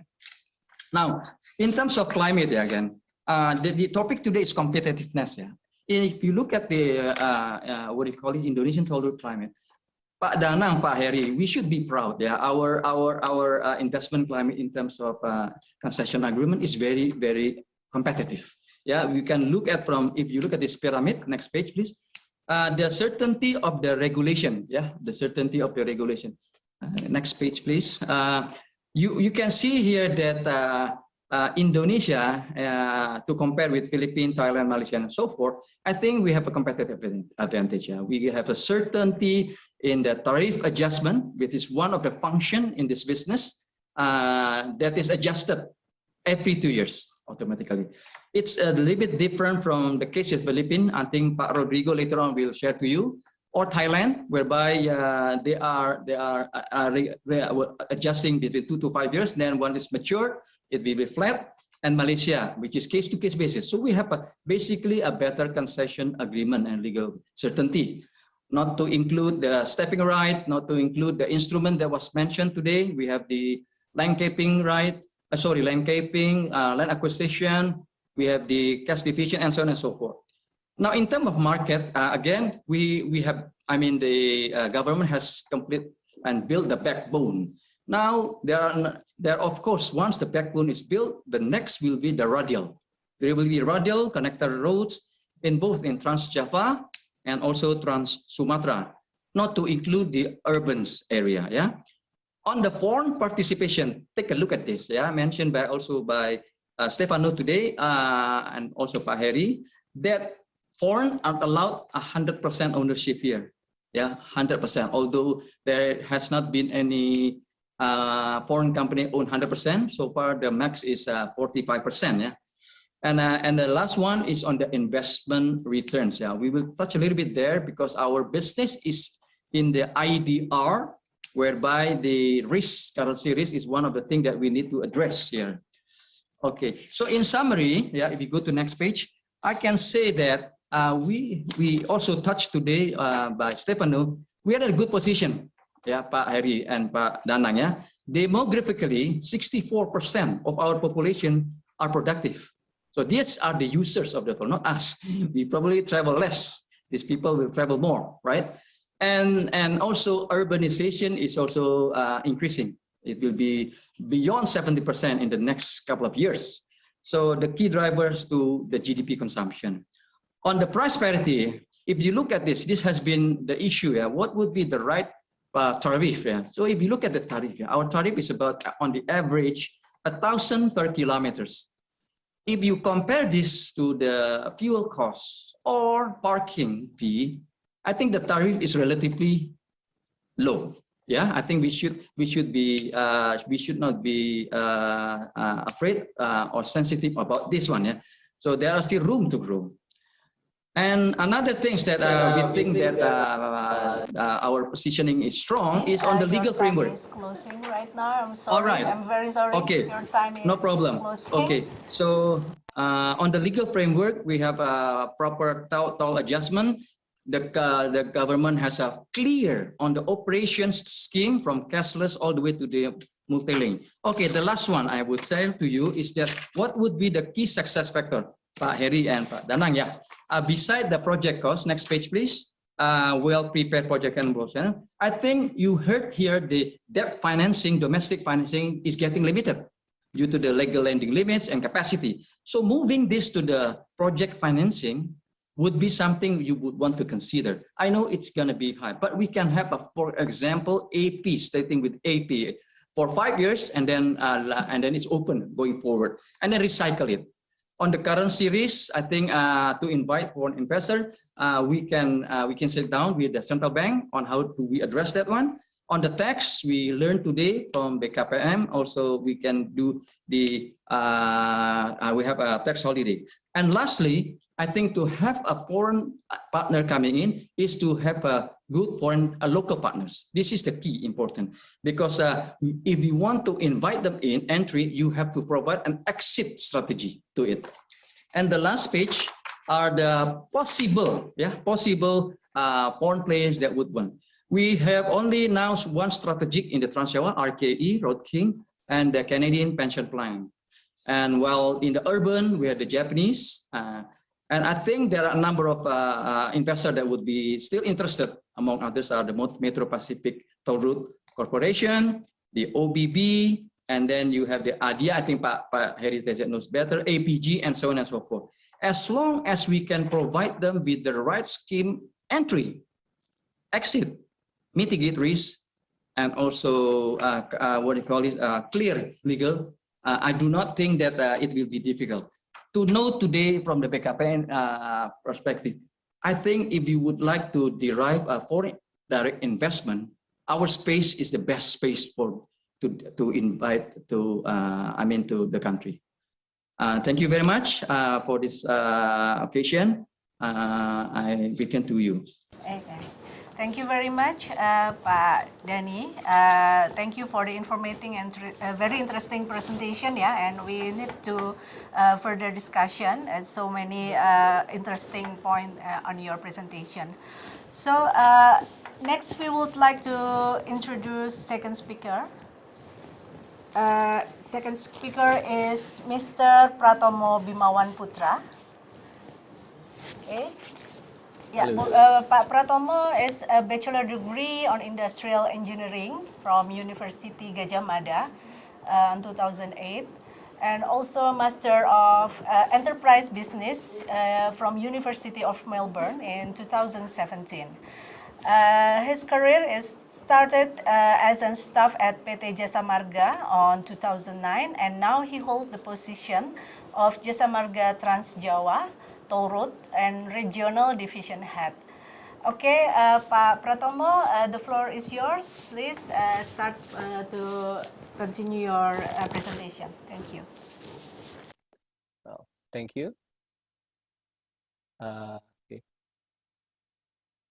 Would you please share the presentation? Share the screen of the presentation. Okay. Yeah. Thank you. Okay. First of all, let me introduce myself. My name is Bima. I've been working for Jasa Marga since 2009, and as previously mentioned, my current role is the Jasa Marga Toll Road Trans Java Toll Road Regional Division Head. So in this opportunity, I would like to present you the Toll Road Development Challenge in the new normal era from our perspective as one of the toll road investors in Indonesia. So would you please step to the next slide? Okay. Well, in this presentation, we are going to first of all discuss an overview of the company I've been working for, Jasa Marga. Then I'm going to give a brief snapshot of the toll road industry overview before specifying some of the Jasa Marga's upcoming project. And in the end, I'm going to discuss the topic of toll road development challenge in the new normal era. Next slide, please. Okay, so for the company overview, a brief snapshot of it. Next slide, please. Okay, so Jasa Marga is a leading toll road operator in Indonesia with more than 40 years of experience. As you can see in the picture, this picture was taken in 1978. Jasa Marga was established with the focus of a toll road operator, construction and maintenance of the toll road networks. Next slide, please. So we are currently own 34 of toll road concession and operate more than 1,200 of kilometer of operating toll roads. And during the last decade, we've been doubling the business by expanding toll road networks across Indonesia. Jasa Marga is strategically important with strong government ownership. 70% of the share owned by the government and 30% of it owned by the public. We are listed in Indonesia Stock Exchange since 2007. Next slide, please. Okay. As we can see here, the market share of operated toll road in Indonesia is 51% of it operated by Jasa Marga, and we can tell you that the additional 55, I guess, kilometer of operational toll road in this year we are expecting to come. Next slide, please. So it's the company overview. I think it has clear. Next slide, please. Okay, so the industry overview. Next. Okay, so Jasa Marga is 70% of it, share of it owned by the Ministry of State-Owned Enterprise, and it is under the Indonesian Toll Road Authority (BPJT) by the Minister of Ministry Public Works and Public Housing. So the advantage of highly regulated industry is the certainty of tariff increase in every 2 years according to the regulation. The timing of the land acquisition process is also faster. If any dispute in it will be decided in the court, and potential for efficiency from the cashless transaction. Next slide. So the overview of the Indonesian toll road regulations. Currently, 100% of cashless transaction improve the efficiency of the toll road operation and faster transaction. It minimizes the cost of providing by the change and cash handling, and toll revenue security, and minimize the potential for any authenticity toll payment instrument. Improving the quality of operational human resources as well. So the initial toll tariff is calculated based on the investment feasibility, toll road user ability to pay, and a vehicle operational cost saving. Initial toll tariff is stipulated in concession agreement prior to start of construction. Tariff adjustment regulated by the law, and it's calculated based on regional CPI and is adjusted once every 2 years. The land acquisition is the government's responsibility and is undertaken by a land procurement committee appointed by the government. Next slide, please. So the environment in toll road industry is very constructive. Land acquisition since 2016, due to the full implementation of the law of land acquisition, the progress of land acquisition has significantly increased. The law regulates the change of price basis to the market price and the certainty of process and timeline schedule. Under the same law, the government has responsibility to proceed and pay the land clearance if the construction project is part of a national strategic project. So it's commercially feasible project to ensure the project has adequate return to attract investors. Okay, so the long-term contract, the concession of the toll road is around 35 to 50 years based on the characteristic of its project, investment, cost, and location. Certainty in tariff adjustment, as stated in the road law, tariff will be adjusted every 2 years. It will be beneficial for us. Although, next slide, please. Okay, but the challenge is no guarantee in traffic volume. It's one of the challenge because it really depend on the situation and also the artery networks. Next slide, please. So our upcoming project next in Greater in Greater Jakarta. Currently, we have two projects, Serpong Cinere project with progress land acquisition of nearly 98%, and progress construction more than 98%. And secondly is the Jakarta Cikampek 2 Selatan with progress land acquisition 52% and the progress of construction 24%. Next slide. Jasa Marga upcoming project in Java and outside Java.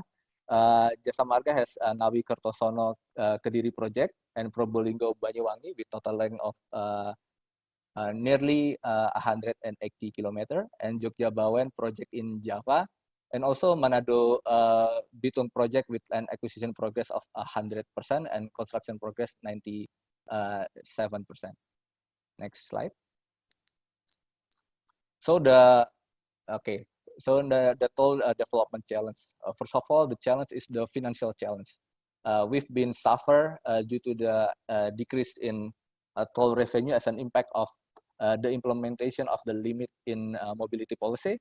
The company expense in interest payment is increasing as more toll road sections were operating.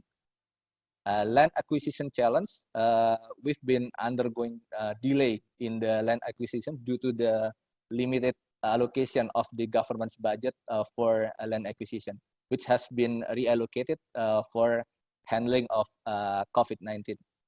The construction challenge, we also been facing the decrease in construction productivity due to the implementation of COVID-19 prevention protocol.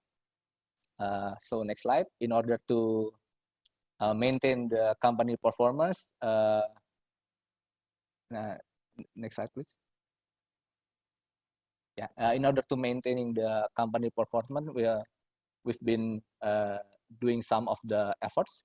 So first of all, we've been performing the special operational expense efficiency, actively communicating with the bank sector to propose relaxation scheme. We've done some of the refinancing in our project and strive to obtain the alternative funding that is most appropriate to the company's condition. As an example, we've been done some asset recycling scheme, and also conduct a review of the implementation of work programs in accordance with the policy scale, while maintaining the fulfillment of the toll road SPM. In construction aspect, Jasa Marga Group has adopted a policy of implementation of work from home.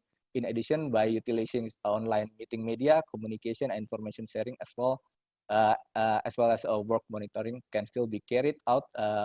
That work can be completed properly, and we maintain productivity by implementing the health protocol.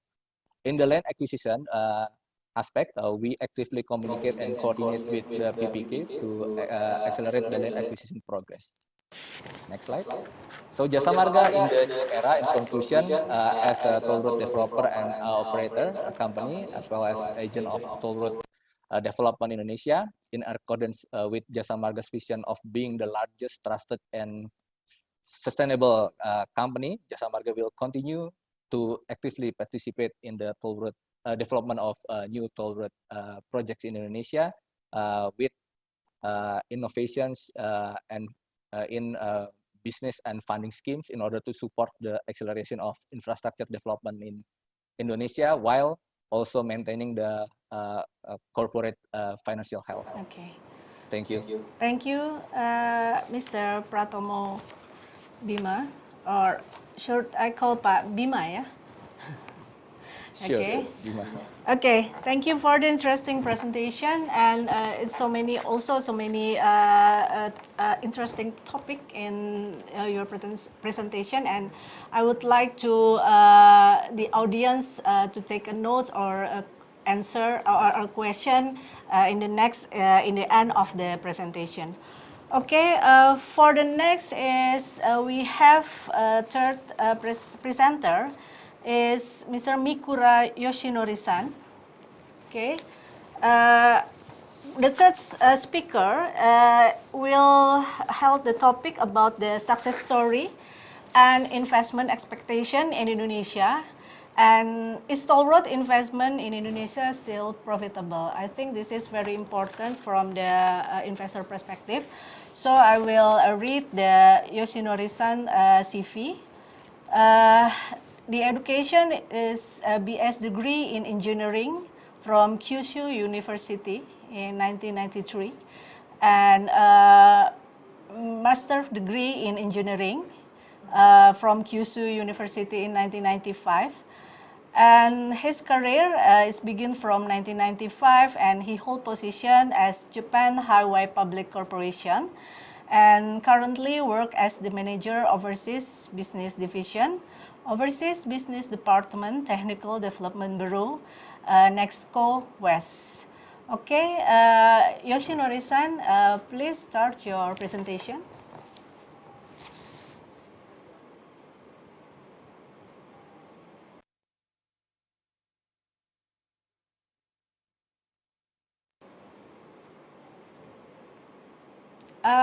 Ms. Yoshinori-san, you're still muting your computer? Hello, can you hear me? Yes, okay, thank you. Can you hear me? Yes, I already hear you. Okay. Yeah, again, good afternoon, everyone. I'm Yoshinori Mikura from Nexco West. I'd be glad to have this opportunity to deliver a presentation. Can you show my slide?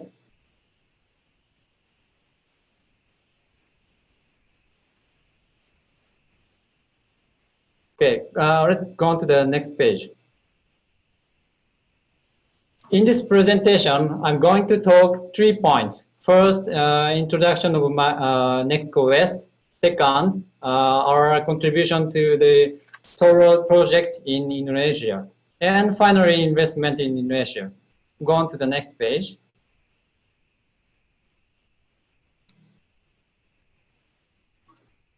First, let me give you some information of Nexco West. We operate 3,534 kilometers of expressways in Western Japan. Section under construction is 252 kilometers. And we have 2 types of income. One is toll fee, and the other is rent from rental of land and buildings in rest areas. Income from toll fee was 661 billion Japanese yen, and income from rent was 110 billion Japanese yen last fiscal year. Please go on to the next page. We have 2 fields of overseas business in the United States and Indonesia. Our subsidiary, Nexco West USA, is located in Virginia, United States, mainly provides non-destructive inspection service for civil structure. In Indonesia, we participate in toll road project with our partner, Moon Nusantara. Next page, please. Second, the next, our contribution to the toll road project in Indonesia. Please go to the next page. This slide shows a relation between Moon Nusantara and Nexco West.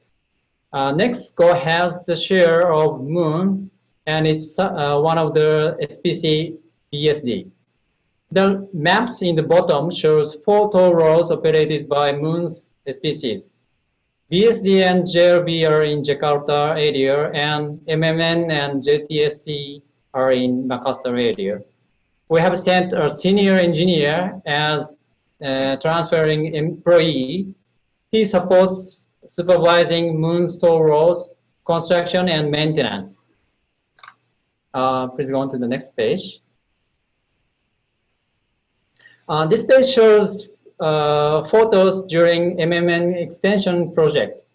The construction section is 4.3 kilometers long, all viaduct section with 4 lanes, which has 2 entrances and 2 exits.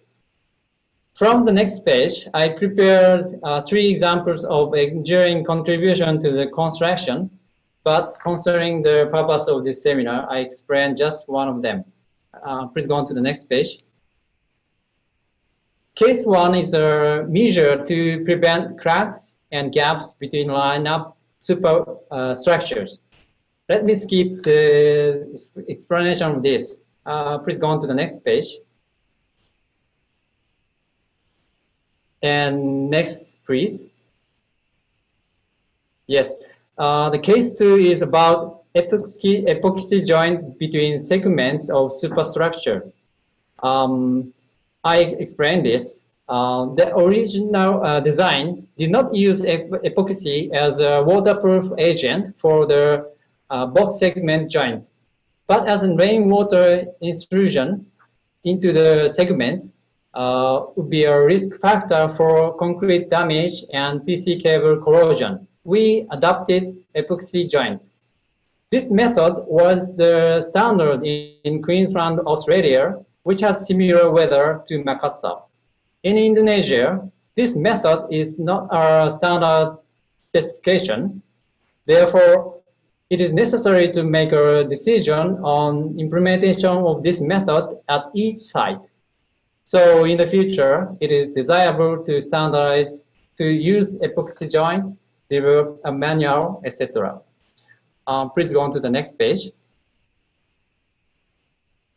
And next. And again, next, please. Page 12. So finally, I'd like to talk about investment in Indonesia.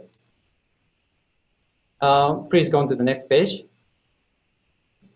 As I mentioned in the previous page, we are one of the investors to Moon and one of its species. Actually, another 2 Japanese companies also have been invested to Moon. Even with total of our 3 companies shareholding, our portion is still small. Generally speaking, what PPP contractors or investors are expecting to different depend on their field of expertise.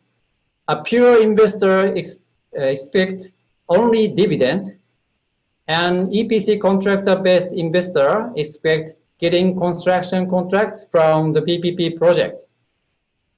A major shareholder can control the business and collect management fee in return.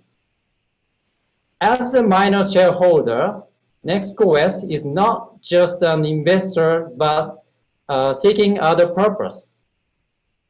Our purpose is to invest PPP project are acquiring PPP know-how and do business with local partner together by using the technology we are good at. And of course, it will contribute to the enhance Indonesia's technological strength, I believe. Regarding about PPP know-how, we have learned a lot from the toll road business, and we received dividend as well. As for business, we have made technical contribution, as I explained in previous page, but we have not been able to link them to business. Finally, let me mention my expectation from Indonesia. It would be desirable to introduce measures to reduce revenue risk, such as availability payment, revenue pool system among different roads, projects, and so on. On another expectation is about easing and restriction on business by foreign investors. There has been a lot of discussion about the Omnibus Act, and it would be great if it would be deregulate regarding joint ventures by foreign companies with originally local companies. Please next page. This is the end of the presentation. Terima kasih atas perhatian Anda.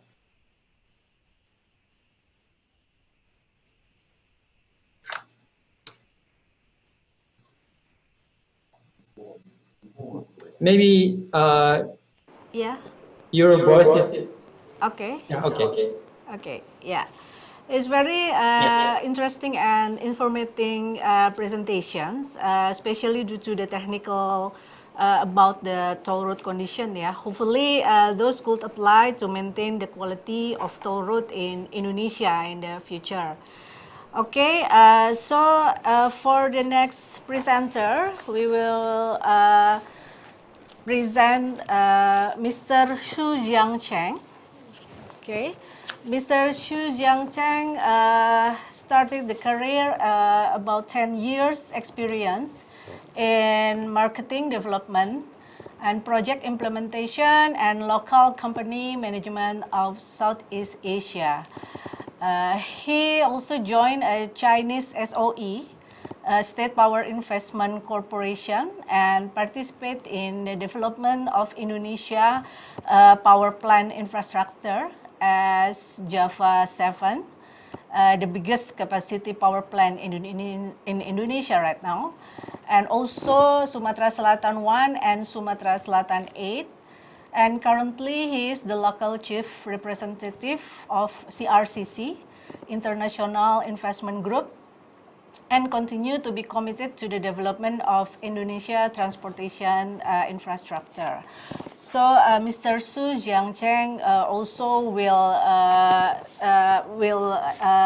tell the success story and investment expectation in Indonesia also for the toll road investment. Okay, Mr. Xu Jiangcheng, the floor is yours, please. Yeah, hello. Good afternoon, Bahari, Badani, and everyone here. Yeah, nice to meet all of you here. Okay, can we share the presentation now?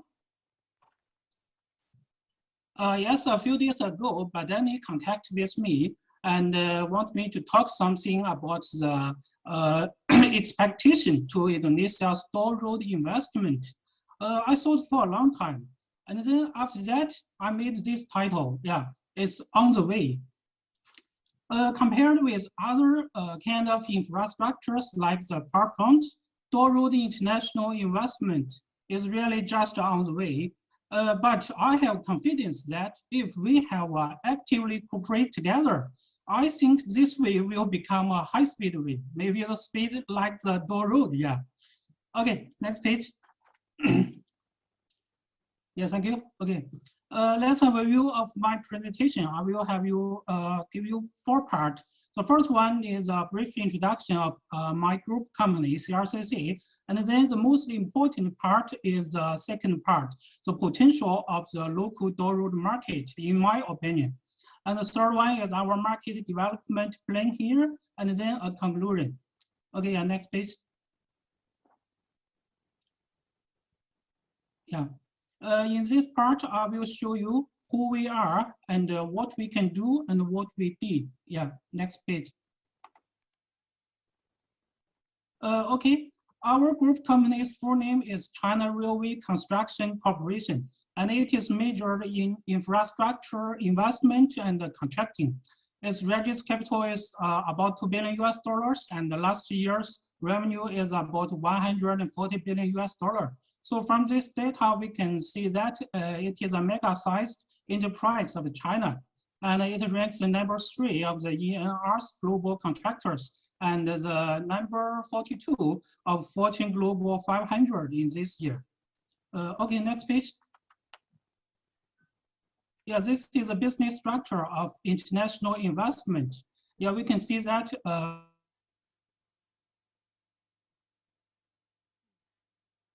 all kinds of and renewable energy. And in all of this, infrastructure is our main business. Besides this,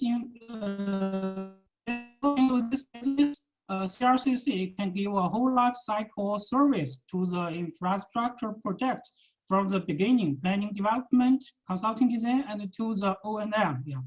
Okay, next page. Yeah, here is some experience of my company. Yeah, as a professional group, CRCC undertook about half of China's railway project. And besides that, CRCC also played a very important role in the toll road project of China. As I know, China's total road length is about 160,000 kilometers now, and the CRCC undertook many projects of them. And here is some typical project CRCC joined in it, like the first toll road in China, and the longest toll road, and the first transnational toll road. Yeah. Okay, next page. Okay, this is the most important part, the attractiveness of Indonesia's toll road. In this part, I will tell you why we choose Indonesia as our main market and why we choose toll road as our main business here. Okay, next page. Yes, there are many reasons we choose Indonesia as our main market. Here, I only list 4 points to prove it. First is the macro economy. Indonesia has more than 260 million population, and the land area is about 2 million square kilometers. And it is only one country whose GDP more than $1 trillion in Southeast Asia countries. So it's a very huge market. And the second is that Indonesia played a much more important role in the regional corporations. I know that the present government proposed the targets that Indonesia will be the global maritime axis. I think it's a good combination with China's Belt and Road Initiative. And the second is that RCEP will take effect next year. Indonesia is also the host country of the G20 next year. So all of this will have a positive promotion to our cooperation, I think, yeah. And the third one is that here is some data of 2019 between China and Indonesia. For international trade, China is the #1 partner of Indonesia and the #2 partner of investment. So it means we have a good foundation of our further cooperation. And the fourth one is that the local government has issued many positive policies for international investment, like the President Decree 49 this year, and the government set up the investment department this year to enhance the efficiency of the dealing with the international investment. Above all, we have no reason to do not choose Indonesia as our main market, I think, yeah. The next page. Yeah, okay, let's have a look at the attractiveness of the toll road infrastructure. First is that there is a big market demand. In the presentation this morning, we know that Indonesia's target of the toll road length in the year 2024 is about 5,000 kilometers. But now we only have 2,300 kilometers. So there will be another almost 3,000 kilometers need to build in the next 3 years. It means that we need a plenty of investment. I think it also includes a foreign investment. And then once I got some data from the government, the PUPR listed 146 infrastructure projects, and which includes 77 is a toll road project. And in Babana's list, there are 15 toll road projects in 22 infrastructure projects. So from this issue, we can also say that how important for the toll road projects now, yeah. Okay, next page.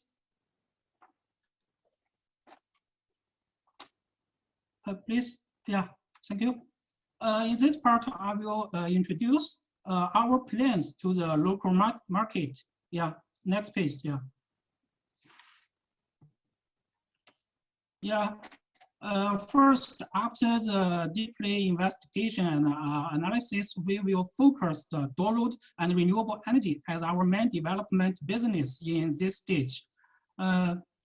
The second is that although CRCC had some experiences in Indonesia, but that is for the EPC contractors. For the investment, we are a new arrival, so we need to learn and integration, learning more about the locals, like the policies, the rules, and the standards, and we need to work together with the local partners to deal with some problems like the toll road project always has no VGF, and the operation period is too long, and the land acquisition is always very difficult. We need to face and deal with these risks with the local partners. Yeah, next page. Oh no, the front page, yeah. Oh yeah, yeah. The third one is that I mentioned just now. As a new arrival, we welcome to cooperate together with local partners and other partners from China or other foreign countries. Yeah, the localization is also very important. After we win the project, we will set up subsidiary companies and SPV companies. And then besides the project implementation, we will fulfill the social responsibilities like contributions to the community and increase the employment. Yeah, etc. Yeah. Okay, next page. Yeah, after the whole analysis, all in all, okay, next page, yeah. Yeah, CRCC's expectation to the local toll road infrastructure is at this conclusion. CRCC has enough confidence in the local toll road investment and will be committed to develop Indonesia's infrastructure with all partners here. Okay, thank you. Yeah. Okay, thank you. Actually, you still have 1 minute left. Or you want to another addition for your presentation? Since no others, maybe later we can discuss about it. Yeah. Okay, okay then, thank you. Thank you, Mr. Su Jiangchen. So I have a conclusion from your presentation is that CRCC right now has enough confidence in the local toll road investment and will be committed to develop Indonesia infrastructure with all partners. So that I note from your presentation. Okay, for the next presenter, I will present next speaker is Mr. Rodrigo Emmanuel Franco. Okay, I will read the short bio.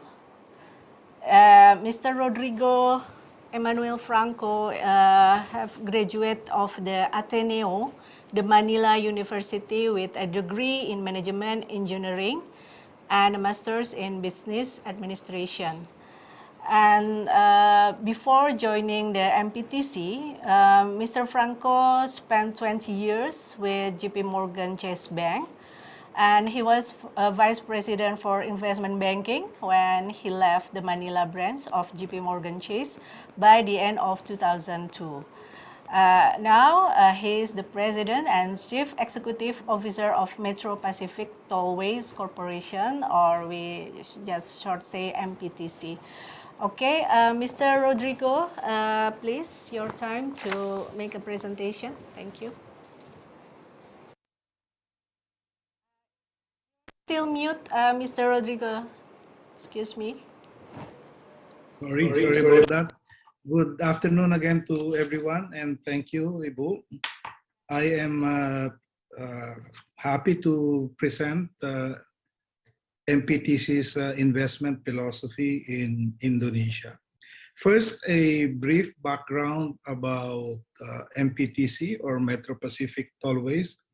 We are a Philippine-based company that is the toll road investment arm and holding company arm of Metro Pacific Investment Corporation.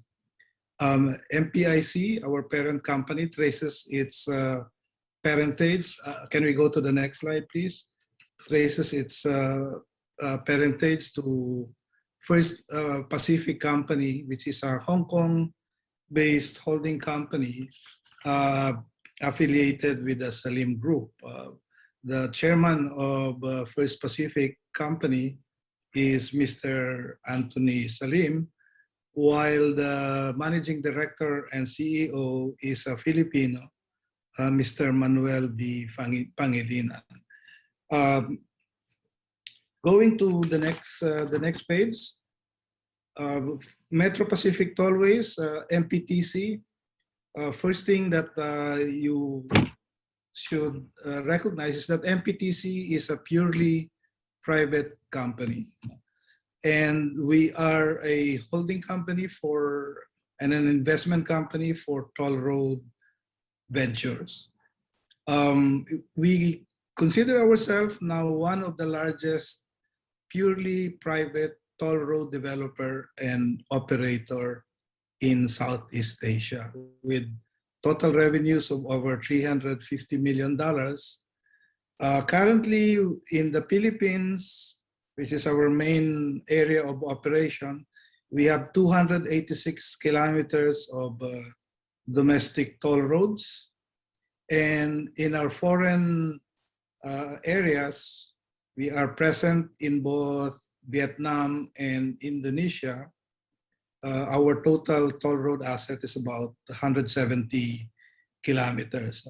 The main difference between the Philippines and Indonesia and some other countries, as already mentioned by Pa Danny early on, is that in the Philippines, the toll road sector is dominated by private sector developers and operators.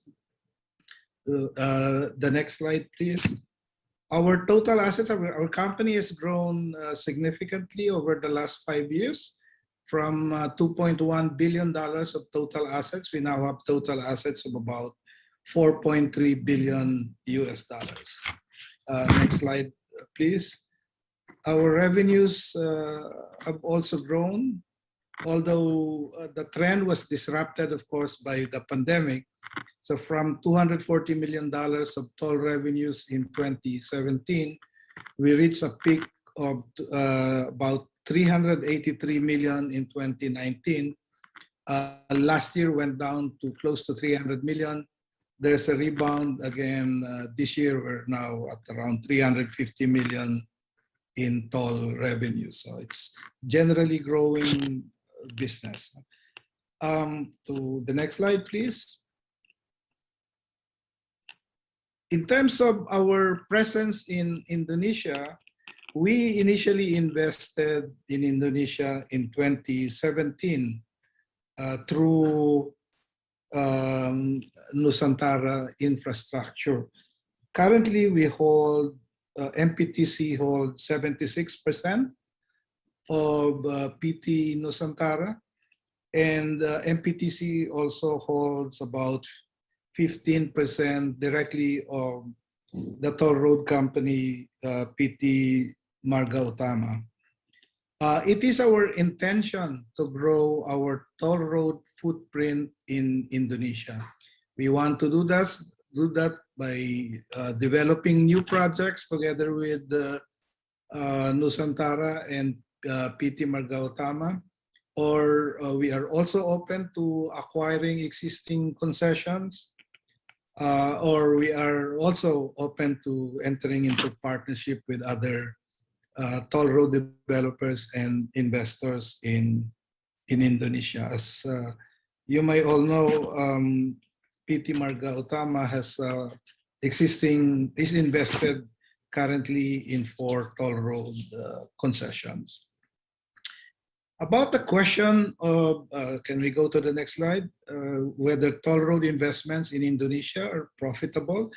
As a private toll road investor, we look at toll road concessions, and there are 5 elements that we want to focus on, apart of course from our ability to finance the project.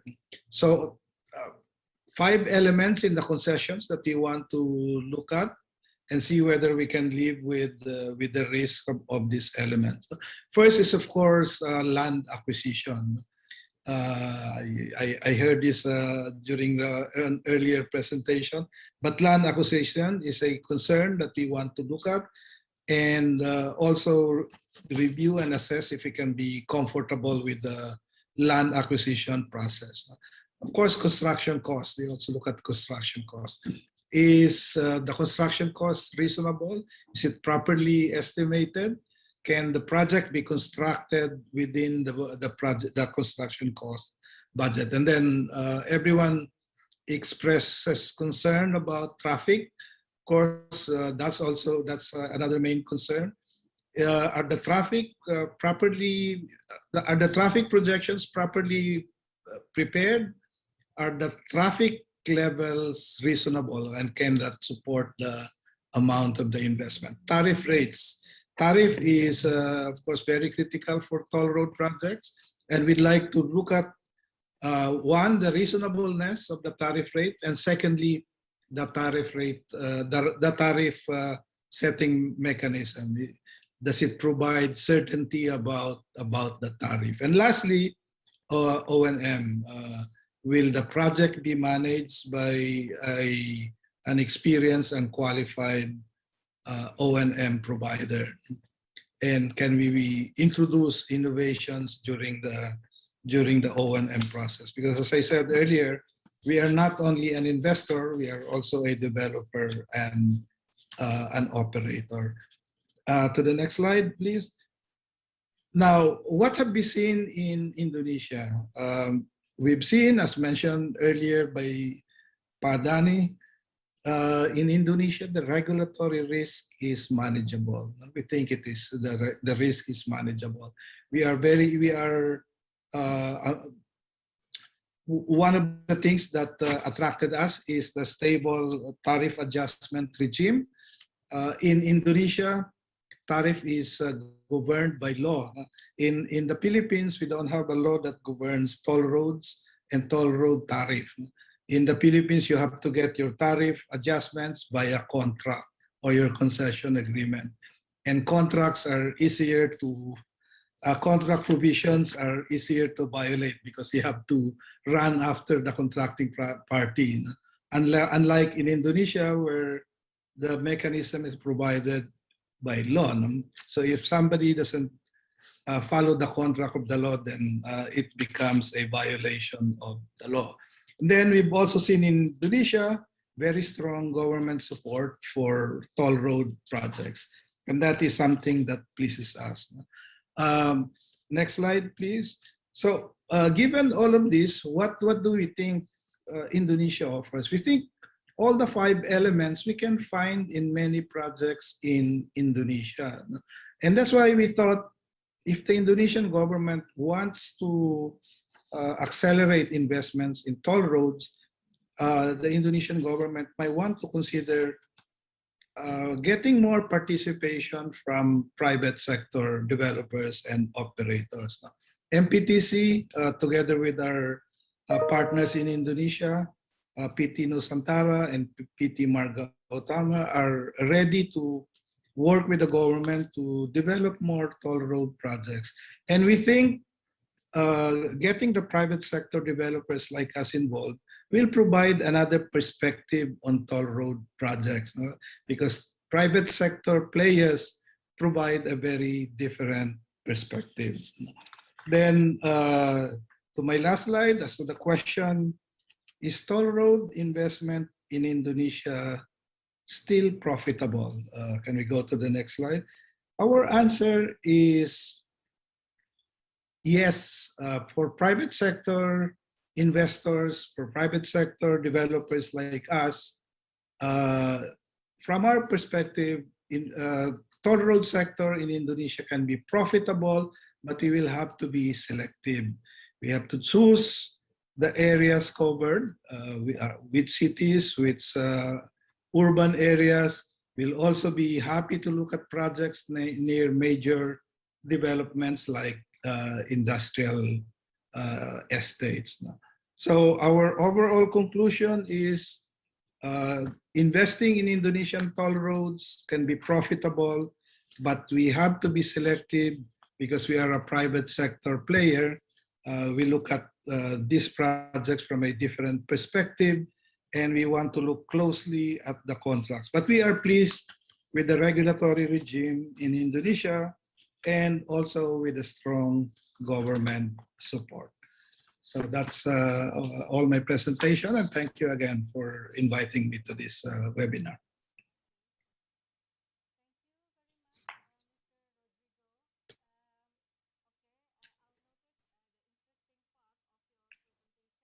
But maybe we can discuss further. that you mentioned that toll road investment in Indonesia is still profitable, but you have to select it. That this is what I want really discuss in a further, yeah. Okay, we already hear five speakers from investor and operator of toll road, and now it's time we will hear the speaker from academics, Dr. Atif Ansar from Oxford University. Okay, I think Dr. Atif haven't. Oh, okay, Dr. Atif. Okay. Good afternoon, Dr. Atif Ansar. Okay, may I? Yeah, okay. I will read the short CV of Dr. Atif Ansar, but you know it's quite very amazing CV. So I will read of it. So, a fellow of Cable College, Dr. Atif is senior teaching fellow on the Master of Science in Major Program Management and the Australian Major Project Leadership Academy. He is the founding director of the Oxford program on the sustainable future of capital-intensive industry, Smith School of Enterprise and the Environment. Dr. Atif is also the executive chairman of Foresight Works, an Oxford-based technology firm building next-gen software for the world's mega project. Dr. Atif undertook his PhD at Brasenose College with the prestigious Clarendon Scholarship from Oxford University Press. Dr. Atif was a postdoctoral research fellow at the BT Center for Major Program Management at Said Business School from 2010, and from 2015 until 2020, Dr. Atif was Program Director of the MSc in Major Program Management and continues to be one of the senior teaching fellows on the course's faculty. So he also teaches on the UK and Australian government's Major Project Leadership Academy, and in 2018, Dr. Atif began an appointment as a visiting scholar at Stanford University Global Project Center and a visiting professorship at Tsinghua University. Okay, let's hear the presentation from Dr. Atif about the global infrastructure and academic perspective. Please, Dr. Atif. Thank you very much. Good morning from a very cold Oxford. Thank you very much for that generous introduction. In my presentation, I'll give you an academic perspective on global infrastructure. But I just want to reiterate what a pleasure it is to meet our friends again from Indonesia. I've been to Indonesia over a dozen times before the pandemic, and I've worked very closely with Pertamina as well as Pikitima, and look forward to coming back as soon as travel allows. So a virtual welcome from Oxford. Oxford is the best university in the world. Cambridge came in second, well done to them. But without immodesty, along with Oxford's prestige in many of its academic areas, mega projects is one area where the university has made a very significant mark. So our faculty was founded with a big grant from British Telecom about 15 years ago, and that's led to research and teaching in the area, which by any measure is ranked #1 in the world, including 2 of our courses that Ibu mentioned in the introduction. For example, the Masters in Major Program Management, which I had the pleasure to direct for 5 years, as well as the Major Project Leadership Academy for senior civil servants. So, there's a big capability building component to infrastructure, and we could touch on that later on as well. So what are mega projects? This is a picture of David Leonthal looking at the Norris Dam in 1930s in the US. Dams are an example of an archetypical mega project, but mega projects are large dollar investments, typically over $1 billion, that have the potential to transform companies or countries. And so anywhere from oil refineries to renewable power plants to ports to large mines to big property developments, these are all classified as mega projects. And even things like election campaigns. So India, for example, spends $5 billion every 5 years to undertake its election campaign. Crisis management, national disasters, climate change mitigation, all of this constitutes major mega projects. And the overall business is big. It's about $9 trillion or 10% of the global economy that can be classified annually as mega project starts. So getting mega project investments creates huge amounts of jobs. It creates lasting value and legacy. And a couple of examples are as follows. So this is Dubai in 2000, which looked like a desert. Dubai now, every single one of those vertical lines is a mega project. And there's hundreds of these in Dubai that have transformed the desert into a bustling metropolis.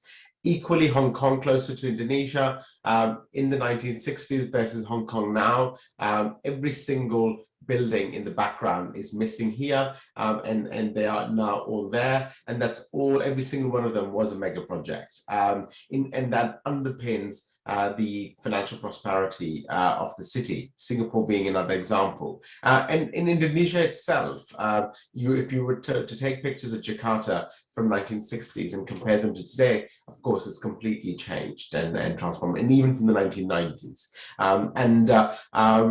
It's all done through mega projects. However, these mega projects are no child's play. So they're really helpful for the economy, they create jobs, they create growth, but they're really difficult to deliver. And that's what I want to show you some evidence.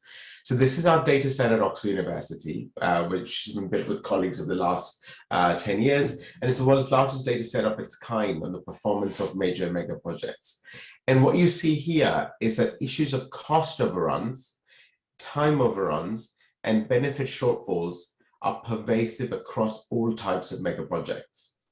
So whatever people estimate a road project to cost at the start of the final investment decision, and what it ends up costing is there's a big increment. So it's 25% in case of roads, over 40% in case of rail projects. So $1 billion rail project would end up being a $1.4 billion rail project. Projects like dams double their budget. Olympics, more than 156% cost overrun. So these are very, very big cost escalation issues. An equal issue is the problem of delay. So for example, for a dam project, a 10-year project will become a 14-year project. And this excludes the planning cycle. So what we're really majoring on here is the construction cycle. So and a final challenge is benefit shortfall, where if you expected the dam to produce a certain amount of electricity, you get 10% less than you thought. In case of rail projects, if you expected 100 people to show up, only 49 people turn up. So it's a big issue in the industry, the issues of cost overrun, time overrun, and benefit shortfalls. And when these projects go wrong, they go horribly wrong. So this is the tragic accident of Macondo in Gulf of Mexico with BP, which caused fatalities, as well as a huge oil spill in the Gulf of Mexico. And BP's share price has never recovered from this accident. So one disaster, one issue in your mega project can really turn into a hangman's knot as well for the company or the country. So one has to manage them really professionally to get them right. One of the other issues is that the project cost overruns and time overruns have not gone away. So what I'm showing you in this chart is on the x-axis is time, and the y-axis are cost overruns in big dam projects. And the blue line is the average cost overrun across the entire time, which is about 2, so dams doubling their budgets. But the bigger issue is that this blue line is flat. It's not going down. What that suggests is that projects are not learning from the past. Each project is done like as if it was unique, without any lessons learned from one project to another. And the other issue with that is that just because somebody has a lot of experience in projects doesn't mean that they have expertise in projects, because they may have experienced delays and cost overruns over and over again, but it doesn't mean that they know how to overcome them. So experience and expertise are two different things, which is, again, I'm trying to summarize and go very quickly. We can discuss in much greater detail later on. Another issue is that there's a double whammy. This chart comes from my colleague Ben Flyberg at the University of Oxford, and this is done for rail projects. And what it shows is on the x-axis are cost overruns, on the y-axis are ridership shortfalls for rail projects. So anything above 1 is bad for cost overruns on the x-axis, and anything below 1 is bad for traffic shortfalls. On 1 means that you came in on budget. It's a ratio of actual divided by estimate. And above 1 for cost overrun means that you spend more money than you estimated. And below 1 for traffic means that you got fewer people than you estimated. As you can see, no single rail project hits the bullseye. None of them is on target.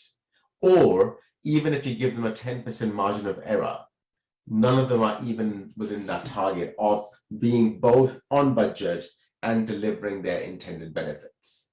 A great majority of them are in the disaster zone, which is they've got a big cost overrun and a big benefit shortfall.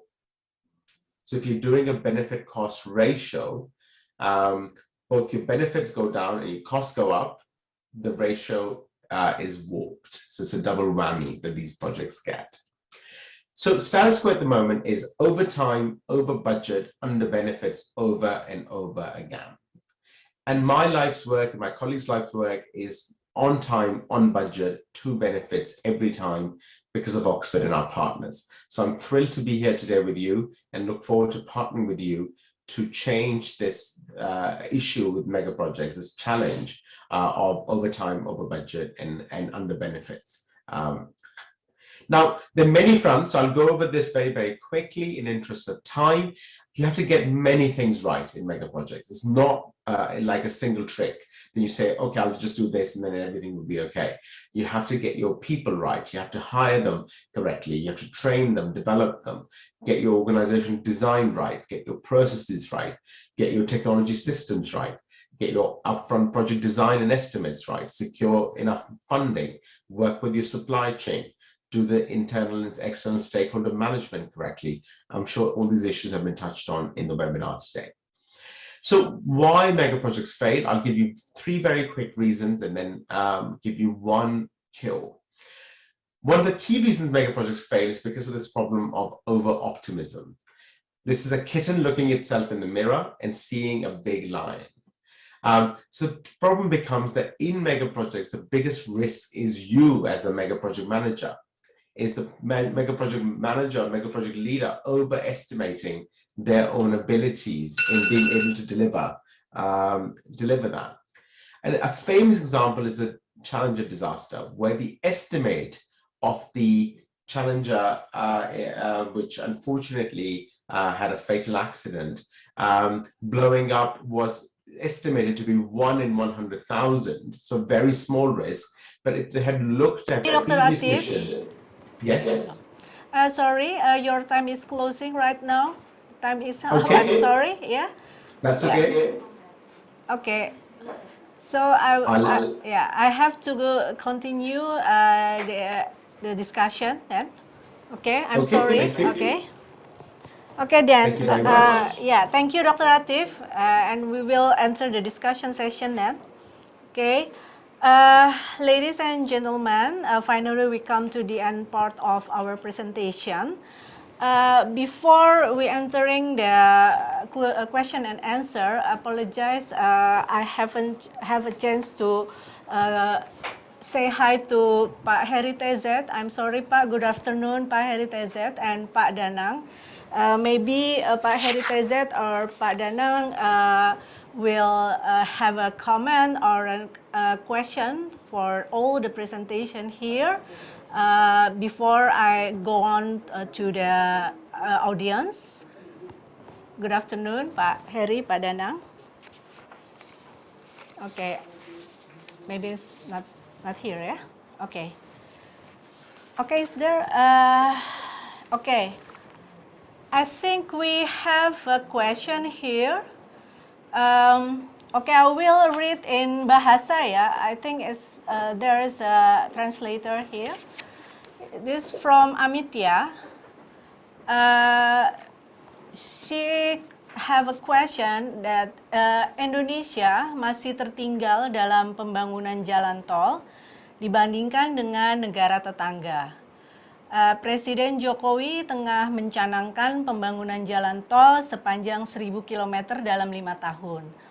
Secara keseluruhan, apa yang menjadi penyebab terlambatnya pembangunan jalan tol di Indonesia? Apakah ada kaitannya dengan daya saing jalan tol kita dibandingkan dengan negara tetangga? Okay, I think this question will address first to Dr. Atif, I think, yeah. Maybe you can make a response about that question. My bahasa is not that good. Would you mind translating? Is there any translator? Okay. So the Indonesia, okay. Wait. Okay, we have a translator.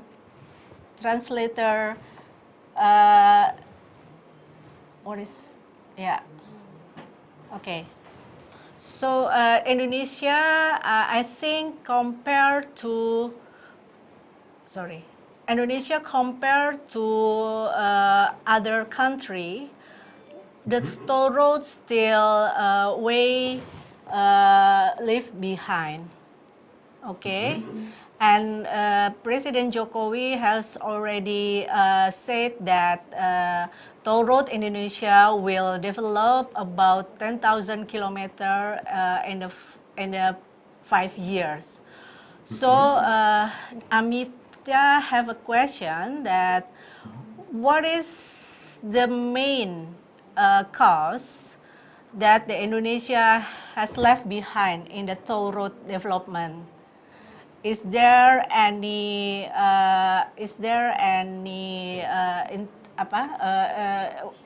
correlation with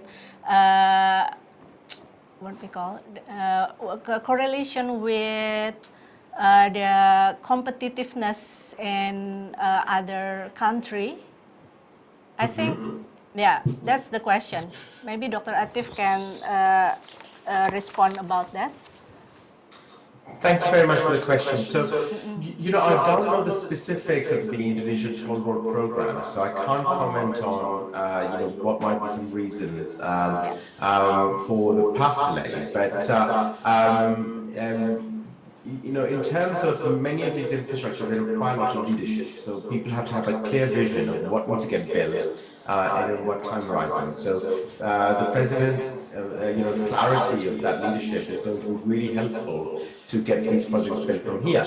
Now, one example I would give you, building 10,000 kilometers has been done, in very compressed timelines in other countries. So China, for instance, in 1988 had 0 kilometers of toll roads. And now, it has a toll road network that is, I believe, double the size of the US interstate highway.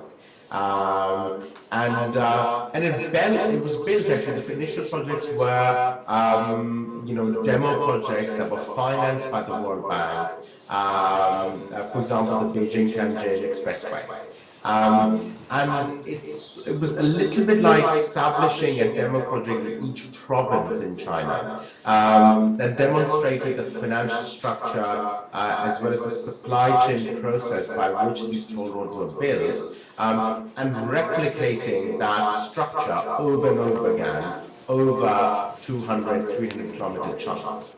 And we see in our data, for instance, that the overall time period it took China to build those individual toll roads, it just really goes down. So they began building very substantial chunks of their toll road network within a year or two, so it became extremely quick, that process. So it doesn't start quick. So my recommendation would be, focus on a few very clear demo projects that can be replicated. So the focus is on replication, where you can literally copy paste that project over and over again in terms of bundle of contracts, and in terms of financing strategy, in terms of the project management strategy. And once you've nailed that demo project, basically go for it across the entire country. And there's a huge amount of global knowledge about toll roads. Toll roads are easy now. Although I said that mega projects are not easy, we know a lot about toll roads globally. So there's a lot to learn from other countries, like for example, like the World Bank and China working together. Okay. Thank you. Maybe for another speaker, I think maybe from the investor or operator perspective, can you edit the comment of the first question? Maybe Pak Dani, you can add. Okay. Yeah. I think we have a bit different perspective here. Yeah? So each country has its own uniqueness. There was a time when we were stalled. Yeah? We were stalled not because we don't want to build, but there was just a policy implemented by the multilateral organization, IMF. That is from 1997 all the way to 2004. That is a period where we are stalled, basically. Yeah? And then going forward, the government start to realize the importance of building and developing toll road. In this case, what the government has, what the government have done is that they are setting a better framework, yeah, in terms of legal framework, financial framework, and so on and so forth. Well, after that, after the consolidation part, now we are accelerating. So you can see within 7 years, the government managed to build 1,500 kilometers. And the China case is a bit different from Indonesia because of the policy of the government. And we are an archipelago country, yeah? So it's not land-based. I think that in terms of positioning, Indonesia is well positioned. Dr. Atik, yeah? So Pak Danang here and Pak Heri Tezet is keep on doing an innovative and creative structure to accelerate. We are now at the acceleration phase. Yeah, so I think we should be proud of that. If you look at all these comments from the foreign investors today, I can say 95% are positive. Yeah, the Japanese, Chinese, Canadian, even our parents' company, Metro Pacific, yeah, everybody are positive. Thank you. Thank you very much, Pak Dani. Hopefully it will answer the question from audience. And another question is from, that's anonymous attendee. The question is the toll rate adjustment every 2 years in accordance with the law on roads still relevant and attractive to investors, especially foreign investor? So maybe for this question, I will address to 3 speakers. The first is Yoshinori-san. Maybe you can comment about this question.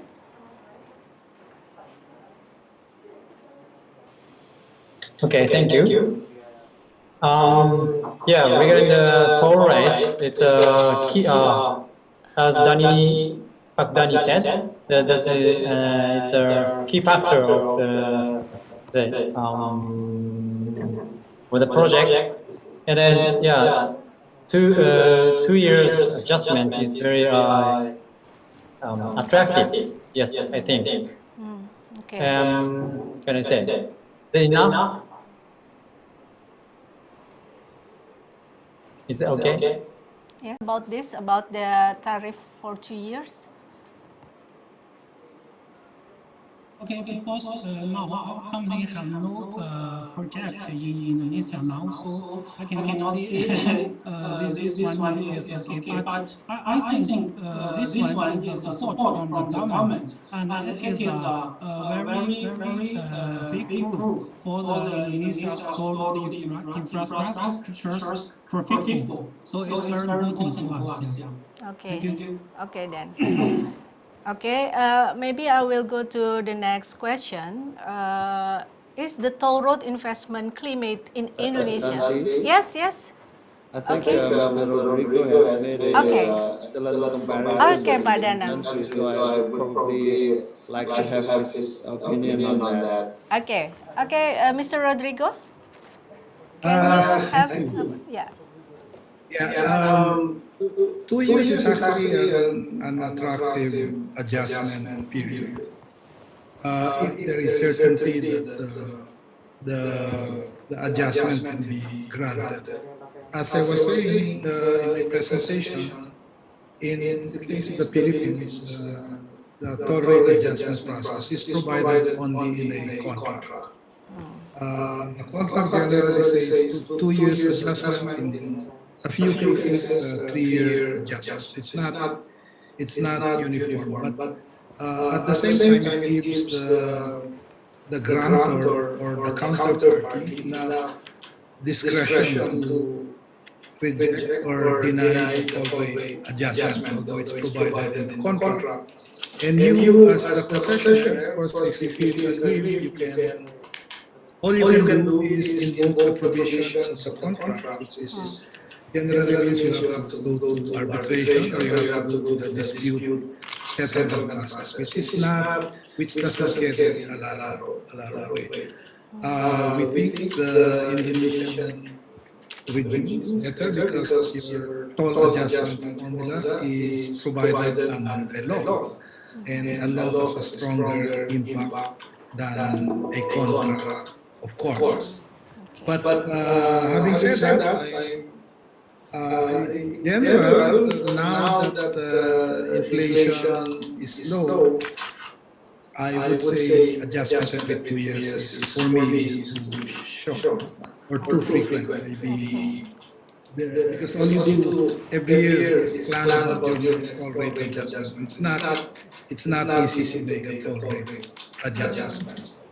Maybe that's why there is a pushback already from customers because they feel the adjustment too frequent. Thank you. Okay, thank you, Mr. Rodrigo. So if you think that 2 years adjustment is too short due to the inflation, have you an idea how long the tariff adjustment will appropriate for condition right now current condition? Okay. You see, in the Philippines, the term of the administration is 6 years. So if you will be adjusting every two years, that means you will have 3 adjustments for every administration. It's maybe 2 adjustments would be okay. So 3 years would be a good compromise. Of course, the impact should be the same. I mean, your inflation is accumulated on a 3-year basis instead of 2 years. As I said, if inflation is low and your adjustment is inflation-based anyway, your 3 years worth of adjustment compared to the period when inflation is high, it's about equal in absolute terms anyway. Okay, then. Thank you, Mr. Rodrigo. And we go to another question. Is from Intan. Okay. So although there is law number 2, 2012 concerning land acquisition for development in the public interest and its derivative regulation, the issue of toll road land acquisition is still difficult to implement and still take a long time. In the end, the investment value will swell. So what exactly is the problem? So the Intan have want to know that why the land acquisition is a very long journey to settle. I think it's like that, yeah. So maybe can I address this question to Pak Pratomo Bima from Jasa Marga, maybe? Okay, thank you. Well, I think the regulation of land acquisition during the last decade, I guess the last 5 years, has been really improved. That's reflected in the development of total land in Indonesia. As I previously mentioned, we only in Jasa Marga has doubled the total land in the last 5 years. That's the reflection of the easiness that is bring by the law of land acquisition. But there are some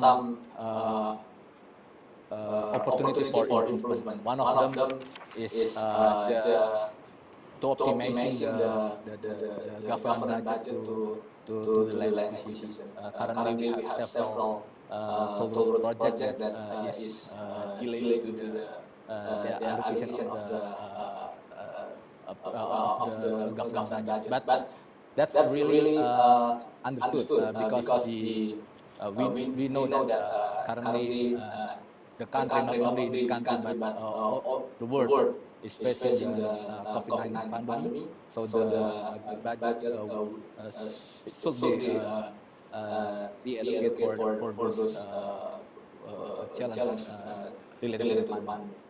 Okay. I think that's from this. Okay. Thank you. Okay, thank you.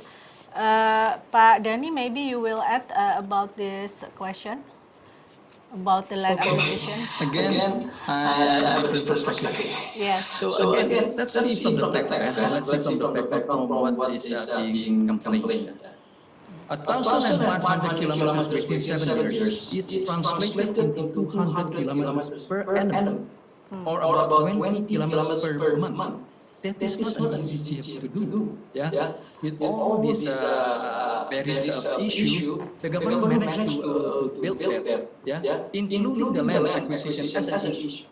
They managed to address it. Why does this happen? It's because after the enactment of land acquisition law back in 2010, 2011 onward, the process of the land acquisition is much more visible. Yeah, from the perspective of legal, from the perspective of finance, from the perspective of the business owner, as well as from the perspective of the owner, the original owner of the land. I think everything is getting clearer. Yeah, so I pretty much believe that the land acquisition, though is still an issue, but it is addressable and visible. Okay. Okay. Thank you very much, Mr. Dhani. Okay. The next question is. Could the foreign speakers share their investment experience outside Indonesia? And also, Mr. Atif, whether there are any project financing scheme other than loan from the bank? Maybe for the first question, I will address to Mr. Rodrigo first. Yeah, in terms of our investment experience, apart from the Philippines, where we are primarily based, we've invested already in 3 countries. We've invested initially in Thailand, and then in Vietnam, and then, of course, in Indonesia. We invested in Thailand in the toll road company. And it's also a very different market there. But we sold our investment last year, and we were happy with the investment return. But Thailand is like some kind of a hybrid investment setup. Some the government related entity is the major investor, but there are private sector developers as well in the private sector developer. But The toll road sector in Thailand is very small. Maybe even just 10% of the toll road land in Indonesia. So Thailand, they're looking for investments, but it's not as developed as Indonesia, I would say, in terms of the toll road sector. Vietnam is pretty much, just like the entire economy, is government controlled, while there are private sector investors, still a lot of government approvals are required. Almost every step requires government approval. So it's pretty much government controlled, but the private sector is able to invest. And although they don't have many roads yet of expressway standards, many of the toll roads are actually current provincial or national highways converted to toll. So all you need to do is rehabilitate and collect toll. But they do have expressways now. And they recently passed the PPP law, so we may see some more activities in Vietnam in the coming years. From what I've seen, Indonesia is of course more developed, and the risks are easier to identify. And as long as you select the right projects, I think the risks are manageable. Okay, thank you. Okay, and then I address Dr. Atif for the second question, whether there are any project financing scheme other than loan from the bank. Maybe you can give us an opinion. So syndicated loans are far and away the largest financing opportunity for project finance transactions. And obviously, there's quite a bit of innovation in the area. So, bond markets were useful before the financial crisis in 2008. There were a few major transactions, for example, Blue City in Oman that was done using a bond transaction. Personally, I quite like bonds, by the way. But doing project finance based on a bond is very rare. But if you're interested, and that's the intent of your question, please get in touch with me and we can talk about it. As I said, and perhaps the intent of your question is to inquire about Islamic finance. There are project finance transactions using Islamic finance structures out there. There's been a steady number of transactions over the last 20 years or so. It's a small niche market. If you're trying to build 10,000 kilometers to do Islamic finance structure, that will be quite work, but it's all doable. And I think, again, in the case of a country like Indonesia, working closely with international finance institutions like the World Bank, Asian Development Bank, the Infrastructure Bank from China, etc., juga in Japan. That's very important to be able to have repeatable transactions you do over and over again. So I think what's kind of bad is trying to innovate the financial structure for every project. That would, the transaction cost of getting these financial structures sorted is extremely high. So don't try and innovate too much from one project to another. Do all your innovation up front for 10,000 kilometers and build a highly repeatable and sound financial structure up front. Agree that with a series of partners like the World Bank, IFC, etc., and go to the market over again, even if you choose to go down a bond route or a Islamic finance route. But by and large, syndicated loans is where the money lives. Okay, thank you. So this is the creative financing also important, yeah, in the infrastructure in Indonesia also. Okay, then I have a last question here from Bapak Sudiro Roy Santoso. I think this is from Ministry Public Works. So the question is, what the major problems in toll road investment in Indonesia? Currently, there are more local investors or SOEs who invest compared to international investors. So maybe this question will address to Pak Dhani first, maybe, and then maybe I want to hear from Mr. Shuja for this question. Pak Dhani, please, if you can have. Okay, so the basic thing is that this is an IDR business. So that is the number one. So if you look at the potential investor into the infrastructure space, including toll roads, that would be a strategic players like Metro Pacific, JAXPM, and so forth. And we have also pension fund and the insurance company and also infrastructure fund as well as the DEE and so forth. But looking at this, there are still homework that we need to address. Yeah, one of them is the currency. Yeah, and then all other risks that we can mitigate. These players has different specific in terms of returns. Of course, for the developed country, they invest in developed infrastructure. Their hurdle rate would be somewhere around 2 to 4%. But then for other Japanese case, you are asking for 5+%, right? So I mean, our investment yield is actually technically attractive. Yeah, 1%, it's between mid-teen. But then this is still to be natural hedge with the currency. That's the important thing. So how do we do it? I think we have to have creative financing, not only from conventional 730 financing, bond, banks and equity. We should also adopt other financing to mitigate and to lower the fluctuation of these rates. Yeah, to Dr. Atif earlier that bonds market is another avenue. I agree, but Indonesia has a bond market relatively short, 5 years. Probably if the regulator can accept bond and bridge to loan, 5 years and bridge to loan a year and then bonds again, I think the risk of first 5-7 years is addressed. Yeah, so the market's bigger. Now it's not only depending from the banks itself. We know that BCA has 47, and I think conventional bank has already a little bit overloaded on this. Yeah, so we need to have a really creative financing.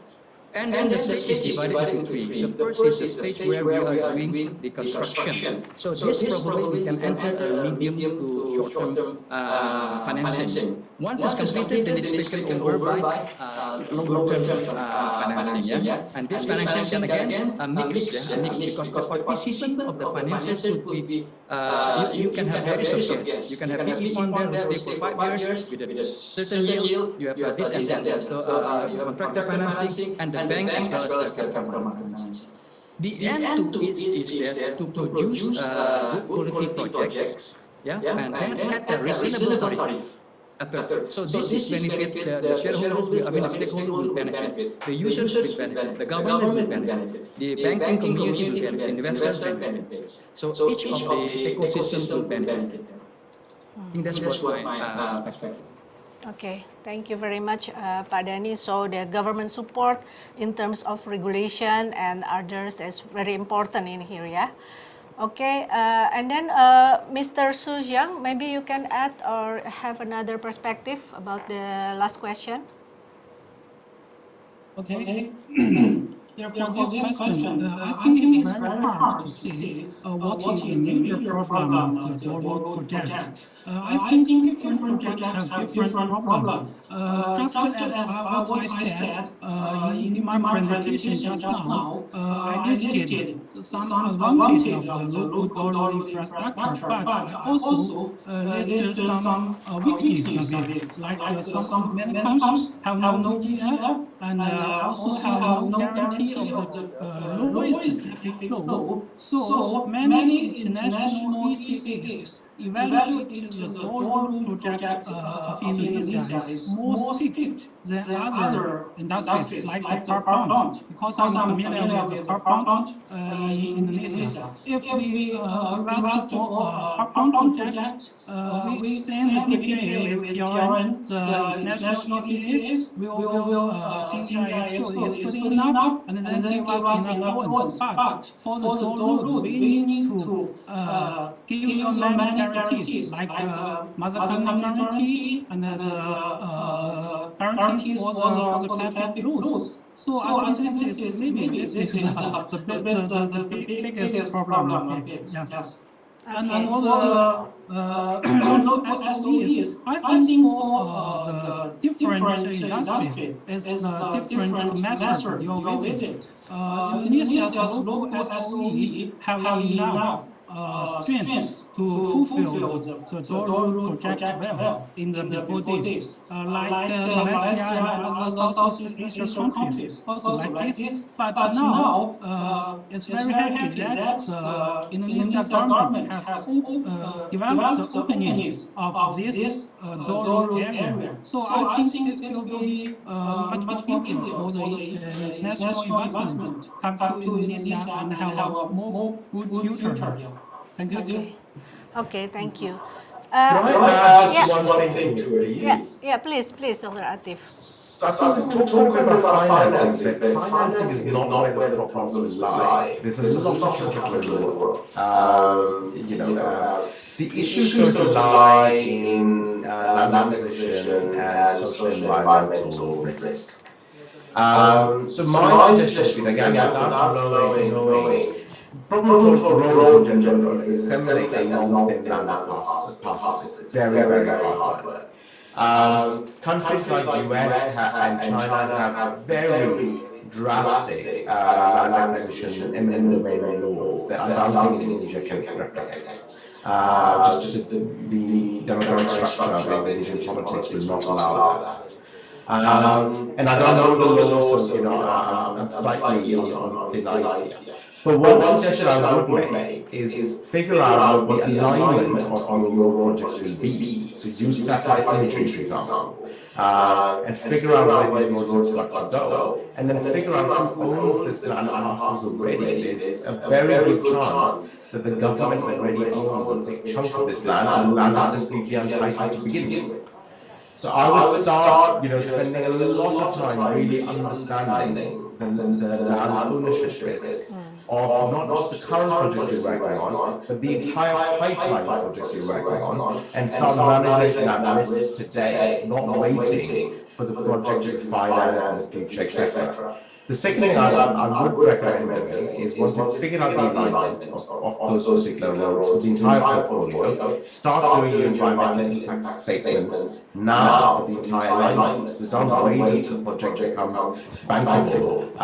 Start doing it. So you've got to fund the social and environmental assessment work right away, because you can't get away with that. And given how diverse and complex the Indonesian political economy is, that's going to take time, and it's not something you can rush. So that's where I would suggest is get that right, because the single biggest block I can see this project getting done is not being able to force through the land acquisition and environmental and social assessment process. Okay. Thank you, Dr. Atif. Hopefully, it will answer Pak Sudiro Roy in the question. And ladies and gentlemen, now we are arrived at the end of panel session 2. And before I close this panel discussion, I would like to ask a closing statement from all the speakers of this session. Okay, starting from Dr. Atif, I think, please to start your closing statement. I'll make a very short statement. Big projects need big people, so invest in your learning, invest in your own capabilities. Thinking. Okay, thank you. And for Mr. Rodrigo, your closing statement, please. Yes, thank you for inviting us to participate in this webinar. For us, not only an opportunity to present our investment philosophy, but also to learn about the toll road sector in Indonesia. And one thing I can add is, certainly we want to grow our investments in the toll road sector in Indonesia. We think it is an attractive sector, and with the right projects, we think, and the right structure, we think we can find the right investments in Indonesia. Okay, thank you very much. And for Mr. Su Jiangsheng, start your closing statement. Yes, thank you very much to hold this webinar. I think this kind of webinar is very useful for us, like the foreign investor. By this webinar, can know clearly about the local policies and more recent situations of the infrastructure. So thanks again to you, and I think if all attendees have opportunities, can please contact with me, and we can cooperate together here. Thank you. Okay. Okay. Next, Mikura-san.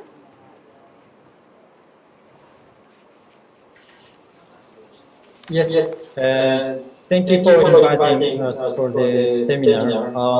It's very, we can get important information. And then I hope that we can contribute to their project in Indonesia for road. Yeah, with our technology. Thank you. Okay, thank you. And Mr. Pratomo Bima, please, your closing statement. To the honorable Mr. Dan Parikesit and Mr. Heritage, all speakers and moderators. First of all, me as Jasa Marga representative feel very appreciated and honored to be part of this interesting discussion. We do believe that despite all of the challenge we are facing, we will in the end lead to a new chance and for growing.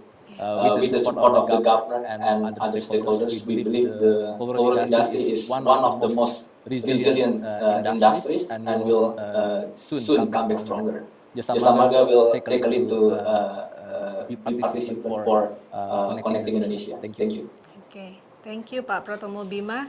Okay, the last but not least, Mr. Denny Hasan, please, your closing statement.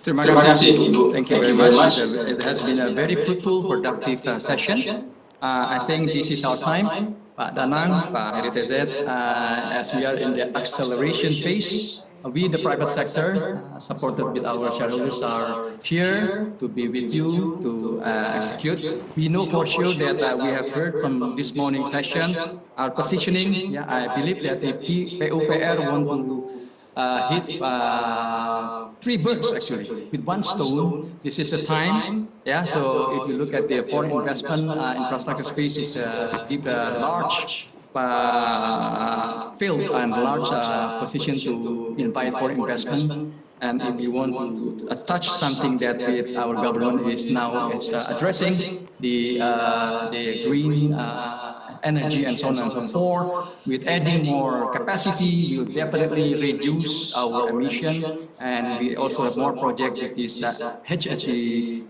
standard. And then, of course, in this case, our positioning is already strong. We believe that the China foreign investment to China on the infrastructure space is getting less. So is India. Rest is now in ASEAN, as mentioned by Pak Rodrigo. We have Vietnam, Brunei don't need money, Singapore, Timor-Leste, and so on. It's not probably we are just competing with Vietnam and our Sarumpun. Yeah, but I think we have a more advantageous and competitive advantage. So well-structured project, and the last one, I think I agree with my friend Jason from the CRCC. Project financing is another alternative in addition to the conventional. And we have discussed this project financing. I think the sponsor will have less, what they call this risk, then it will be transfer. If it is government can cover within 5 years of the project, that will address the issue. Yeah, Jason, I think that's your issue. Yeah. So with that, I thank you very much, Ibu. I give to you. Okay, thank you, Pak Dani. So finally, we come to end of our discussion, and we would like to say thank you again to all speakers for the informative and interesting discussion, and to the audience for active participation. So hopefully the discussion and presentation will be beneficial for toll road development in Indonesia in the future. So thank you for your attention, and back to the host. Wassalamualaikum warahmatullahi wabarakatuh. Yes, thank you, Ibu Tanti Hidayati, who have led for the second panel discussion. And please, to all speakers, you may still join with us because we will have a group of photo.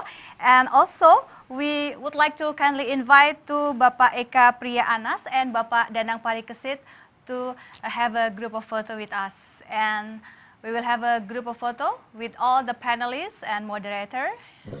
Okay? 1, 2, 3. Please give a perfect smile. 1, 2, 3. Thank you. Once more. 1, 2, 3. Okay, thank you very much to all panelists, to Ibu Tanti Hidayati as our moderator, and also Bapak Eka Priya Anas and Bapak Danang Parikesit. And ladies and gentlemen, once again, thank you very much to all panelists, to all speakers from first session and then until the second session. And once again, thank you very much to the panelists from the second session for the very insightful thoughts, talking about the success story and environment toll road infrastructure from investor, operators, and academician point of view. Ladies and gentlemen, now we are at the last session of the webinar, Indonesia's Toll Road Infrastructure, Competitiveness in Global Perspective. But before we end this webinar, I would like to kindly invite to Bapak Eka Priya Anas as a board member of Indonesia's Toll Road Authority, or ITRA, Ministry of Public Works and Housing, Republic of Indonesia, to deliver the closing remarks and today's highlight. To Bapak Eka Priya Anas, the floor is yours. Okay, thank you. Assalamualaikum warahmatullahi wabarakatuh. Good afternoon and best wishes for all of us. First, on behalf of BPJT, let me thanks first to PT Marga Utama Nusantara, together with Business Indonesia, for sponsoring the webinar, and also to all the panelists, Pak Danang Parikesit, Pak Heri, Pak Heldi, Pak Dani Hasan, especially from PT Marga Utama Nusantara, Pak Pratomo, Mr. Yamamoto, Mr. Karulo, Ibu Pudianti, Mr. Stefano Gezi, Mr. Mikura, Mr. Jiang Zheng, Mr. Rodrigo Emmanuel Franco, and of course to the moderator, also Dr. Atif Ansar, sorry, and then also of course to the moderator from PII, Ibu Andre, Pak Andre, and Ibu Tanti. Greetings to all of you. I think Indonesia has gone through various stages in the toll road development. Yeah, it is currently the champion of PPP project for the country. ITRA has been managing expectation of the public and private sector by visioning the term of team. Yeah, we have slogan team in Indonesia, meaning is together, which is the transformation. We have to creating added value by transforming, innovation in technology, financing, and risk allocation. And then finally, modernization for user experience and asset management.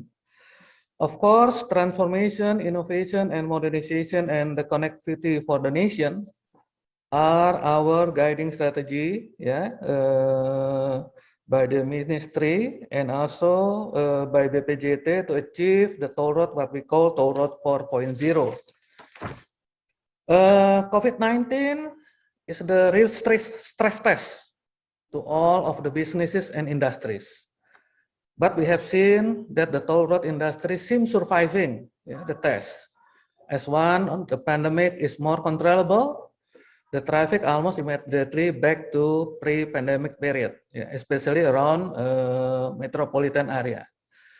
I'm not going to conclude all the webinar as we have listened to the presentation from the perspective of regulators, academic, investor, operator, and financial institution. So, I can see the future toll road development will make all the stakeholders to cooperate and then align their various objectives. I will not be long, so let me finish the remarks by referring to industrial organization approach, which is basically in line with the webinar topic. The approach in the industrial organization, or IO, is what we call structure, conduct, and performance. Structure meaning who are the players and what is the market condition of industry. Obviously, the toll road industry is relatively or we can say, moderately regulated industry in Indonesia. Conduct, meaning how the players, the toll road company and all other related company make a decision such as whether they want to be the leader or follower in the industry. Yeah, and of course include how pricing policy is decided. And finally, structure and conduct will determine the performance of industry. And now not only financially, but also their competitiveness and environment and social impact. Using this approach, clearly we can see there are many opportunities to improve the industry. I think this basically has been discussed, yeah, a lot in the webinar, in this by presentation and by question from the participant. For example, from structure point of view, yeah, that's a question from Pak Roy. How can we make private sector national as well international, not only SOE, yeah, from Indonesia, involved in the toll road investment and also developing the surrounding area. Related to conduct, how we can introduce regulation that can support the dynamic pricing in road tariff. And lastly, how we can make the financial performance more sustainable by employing new financing scheme has been discussed, what we call it creative financing, project financing, bond financing, and so on. I think that's all from me. Thank you for all the participants. Thank you for you all for your time. Wassalamualaikum warahmatullahi wabarakatuh. Thank you, Bapak Eka Priyanas, for the closing statement and also give today's highlight. And ladies and gentlemen, now we are at the end of this webinar. And once again, I would like to thank you to all panelists and moderator for today's webinar. And last but not least, to all participants for attending today's webinar. I'm Dewi Kumala signing out and have a great day. Thank you. Thank you very much. Thank you. Thank you very much. Thank you. Bye.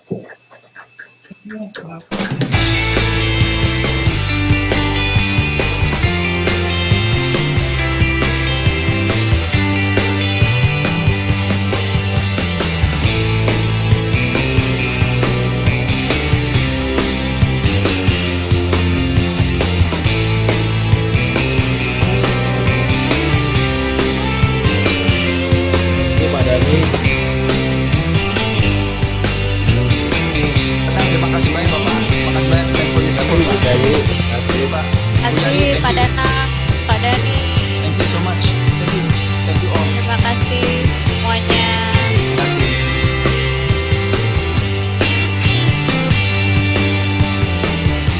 Kita buat lagi Pak Danang, lebih besar Pak.